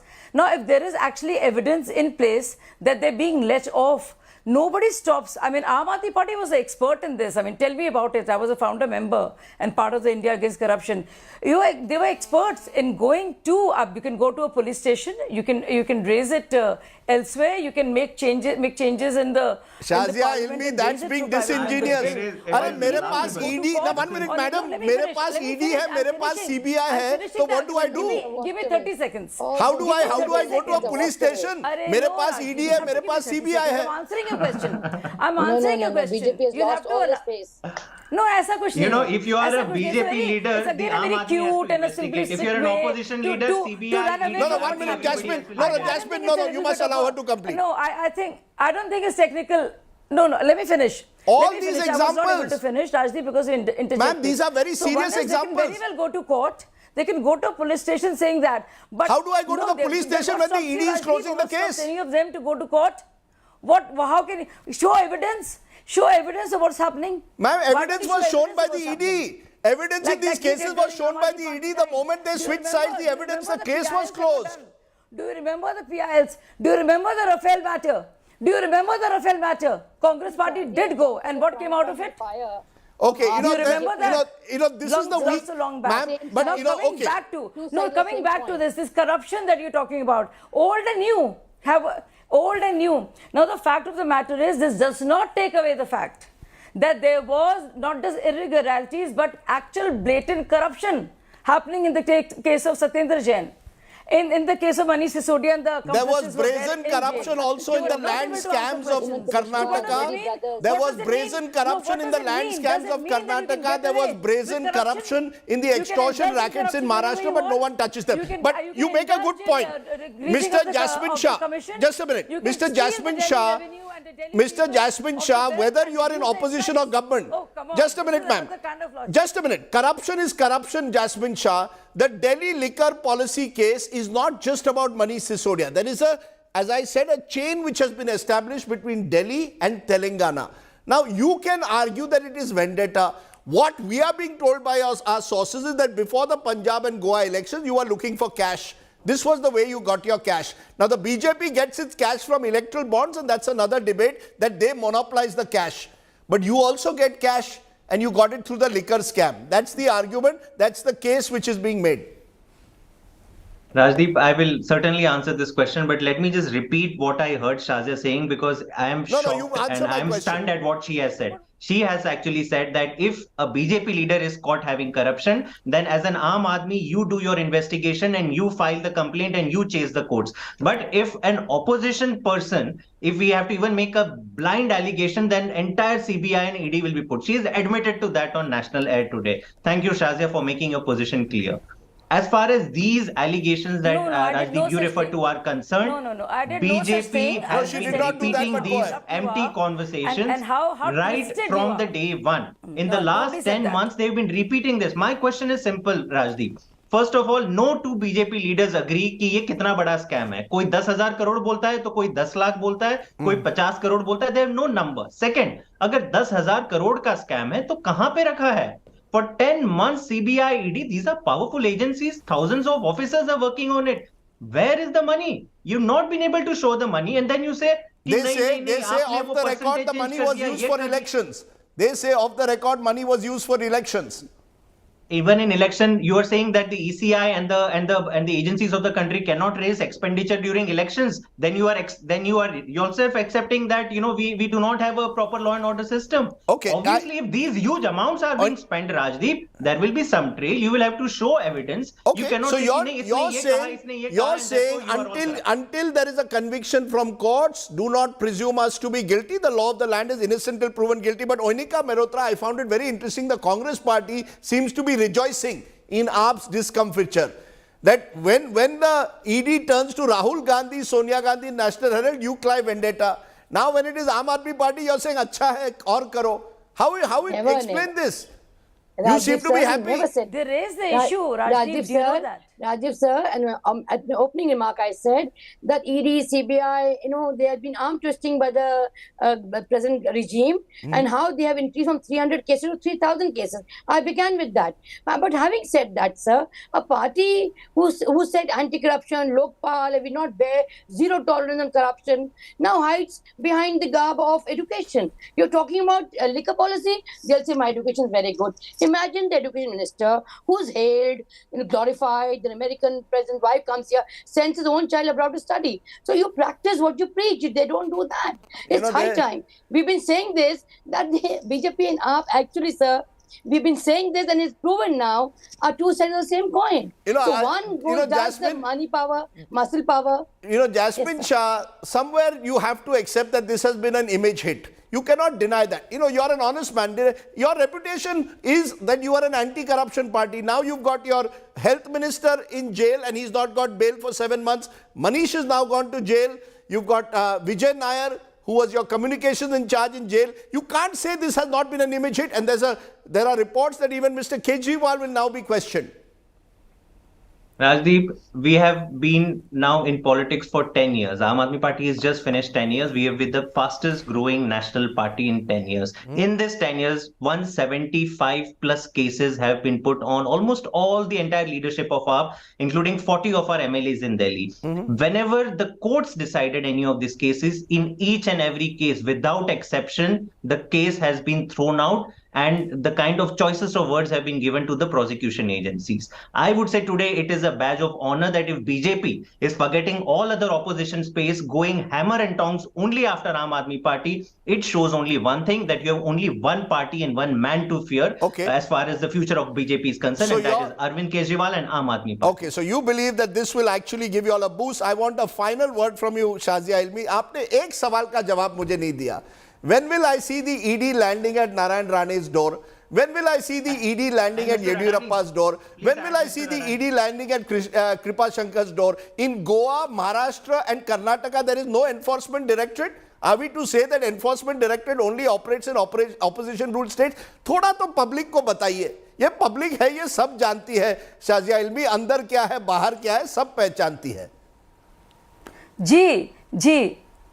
जी बिल्कुल, public सब जानती है, और public ये भी जानती है कि किस तरह का करप्शन हुआ है दिल्ली में, और बाकायदा सबूतों के साथ. जहाँ तक आपने इन सब लोगों की बात की जो भारतीय जनता पार्टी में अब हैं, I don't think that any case can be diluted or made to twisted to serve them better. Laws remain the same for all whatsoever. The fact of the matter is that any of these, if there is any wrongdoing, a court ordered Narayan Rane's illegal construction to be demolished. It's not been touched. I remember being in Aam Aadmi Party. I remember being in Aam Aadmi Party. Ma'am, let's have honesty on all sides. I remember being in Aam Aadmi Party and going. We used to go and raise these issues. Tell me what prevents anybody, including the media, from talking about any specific case and how it has been diluted? The fact of the matter is that charge sheets are being done according to evidence that has been found. And I don't think I agree with you, ma'am. I agree entirely. I will ask you one last time. When will I see? I agree with you. The Aam Aadmi Party must face their deserts.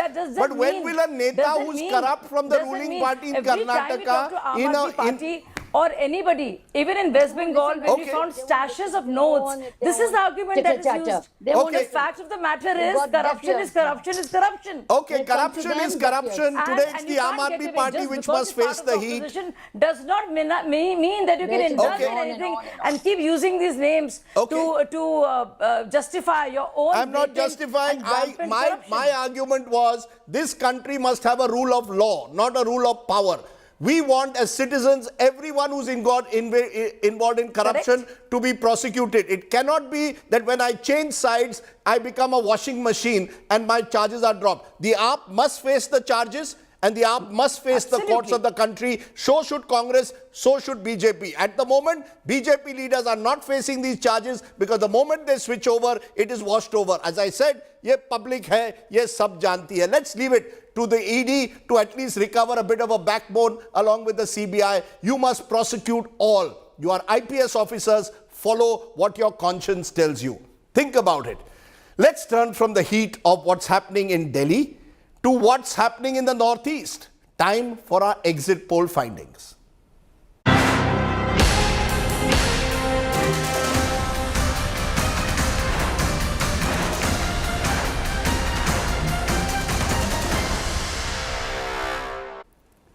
Okay, Meghalaya and Nagaland voted today, concluding the elections of the Northeast. The vote shares of the parties first, as per the Axis My India exit poll.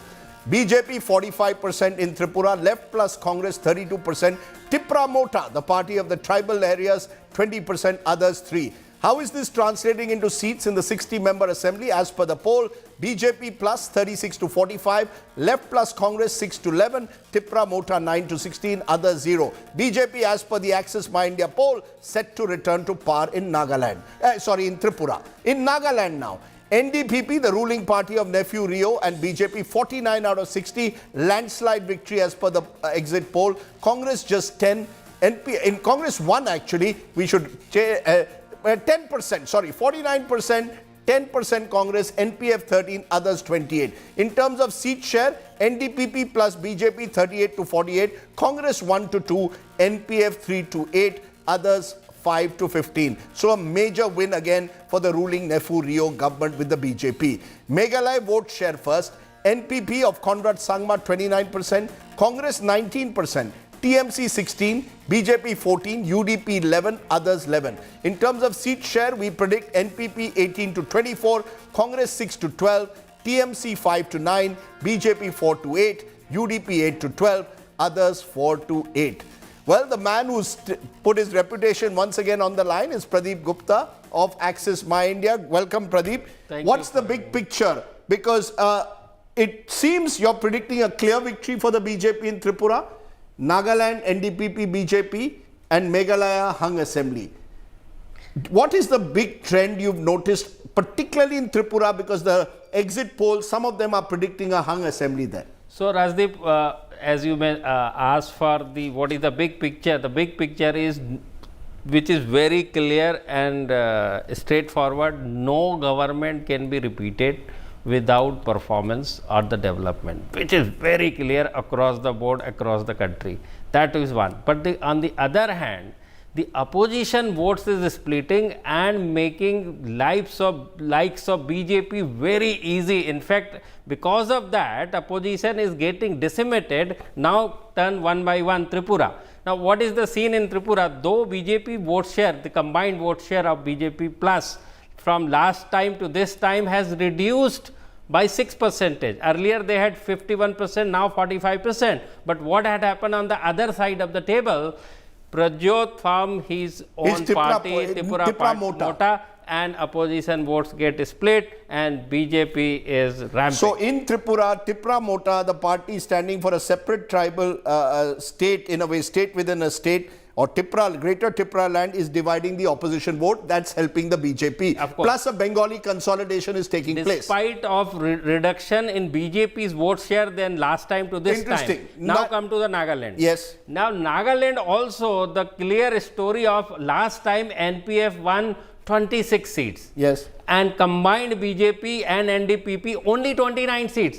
There was only 3 seats difference and vote percentage hardly 2%. But what had happened after that? After winning 26 seats, 21 MLAs of NPF joined NDPP, meaning leaving so no the opposition is completely vanquished. Let's turn to Meghalaya very quickly. Meghalaya is also the same story. Last time Congress was the #1 party with 21 seats.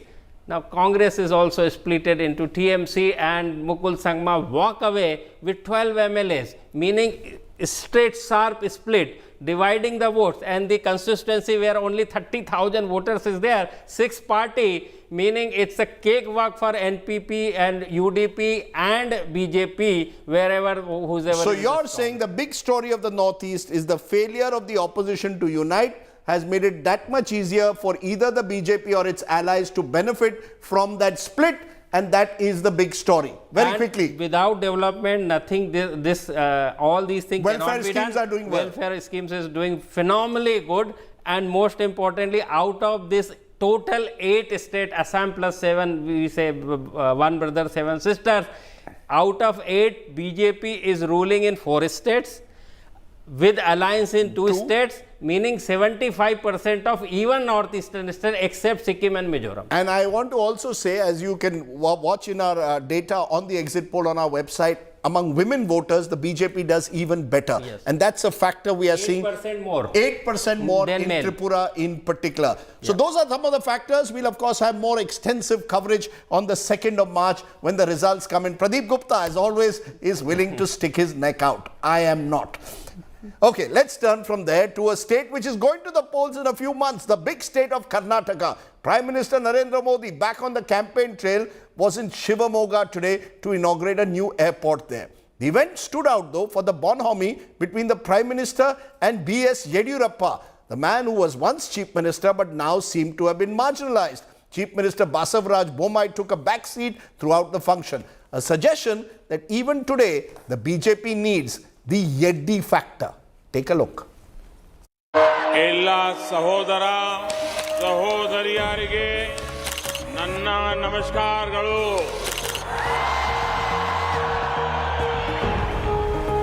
This is the double engine that the BJP is relying on this election. Narendra Modi and B.S. Yediyurappa. Every second of the Prime Minister's Shivamoga visit was spent sending out one resounding message that B.S. Yediyurappa was, is and will be the Karnataka king for the BJP. From holding his hand and pulling him forward, to felicitating him, to getting up before and after his speech to greet him, Prime Minister Modi ensured the spotlight was firmly on Yediyurappa. And with this, it's 100% clear the BJP is completely reliant on the Lingayat strongman this election. The historic occasion is here.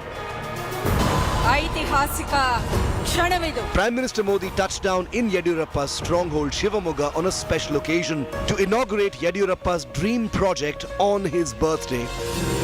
The entire population of Malnad will be benefited by this airport. आज कर्नाटका के लोकप्रिय जननेता BS Yediyurappa जी का जन्मदिन है. साथियों, मेरी आप सबसे एक विनती है, आप करेंगे?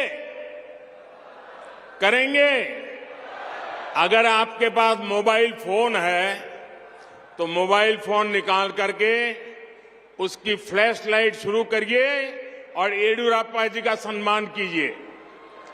येदियुरप्पा जी के सम्मान में सब लोग हर एक के mobile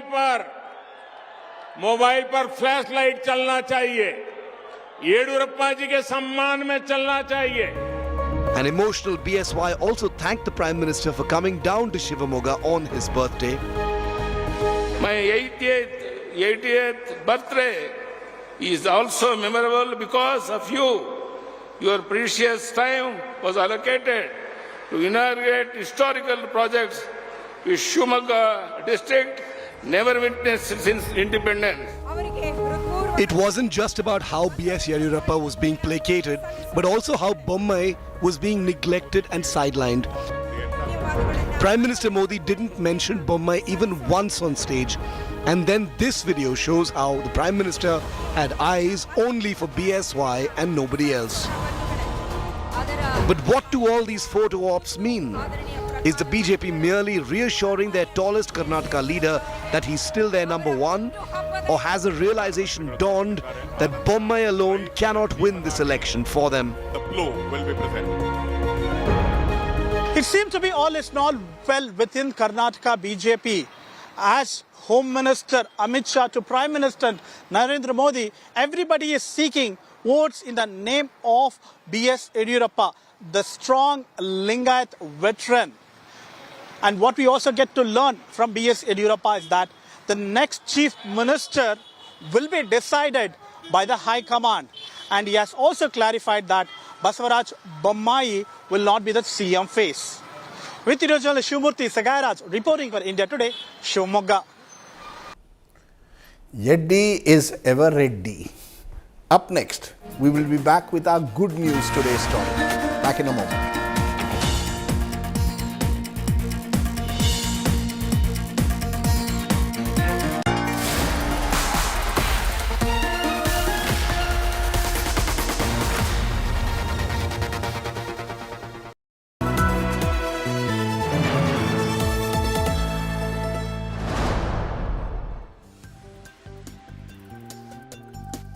I think there's an opportunity for India particularly to work with the United States and others. India is has the largest vaccine manufacturer in the world. I thought if it's blowing in the wind, it's best I'm on the motorcycle. And I did 15,000 kilometers in 36 days. Rich countries have a particular obligation to exercise their investment in innovation. I believe that global business has the money and the power. Improvements in the way we understand the importance of education and healthcare. You have a greater chance of killing yourself than of being killed by any soldier or terrorist or criminal.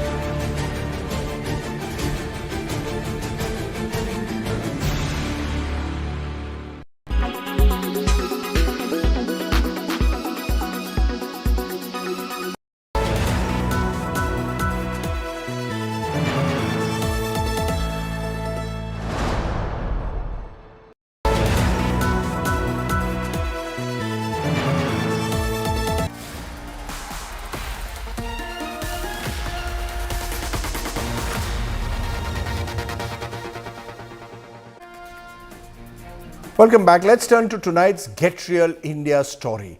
Indore is in a state of shock after a college principal was burnt to death by a former student over a delay in getting a mark sheet. It turns out Principal Vimukti Sharma and other faculty members had written to the police informing them about threats from the suspect. The police did not act on the complaint. Now, the victim's daughter is raising her voice. Here's tonight's Get Real India story.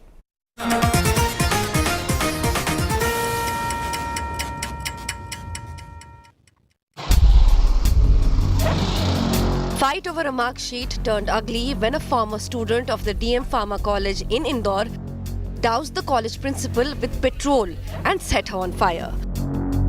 Dr. Vimukta Sharma received 90% burn injuries and died a few days later at a private hospital in Indore.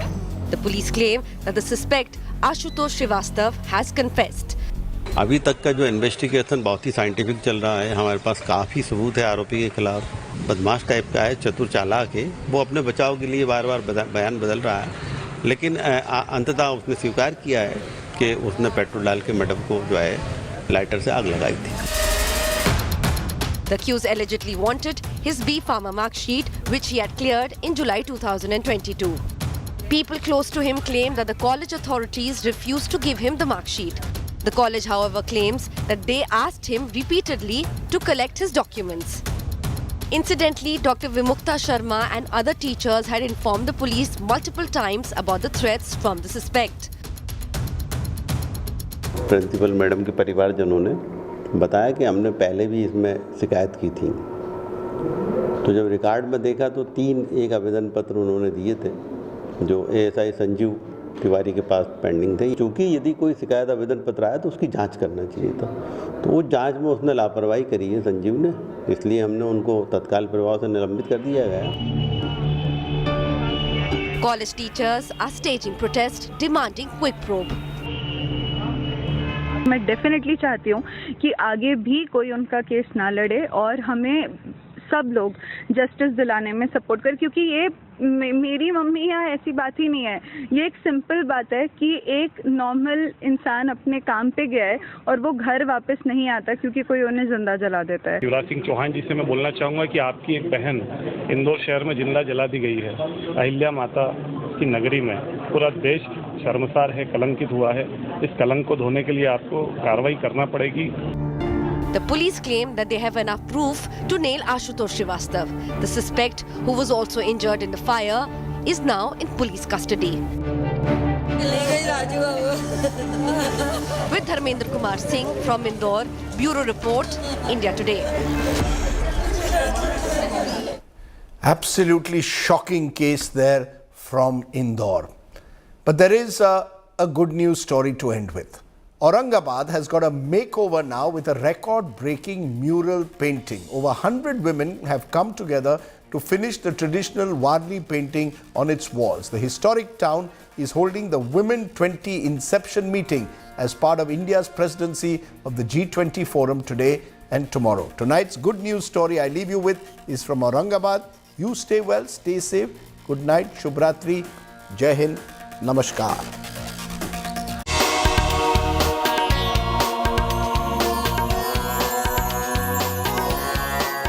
Warli painting, a mural art form of Maharashtra, gives Aurangabad a facelift ahead of a G20 Inception meeting.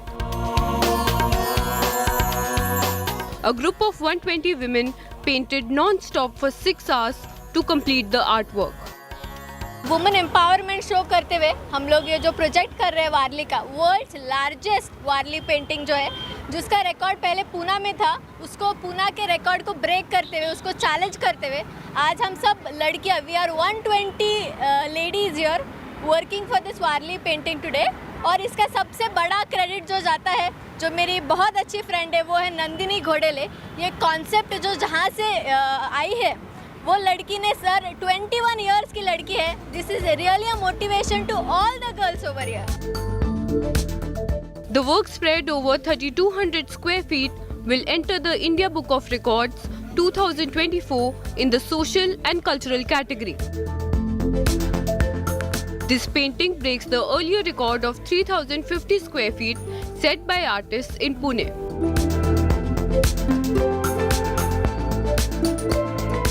I congratulate all the dignitaries, those who have taken efforts, जिन्होंने इस event को एक successful बनाया है, and congratulations to Aurangabad Municipal Corporation. There were no professional artists among the 120 participants. They came from different professions like medicine, accountancy, and engineering. Bureau Report, India Today.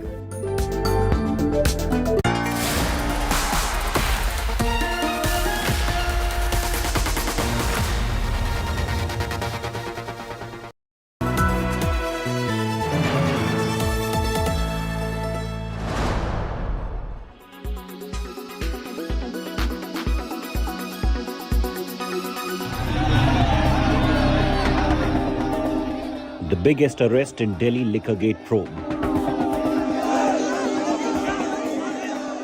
But what tilted the scale against Delhi CM Arvind Kejriwal's Hanuman, the number 2 in his cabinet? CBI in a release said that Sisodia was arrested for irregularities in framing and implementing the excise policy, adding that Sisodia was evasive in answering when confronted with documentary and digital proofs. CBI sources say that Sisodia gave a standard "I don't know" to most of the questions. Sources say when Manish Sisodia was confronted with the statement given by that bureaucrat, Manish Sisodia failed to answer most of the questions pertaining to the implementation, changes in the draft policy, and most importantly, the profit margin, which was increased to 12%. Based on which the CBI decided to arrest the Deputy Chief Minister of Delhi. The confession by a top Delhi government official who served in the excise department proved clincher for CBI in arresting Sisodia. The Babu, while being questioned by CBI, termed Sisodia as the mastermind of the new liquor policy. saying that the Deputy CM had personally made changes to the controversial liquor policy. While many of the phones used to strike Liquorgate deals were allegedly destroyed, forensic tests showed that proposals were sent to the bureaucrats' mobile using WhatsApp. CBI सूत्रों का यह कहना है कि उस अधिकारी ने अपने बयान में कहा हुआ था कि जब मनीष सिसोदिया आबकारी मंत्री थे उस वक्त उन्होंने ही निर्देश दिया हुआ था शराब नीति में बदलाव करने का और उनके ही निर्देश पर जो मुनाफा था उसे बढ़ाकर 12% कर दिया गया था जिसका सीधा फायदा शराब व्यापारियों को हो रहा था. Probe officials also point to the fact that suspiciously reports of an expert committee was completely changed by forming a group of ministers and concealing an earlier note. Lastly, the profit margin for liquor sellers was just 5% in the original policy. But under the new policy, it went up to 12% at the behest of the Southern Liquor Lobby. With Manish Pandey in Delhi, Bureau Report, India Today.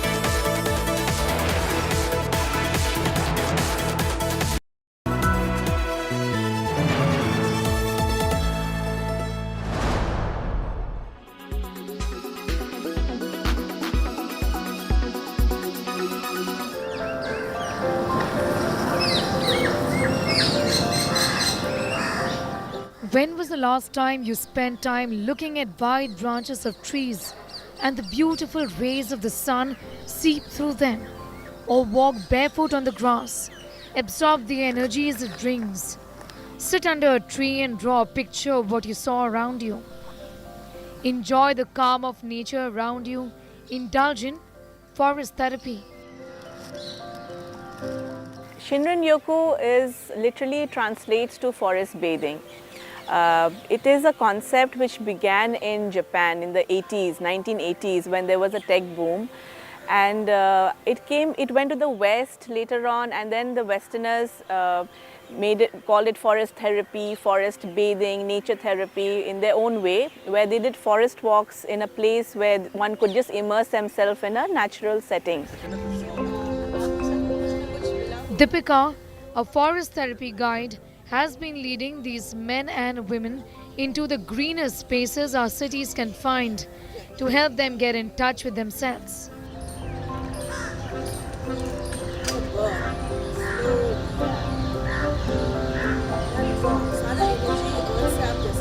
If you look at our own Indian culture, the Gurukul, times when children grew up in Gurukul systems, so I realized that we all are part of nature.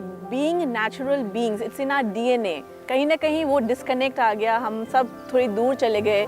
In cities, हम लोग बस we are in a different situation or setup where we spend less time in nature and more time doing things indoors now.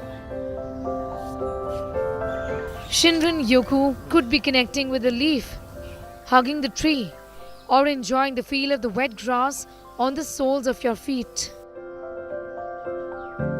Even if you're going for your morning walks or walk in nature, your mind is elsewhere. It's not there present. Whole idea of this concept is कि आप जब nature में निकलो, हफ्ते में एक दिन 2 घंटे के लिए भी निकलो, लेकिन एकदम वहाँ पे आप अपने आप को उस समय महसूस करिए. With our 5 senses, क्या feel हो रहा है, क्या खुशबुएं हैं, क्या sounds हैं, चिड़ियों की आवाज़ सुने, हर चीज़ को महसूस करें. While our cooped-up lives in cities do not allow us to do what we are naturally meant to do, live with nature, in nature, forest bathing allows this opportunity, and it has a world of benefits.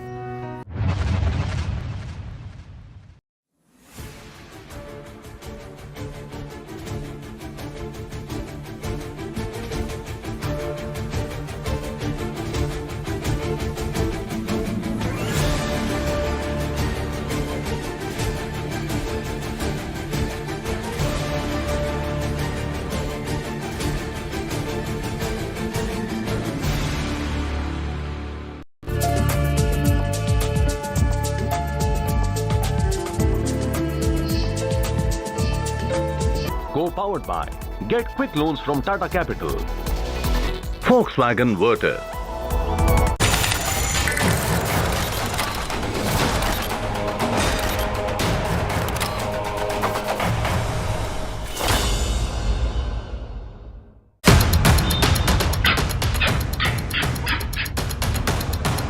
A mafia-style killing in Prayagraj on Friday. Gangsters hurl bombs, shoot to kill a witness.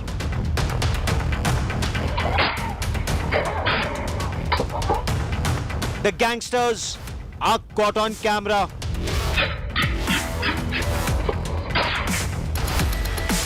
Uttar Pradesh Chief Minister Yogi Adityanath pledges to destroy the mafia.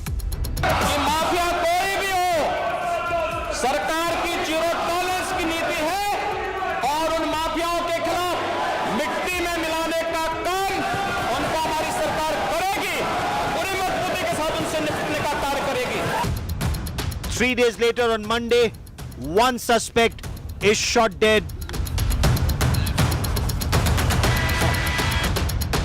Yogi's Mafia mitti mein mila denge pledge is a top focus on India First.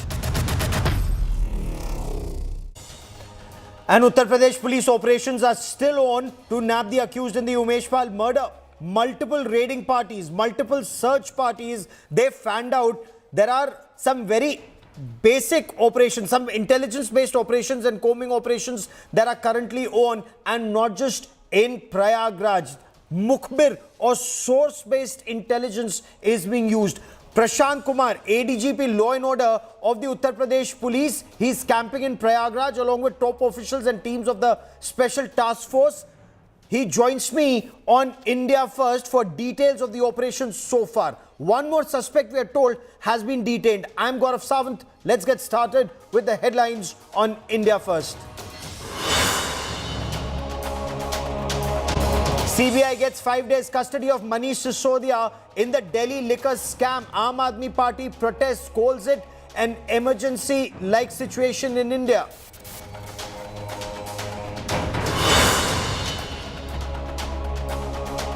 India Today Access My India exit poll projects BJP win in Tripura. NDPP alliance set to form the government in Nagaland, and NPP leads the race in Meghalaya.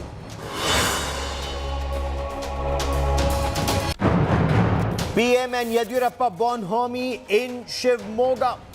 Karnataka triggers big buzz. Is this a clear message of Yadurappa's primacy in the poll-bound state?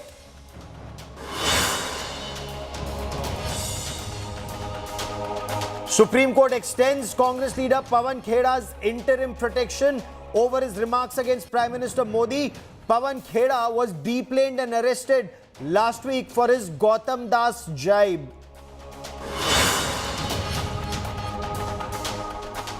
Saurav Ganguly says it could take Rishabh Pant 2 years to return to the team. The wicketkeeper batsman is still recovering after a horrific car crash he was in December 2022.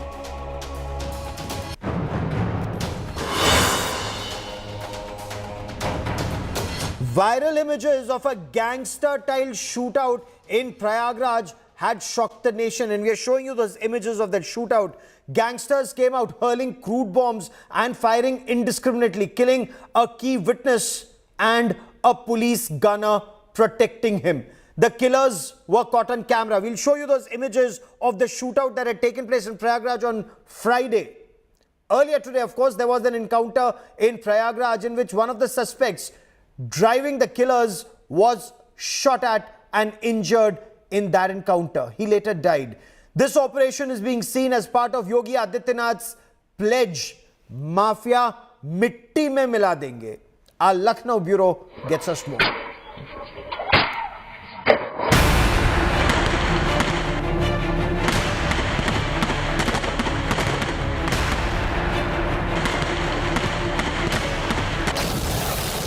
Crude bombs, 14 rounds of firing.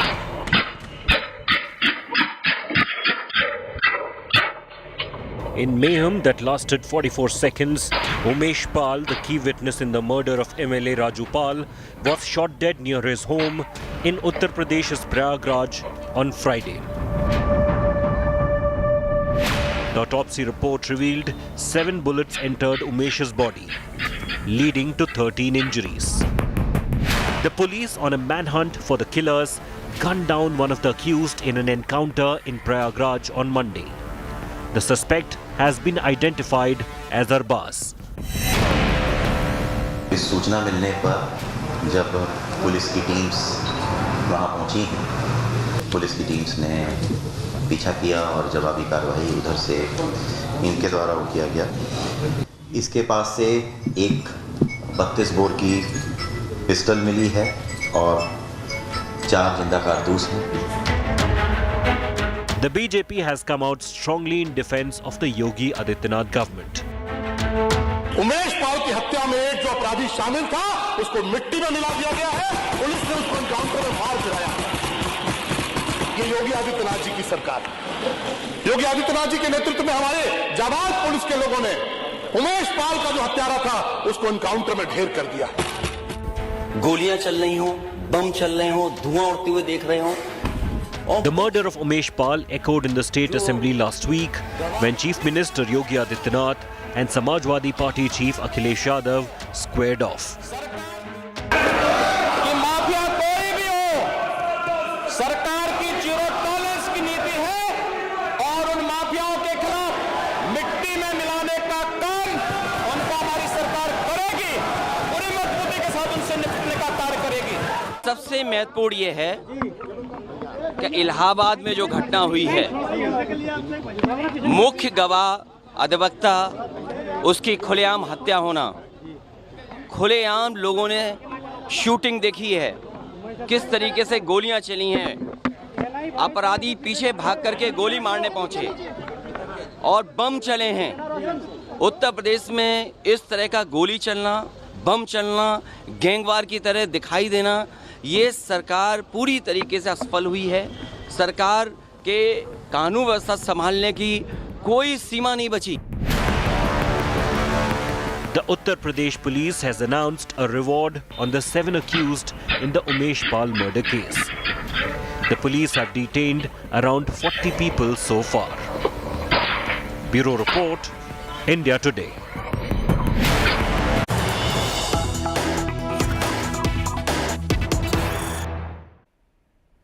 And news just coming in, another suspect in the Prayagraj shootout has been detained. Uttar Pradesh police says Sadakat Khan, son of Shamshad Khan, is a resident of Ghazipur. He's been taken into custody. Sadakat Khan, according to Uttar Pradesh police, has been arrested by the UPSTF, the special task force, and the police say Sadakat Khan's mobile phone, they're looking for that mobile phone because a lot of information may come from this mobile phone. WhatsApp calls and messages are being scanned to unravel the conspiracy that led to that shootout that you see on Friday. And according to the police, the conspiracy was hatched in the Muslim hostel. That is what the police are saying. Sadakat Khan is an LLB student and was living in that hostel. Let's listen in to Ramit Sharma, the commissioner of Prayagraj police. Let's listen in. जो conspiracy में एक व्यक्ति सम्मिलित हैं, सदाकत Khan son of Shamshad Khan, 12 थाना गहमर जनपद गाजीपुर के, इनकी पूछताछ की जा रही थी। इनिशियली इन्हें अरेस्ट किया गया और मतलब इनको पूछताछ हेतु लाया गया। आज जो है दोपहर में इनकी गिरफ्तारी की गई और इनके द्वारा काफ़ी महत्वपूर्ण सूचनाएं दी गई हैं। And for the latest on this big development, I quickly want to cut across to Prayagraj, where Prashant Kumar, the Additional Director General Law and Order of the Uttar Pradesh Police, who's leading the operations, now joins me on the story. Prashant Kumar ji, शुक्रवार को shootout, सोमवार को encounter. Uttar Pradesh के मुख्यमंत्री योगी आदित्यनाथ ने विधानसभा में दावा किया था माफियाओं को मिट्टी में मिला देंगे। पुलिस को शासन से क्या आदेश मिला है? उत्तर प्रदेश में गवर्नमेंट की जो मंशा शुरू से रही है कि zero tolerance against crime and criminal की जी, इसके बावजूद इतनी दुस्साहसिक घटना 24 तारीख को हुई, जिसमें कि एक विटनेस को लोगों ने दिन दहाड़े मारा।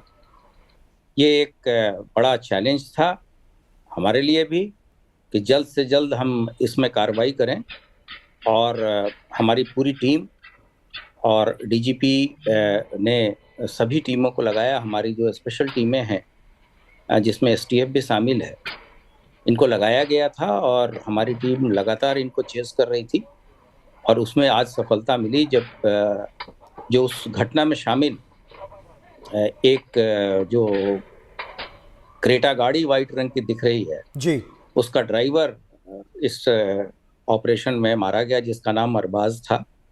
इसके पास से एक अवैध 32 बोर की पिस्टल भी मिली है, और देर शाम को ये कॉन्स्पिरेसी में शामिल एक सदाकत खान नाम का व्यक्ति भी गिरफ्तार प्रयागराज पुलिस के द्वारा किया गया है। और हम लगातार इस पूरे गैंग के पीछे पड़े हैं, और जब तक कि हम हर एक व्यक्ति को अकाउंट फॉर नहीं कर लेंगे, हम लोग चैन की सांस नहीं लेंगे। अच्छा, मैं शूटर्स के बारे में अभी आपसे पूछूंगा, लेकिन उससे पहले जो आरोपी मारा गया है अरबाज, क्या इसे जीवित पकड़ना संभव नहीं था? ये आपने खुद देखा होगा, जिस तरह के डेस्परेट क्रिमिनल हैं, इन्होंने जो फायरिंग की, बम फेंके। तो आज के भी ऑपरेशन में हमारा जो एसएचओ वहाँ का थाना प्रभारी है धूमनगंज का, वो भी इंजर्ड हुआ है, और वहाँ के पुलिस आयुक्त ने प्रेस कॉन्फ्रेंस करके सबको बताया है जी, तो वो इलाजरत है। तो ऐसे क्रिमिनल जिनको कानून का कोई भय नहीं है और दहशत फैलाने के लिए उन लोगों ने इस तरह की कार्रवाई की है, तो पुलिस के द्वारा भी जवाबी कार्रवाई करते हुए मिनिमम बल का प्रयोग किया गया, और जैसे ही ये अपराधी घायल हुआ, इसको अस्पताल ले जाया गया और इलाज के दौरान इसकी डेथ हुई है। अच्छा, और इस केस में अरबाज की भूमिका के बारे में आप हमें क्या जानकारी दे सकते हैं? आखिर ये शूट आउट करना क्यों पड़ा आपको? शूट आउट करना नहीं पड़ा है, ये मैं बताना चाहूँगा कि ये लगातार ये लोग भाग रहे थे, और हमारे पास ऐसा इंटेलिजेंस इनपुट था। हमारी जब टीम गई इसको गिरफ्तार करने का प्रयास किया, तो इसने फायरिंग की, और फायरिंग में हमारा इंस्पेक्टर भी घायल हुआ है, और रिटेलिएटरी फायरिंग में इसको चोट लगी। उसके बाद से इसको शिफ्ट किया गया अस्पताल में, और अस्पताल में इलाज के दौरान इसकी मृत्यु हुई है। अच्छा प्रशांत कुमार जी, उमेश पाल को मारने में क्या माफिया अतीक अहमद की भी कोई भूमिका आपकी जांच के दायरे में है? क्या अतीक अहमद से भी पूछताछ की जाएगी? ये जो अतीक उमेश पाल की जो वाइफ हैं, उनके द्वारा स्वयं इसमें एफआईआर दर्ज कराई गई है, उसमें सभी लोग नामजद हैं। तो हमारे पास, पुलिस के पास क्या ऑप्शन है? हम तो जो वादी है, जो कह रहा है, उसको प्रेमा फेसाई सच मानेंगे, और उस आधार पे एविडेंसेस कलेक्ट करेंगे, और उसमें जिसका भी इन्वॉल्वमेंट होगा उसके विरुद्ध कार्रवाई करेंगे। हम लोगों ने ये भी सबको बताया है जी कि इस दौरान अगर कोई भी आदमी इस तरह के अपराधियों को संरक्षण देगा या अपने घर में शरण देगा, तो उसको भी हम इस अभियोग में उसका को एक्यूज बनाएंगे, सहभागी बनाएंगे, कॉन्स्पिरेटर बनाएंगे, जो इस तरह के शातिर अपराधियों को छुपाएगा, और जो व्यक्ति इसकी सूचना देगा उसकी हम गोपनीय, उसकी पूरी कॉन्फिडेंशियलिटी बरकरार रखेंगे, और उसको प्रॉपर तरीके से हम लोग रिवार्ड भी करेंगे, जो रिवार्ड वहाँ के सीपी ने घोषित किया है। ठीक। अच्छा, नाम अतीक अहमद का जो बेटा है असद अहमद, उसका भी आ रहा है सीसीटीवी कैमरे में, तस्वीरें भी ऐसा कहा जा रहा है कि उसी की है, गोली चलाते हुए देखा गया है। क्या आपका इस समय का ऑपरेशन उसको पकड़ने के लिए भी है, उसको पकड़ने के लिए, या शूटर्स को पकड़ने के लिए आप लोग इस समय क्या कर रहे हैं? इसमें जितने भी नामजद एक्यूज्ड हैं, और जैसे आज सदाकत पकड़ा गया है, और उसने पूरी कॉन्स्पिरेसी को बताया है कि किस तरह से मारने की साजिश हुई है जी। तो इसमें जो भी लोग शामिल हैं वो कोई भी व्यक्ति बख्शा नहीं जाएगा और लगातार हमने जैसा आपको बताया हम इनको चेस करते रहेंगे और हर हालत में इनको हम कानून के हवाले करेंगे।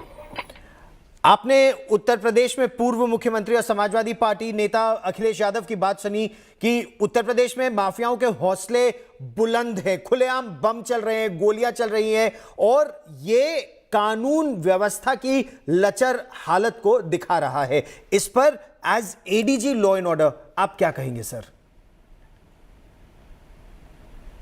ये पॉलिटिकल क्वेश्चंस है, मैं उस पर कुछ बताऊंगा नहीं, लेकिन इतना मैं जरूर बताऊंगा कि अब तक 2819 करोड़ रुपए की संपत्ति या तो जब्त की जा चुकी है या ध्वस्त की जा चुकी है और 66 लिस्टेड माफियाओं के विरुद्ध जो कार्रवाई की गई है वो अनप्रेसिडेंटेड है जी। और ये सबको पता है कि किस पे कानून का खौफ है और किस तरह से लोग यहाँ सरेंडर कर रहे हैं और किस तरीके से यहाँ डिमोलिशन और अवैध संपत्तियों पे वो को खाली करा के वो जमीन अन्य जन उपयोगी जो योजनाएं हैं उसमें यूज की जा रही है। ये तो सबके सामने है, तो इसमें बताने की कोई आवश्यकता नहीं है। मैंने केवल आपके रेफरेंस के लिए एक फिगर दिया है और ये काफ़ी बड़ा अमाउंट है और इसके अलावा जो इनके ठेके पट्टे टेंडर इत्यादि से जो इनको लॉस है वो भी 1420 करोड़ से ज़्यादा का है। तो ये तो ऑन रिकॉर्ड है, कोई ऐसी बात नहीं है। एनसीआरबी के डेटा भी आप देख सकते हैं 2021 के, ये तो सबके सामने है, वेबसाइट पर है, पब्लिक डोमेन में है कि अपराध की स्थिति में अगर अपराध दर को देखें, क्राइम रेट को देखें तो पुलिस की उत्तर प्रदेश का क्या स्थान है। Prashant Kumar ji for joining me here on this India First special. Many thanks.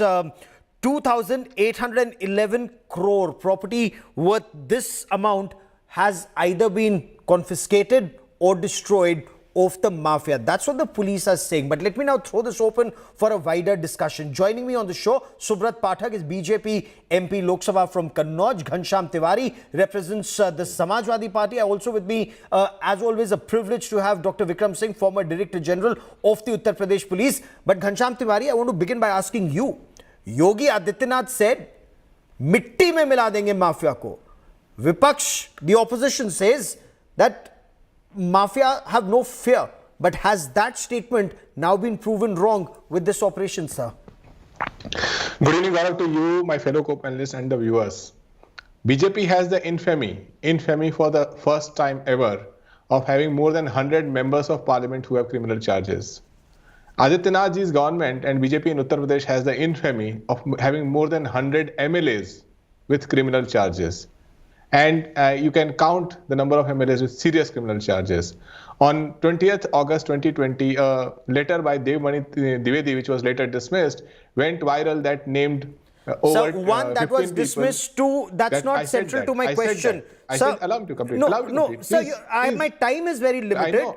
My time is very limited. More than 40 seconds. I have not spoken for more than 40 seconds. My only point is respond to the question. Opposition says mafia is not scared. I am responding to that. Government says operation all out against mafia is on. There are on Atiq Ahmed on the mafia. There are more than a dozen criminals of the same clan that Adityanath comes from the same kind of charges that you are discussing with respect to Atiq Ahmed. And my final point is Atiq Ahmed, who's lodged in Gujarat jail, in March 2018, the Times of India carried the headline that Atiq Ahmed will be the Hanuman for Bharatiya Janata Party when he fought the election from jail in Phulpur constituency. So when BJP says and Adityanath ji says that mafia ko mitti mein mila denge, you have to look at the people who have hundreds of people with criminal backgrounds. Let me bring in Subrat Pal. Subrat Pal ji, विपक्ष ये कह रहा है कि अपराधी बेखौफ घूम रहे हैं. बीजेपी के कई नेता हैं जिन पर बड़े संगीन आरोप हैं और वो सरकार में है या संसद में है या असेंबली में है. तो कैसे कानून का डर होगा माफिया को? देखो, आप ये विपक्ष तो कुछ भी बोलता है, विपक्ष के बोलने का हम लोगों को फर्क नहीं पड़ता. दूसरा, जनता सब जानती है, सब समझती है. हम लोग जिस क्षेत्र से आते हैं वो शायद समाजवादी पार्टी का वो क्षेत्रीय गढ़ हुआ करता है। समाजवादी पार्टी, योगी जी ने कहा था जिस प्रकार से कि समाजवादी पार्टी तो ये तो इनके रग रग में अपराध भरा हुआ है, निश्चित रूप से रग रग में अपराध भरा हुआ है। सब लोग जानते हैं कि माफिया आखिर कैसे जन्म लिया। इन माफियाओं ने, इन माफियाओं को किन्होंने पाला, किन्होंने माफियाओं को पोसा। और एक माफिया नहीं है, छोटे मोटे गुंडे भी जो है ना, वो भी सब इनकी पार्टी में है। आपको ध्यान होगा, अगर आपके एक बार जब 96 के आसपास की बात है, मुझे आज भी ध्यान है कि शिवपाल सिंह जी के गनर ने एक दरोगा की हत्या सीधे सीधे कर दी थी, उसको बाद में सांसद बनाया गया। एक नहीं, ऐसे सैकड़ों उदाहरण आपको मिल जाएंगे पूरे उत्तर प्रदेश में, आप ढूंढोगे। तो ये जिन्होंने अपराध को पूरी तरीके से संरक्षण दिया, अपराधी इनके ही समय पर बढ़े। अभी हम सुन रहे थे कि यहाँ के ऊपर हजारों करोड़ की जो माफियाओं की जमीनों को हमारी सरकार ने अधिग्रहण कर लिया है। ये जमीनें आखिर ये इतनी संपत्ति इन्होंने किसके सरकार पे बनाई? समाजवादी पार्टी की सरकार के रहते हुए बनाई। तो इनका चरित्र उजागर है, और जो मिट्टी में मिला देना चाहिए, तो निश्चित रूप से इनको मिट्टी में मिलाया जाएगा, इनको कोई सर पे थोड़ी ना बिठाया जाएगा। ठीक। Doctor Vikram Singh, in the Umesh Pal encounter, did those bombs, those crude bombs and that firing, has that raised very serious questions on law and order in Yogi Raj in Uttar Pradesh? Not necessarily, Gauravji. A single swallow does not a spring make. A single isolated incident cannot be the basis of sweeping generalization. The fact of the matter is that these desperados dialed the wrong number, and now the countdown for them has begun.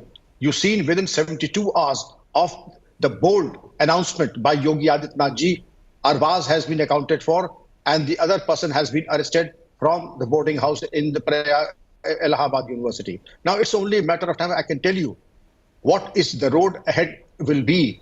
Of course, Prashant and Ramit did not speak out, but I have the liberty of speaking out, the luxury of speaking out. Okay. They should not feel safe and secure for themselves, because I see a very dark future for the remaining parts of the gang, and they will be accounted for, make no mistake about it. If they do so, they will be living in a fool's paradise. Oh, dark future for gangsters and mafia is what you're saying. That's what will happen. Ghanshyam Tiwari, respond. The police say that they are taking hard action against the mafia, and you heard Prashant Kumar. He was live with me just a moment ago, where he said the Yogi Adityanath government has confiscated or destroyed property worth some 2,800 crore, 2,819 crore of mafia don, which Subrat Pal says the mafia got in Samajwadi Party's regime.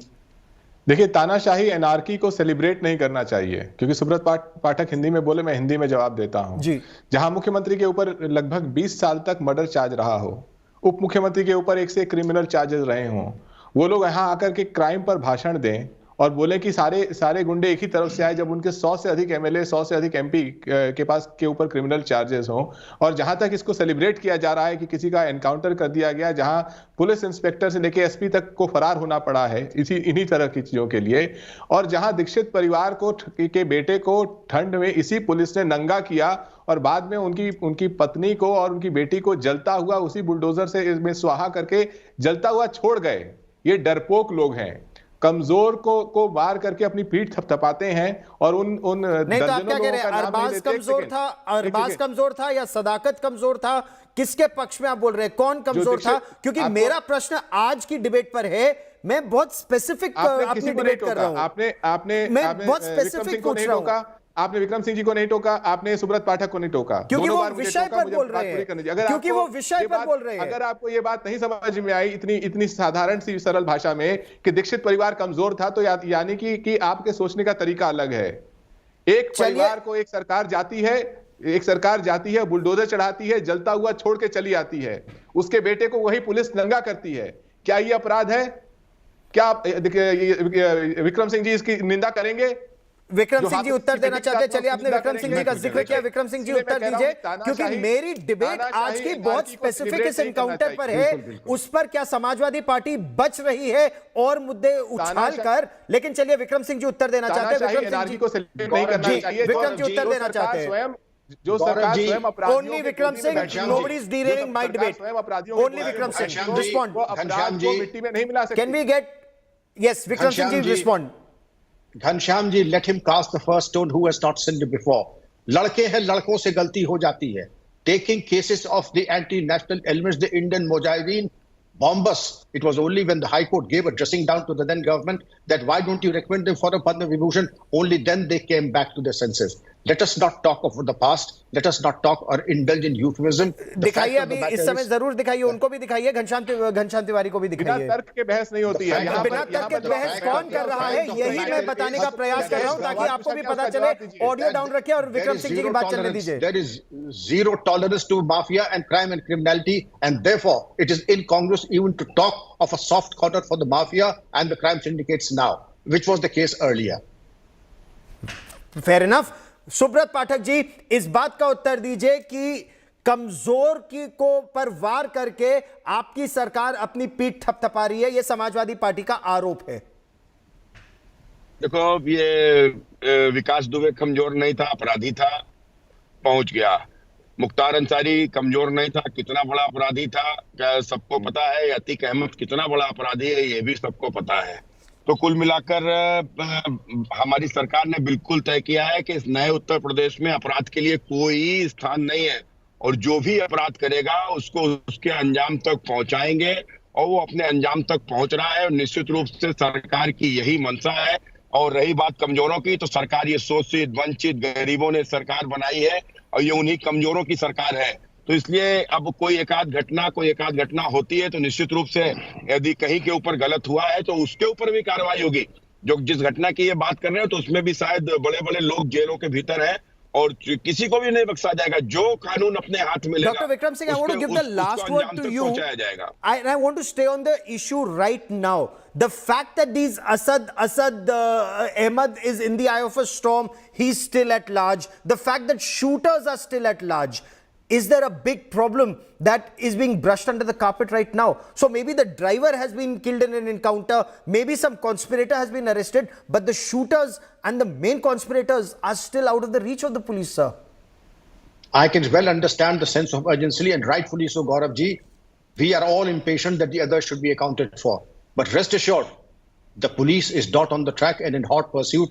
72 hours is a very small span of time in which two have been identified and accounted for. One has gone to the other world and one is under interrogation. Very valuable piece of evidence is emerging, and I'm sure in the next 4 days, we will have another show accounting for all the rest of the residual gangs. I will track that story very, very closely. Ghanshyam Tiwari, Dr. Vikram Singh and Subrat Pathak, as always, for joining me here on this India First special. Many thanks. A quick break. Abha Bakaya comes up next with Business Today. Stay with us.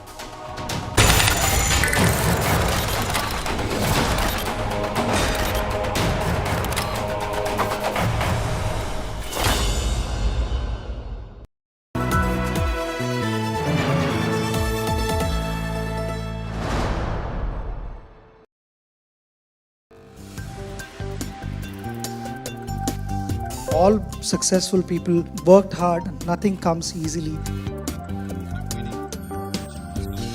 Sometimes you need to just cross that mental barrier. Once I come in, काफी process oriented stark difference. मैं जब दोनों medal को ले रहा था और मैं बोल रहा था कि दो ही हमारे पास मेडल है इंडिया में और दोनों आज मेरे हाथ में हैं. The very fact that you're opening the India Today conclave with a session on Olympic sport tells me that we've made progress.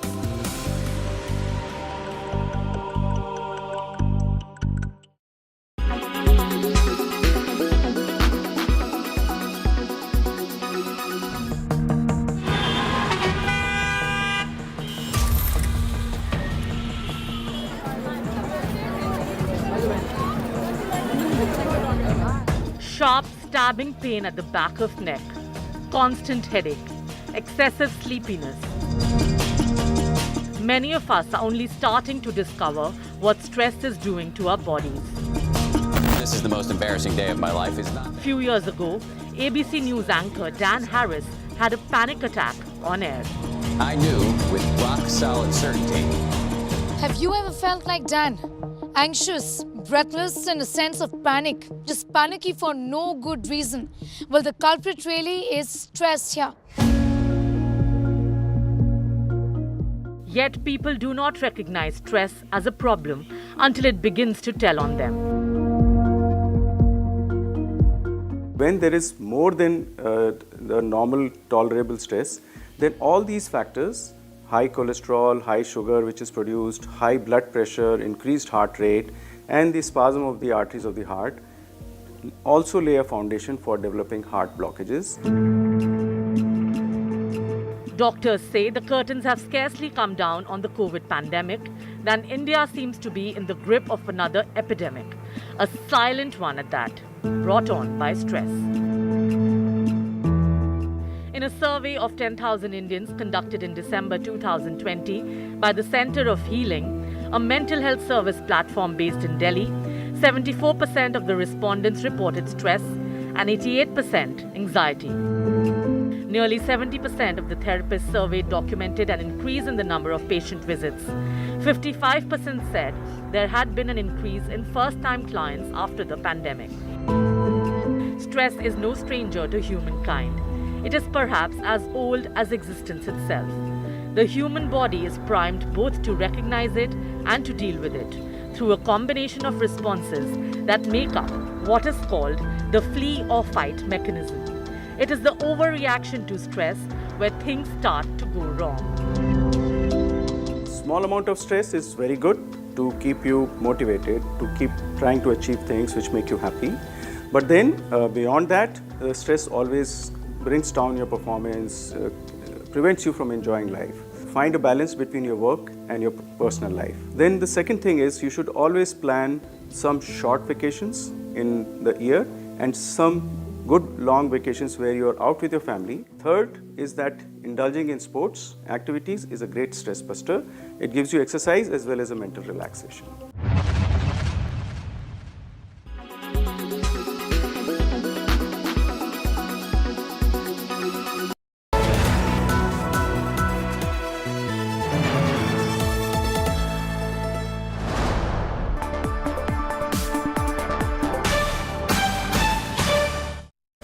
Hello and welcome. You're with us here in Business Today. I'm Abha Bakaya. Here are the day's top stories. Air India puts a price tag of $70 billion on its mega order of 470 aircraft, says deliveries will begin this year and continue for the next 10 years. Hints at the Vistara brand being let go of after integration in the future.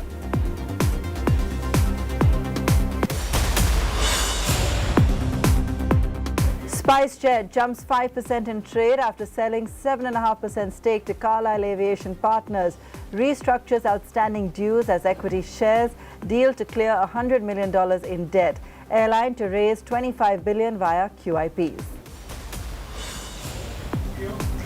Sensex and Nifty and lower again today for the 7th consecutive time. Markets fear more aggressive hikes by the US Fed to control prices and high consumption. Sensex down 176 points, Nifty down 73 points. Market cap of the Adani Group dips below 7 lakh crore rupees as sell-off continues. 9 of 10 stocks in the red today. Gautam Adani's net worth falls to $33 billion. Get ready for a week of the latest in the world of technology and mobile phones. Business Today TV's Ayush Alavadi to bring you the biggest updates from the Mobile World Congress in Barcelona. Air India has revealed that its mega order of 470 aircraft will cost a whopping $70 billion.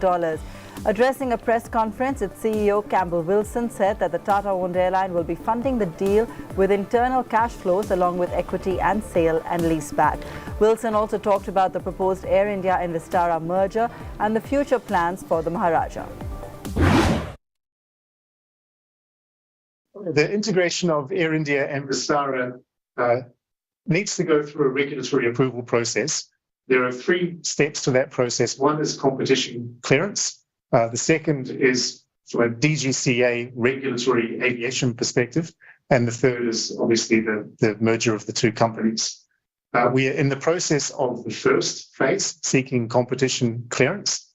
But in anticipation of this, we are working together with some external parties to work on what are the areas of opportunity in an integrated business. What are the things that we need to focus on in the process of that integration? And what would the end state look like once we have received clearance to actually embark on the integration process? The intention is to end up with one full-service airline and one low-cost airline in the group. The full-service airline will be an amalgam of Air India and Vistara, but we expect that many of the practices and systems will be those of Vistara, being a younger, privatized airline that has been able to imbibe the learnings that it brings from its other shareholders. We are not unaware of what they have in terms of systems and processes, and so over the course of the privatization process and the last year, a lot of the transformation that we've been doing at Air India has been with a view to put ourselves on a similar platform as Vistara, so that in the event the merger is approved, it's a much more seamless and faster process.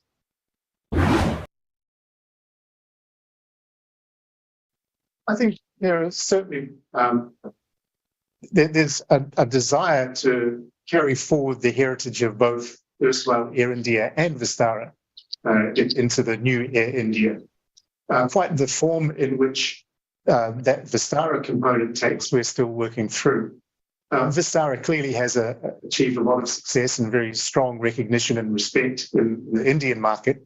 But if you look outside the Indian market, clearly Air India is much more recognized and has a 90-year history. So we've communicated to staff that the future full-service carrier will be called Air India, but we would like to retain and celebrate some of the Vistara heritage in that new manifestation.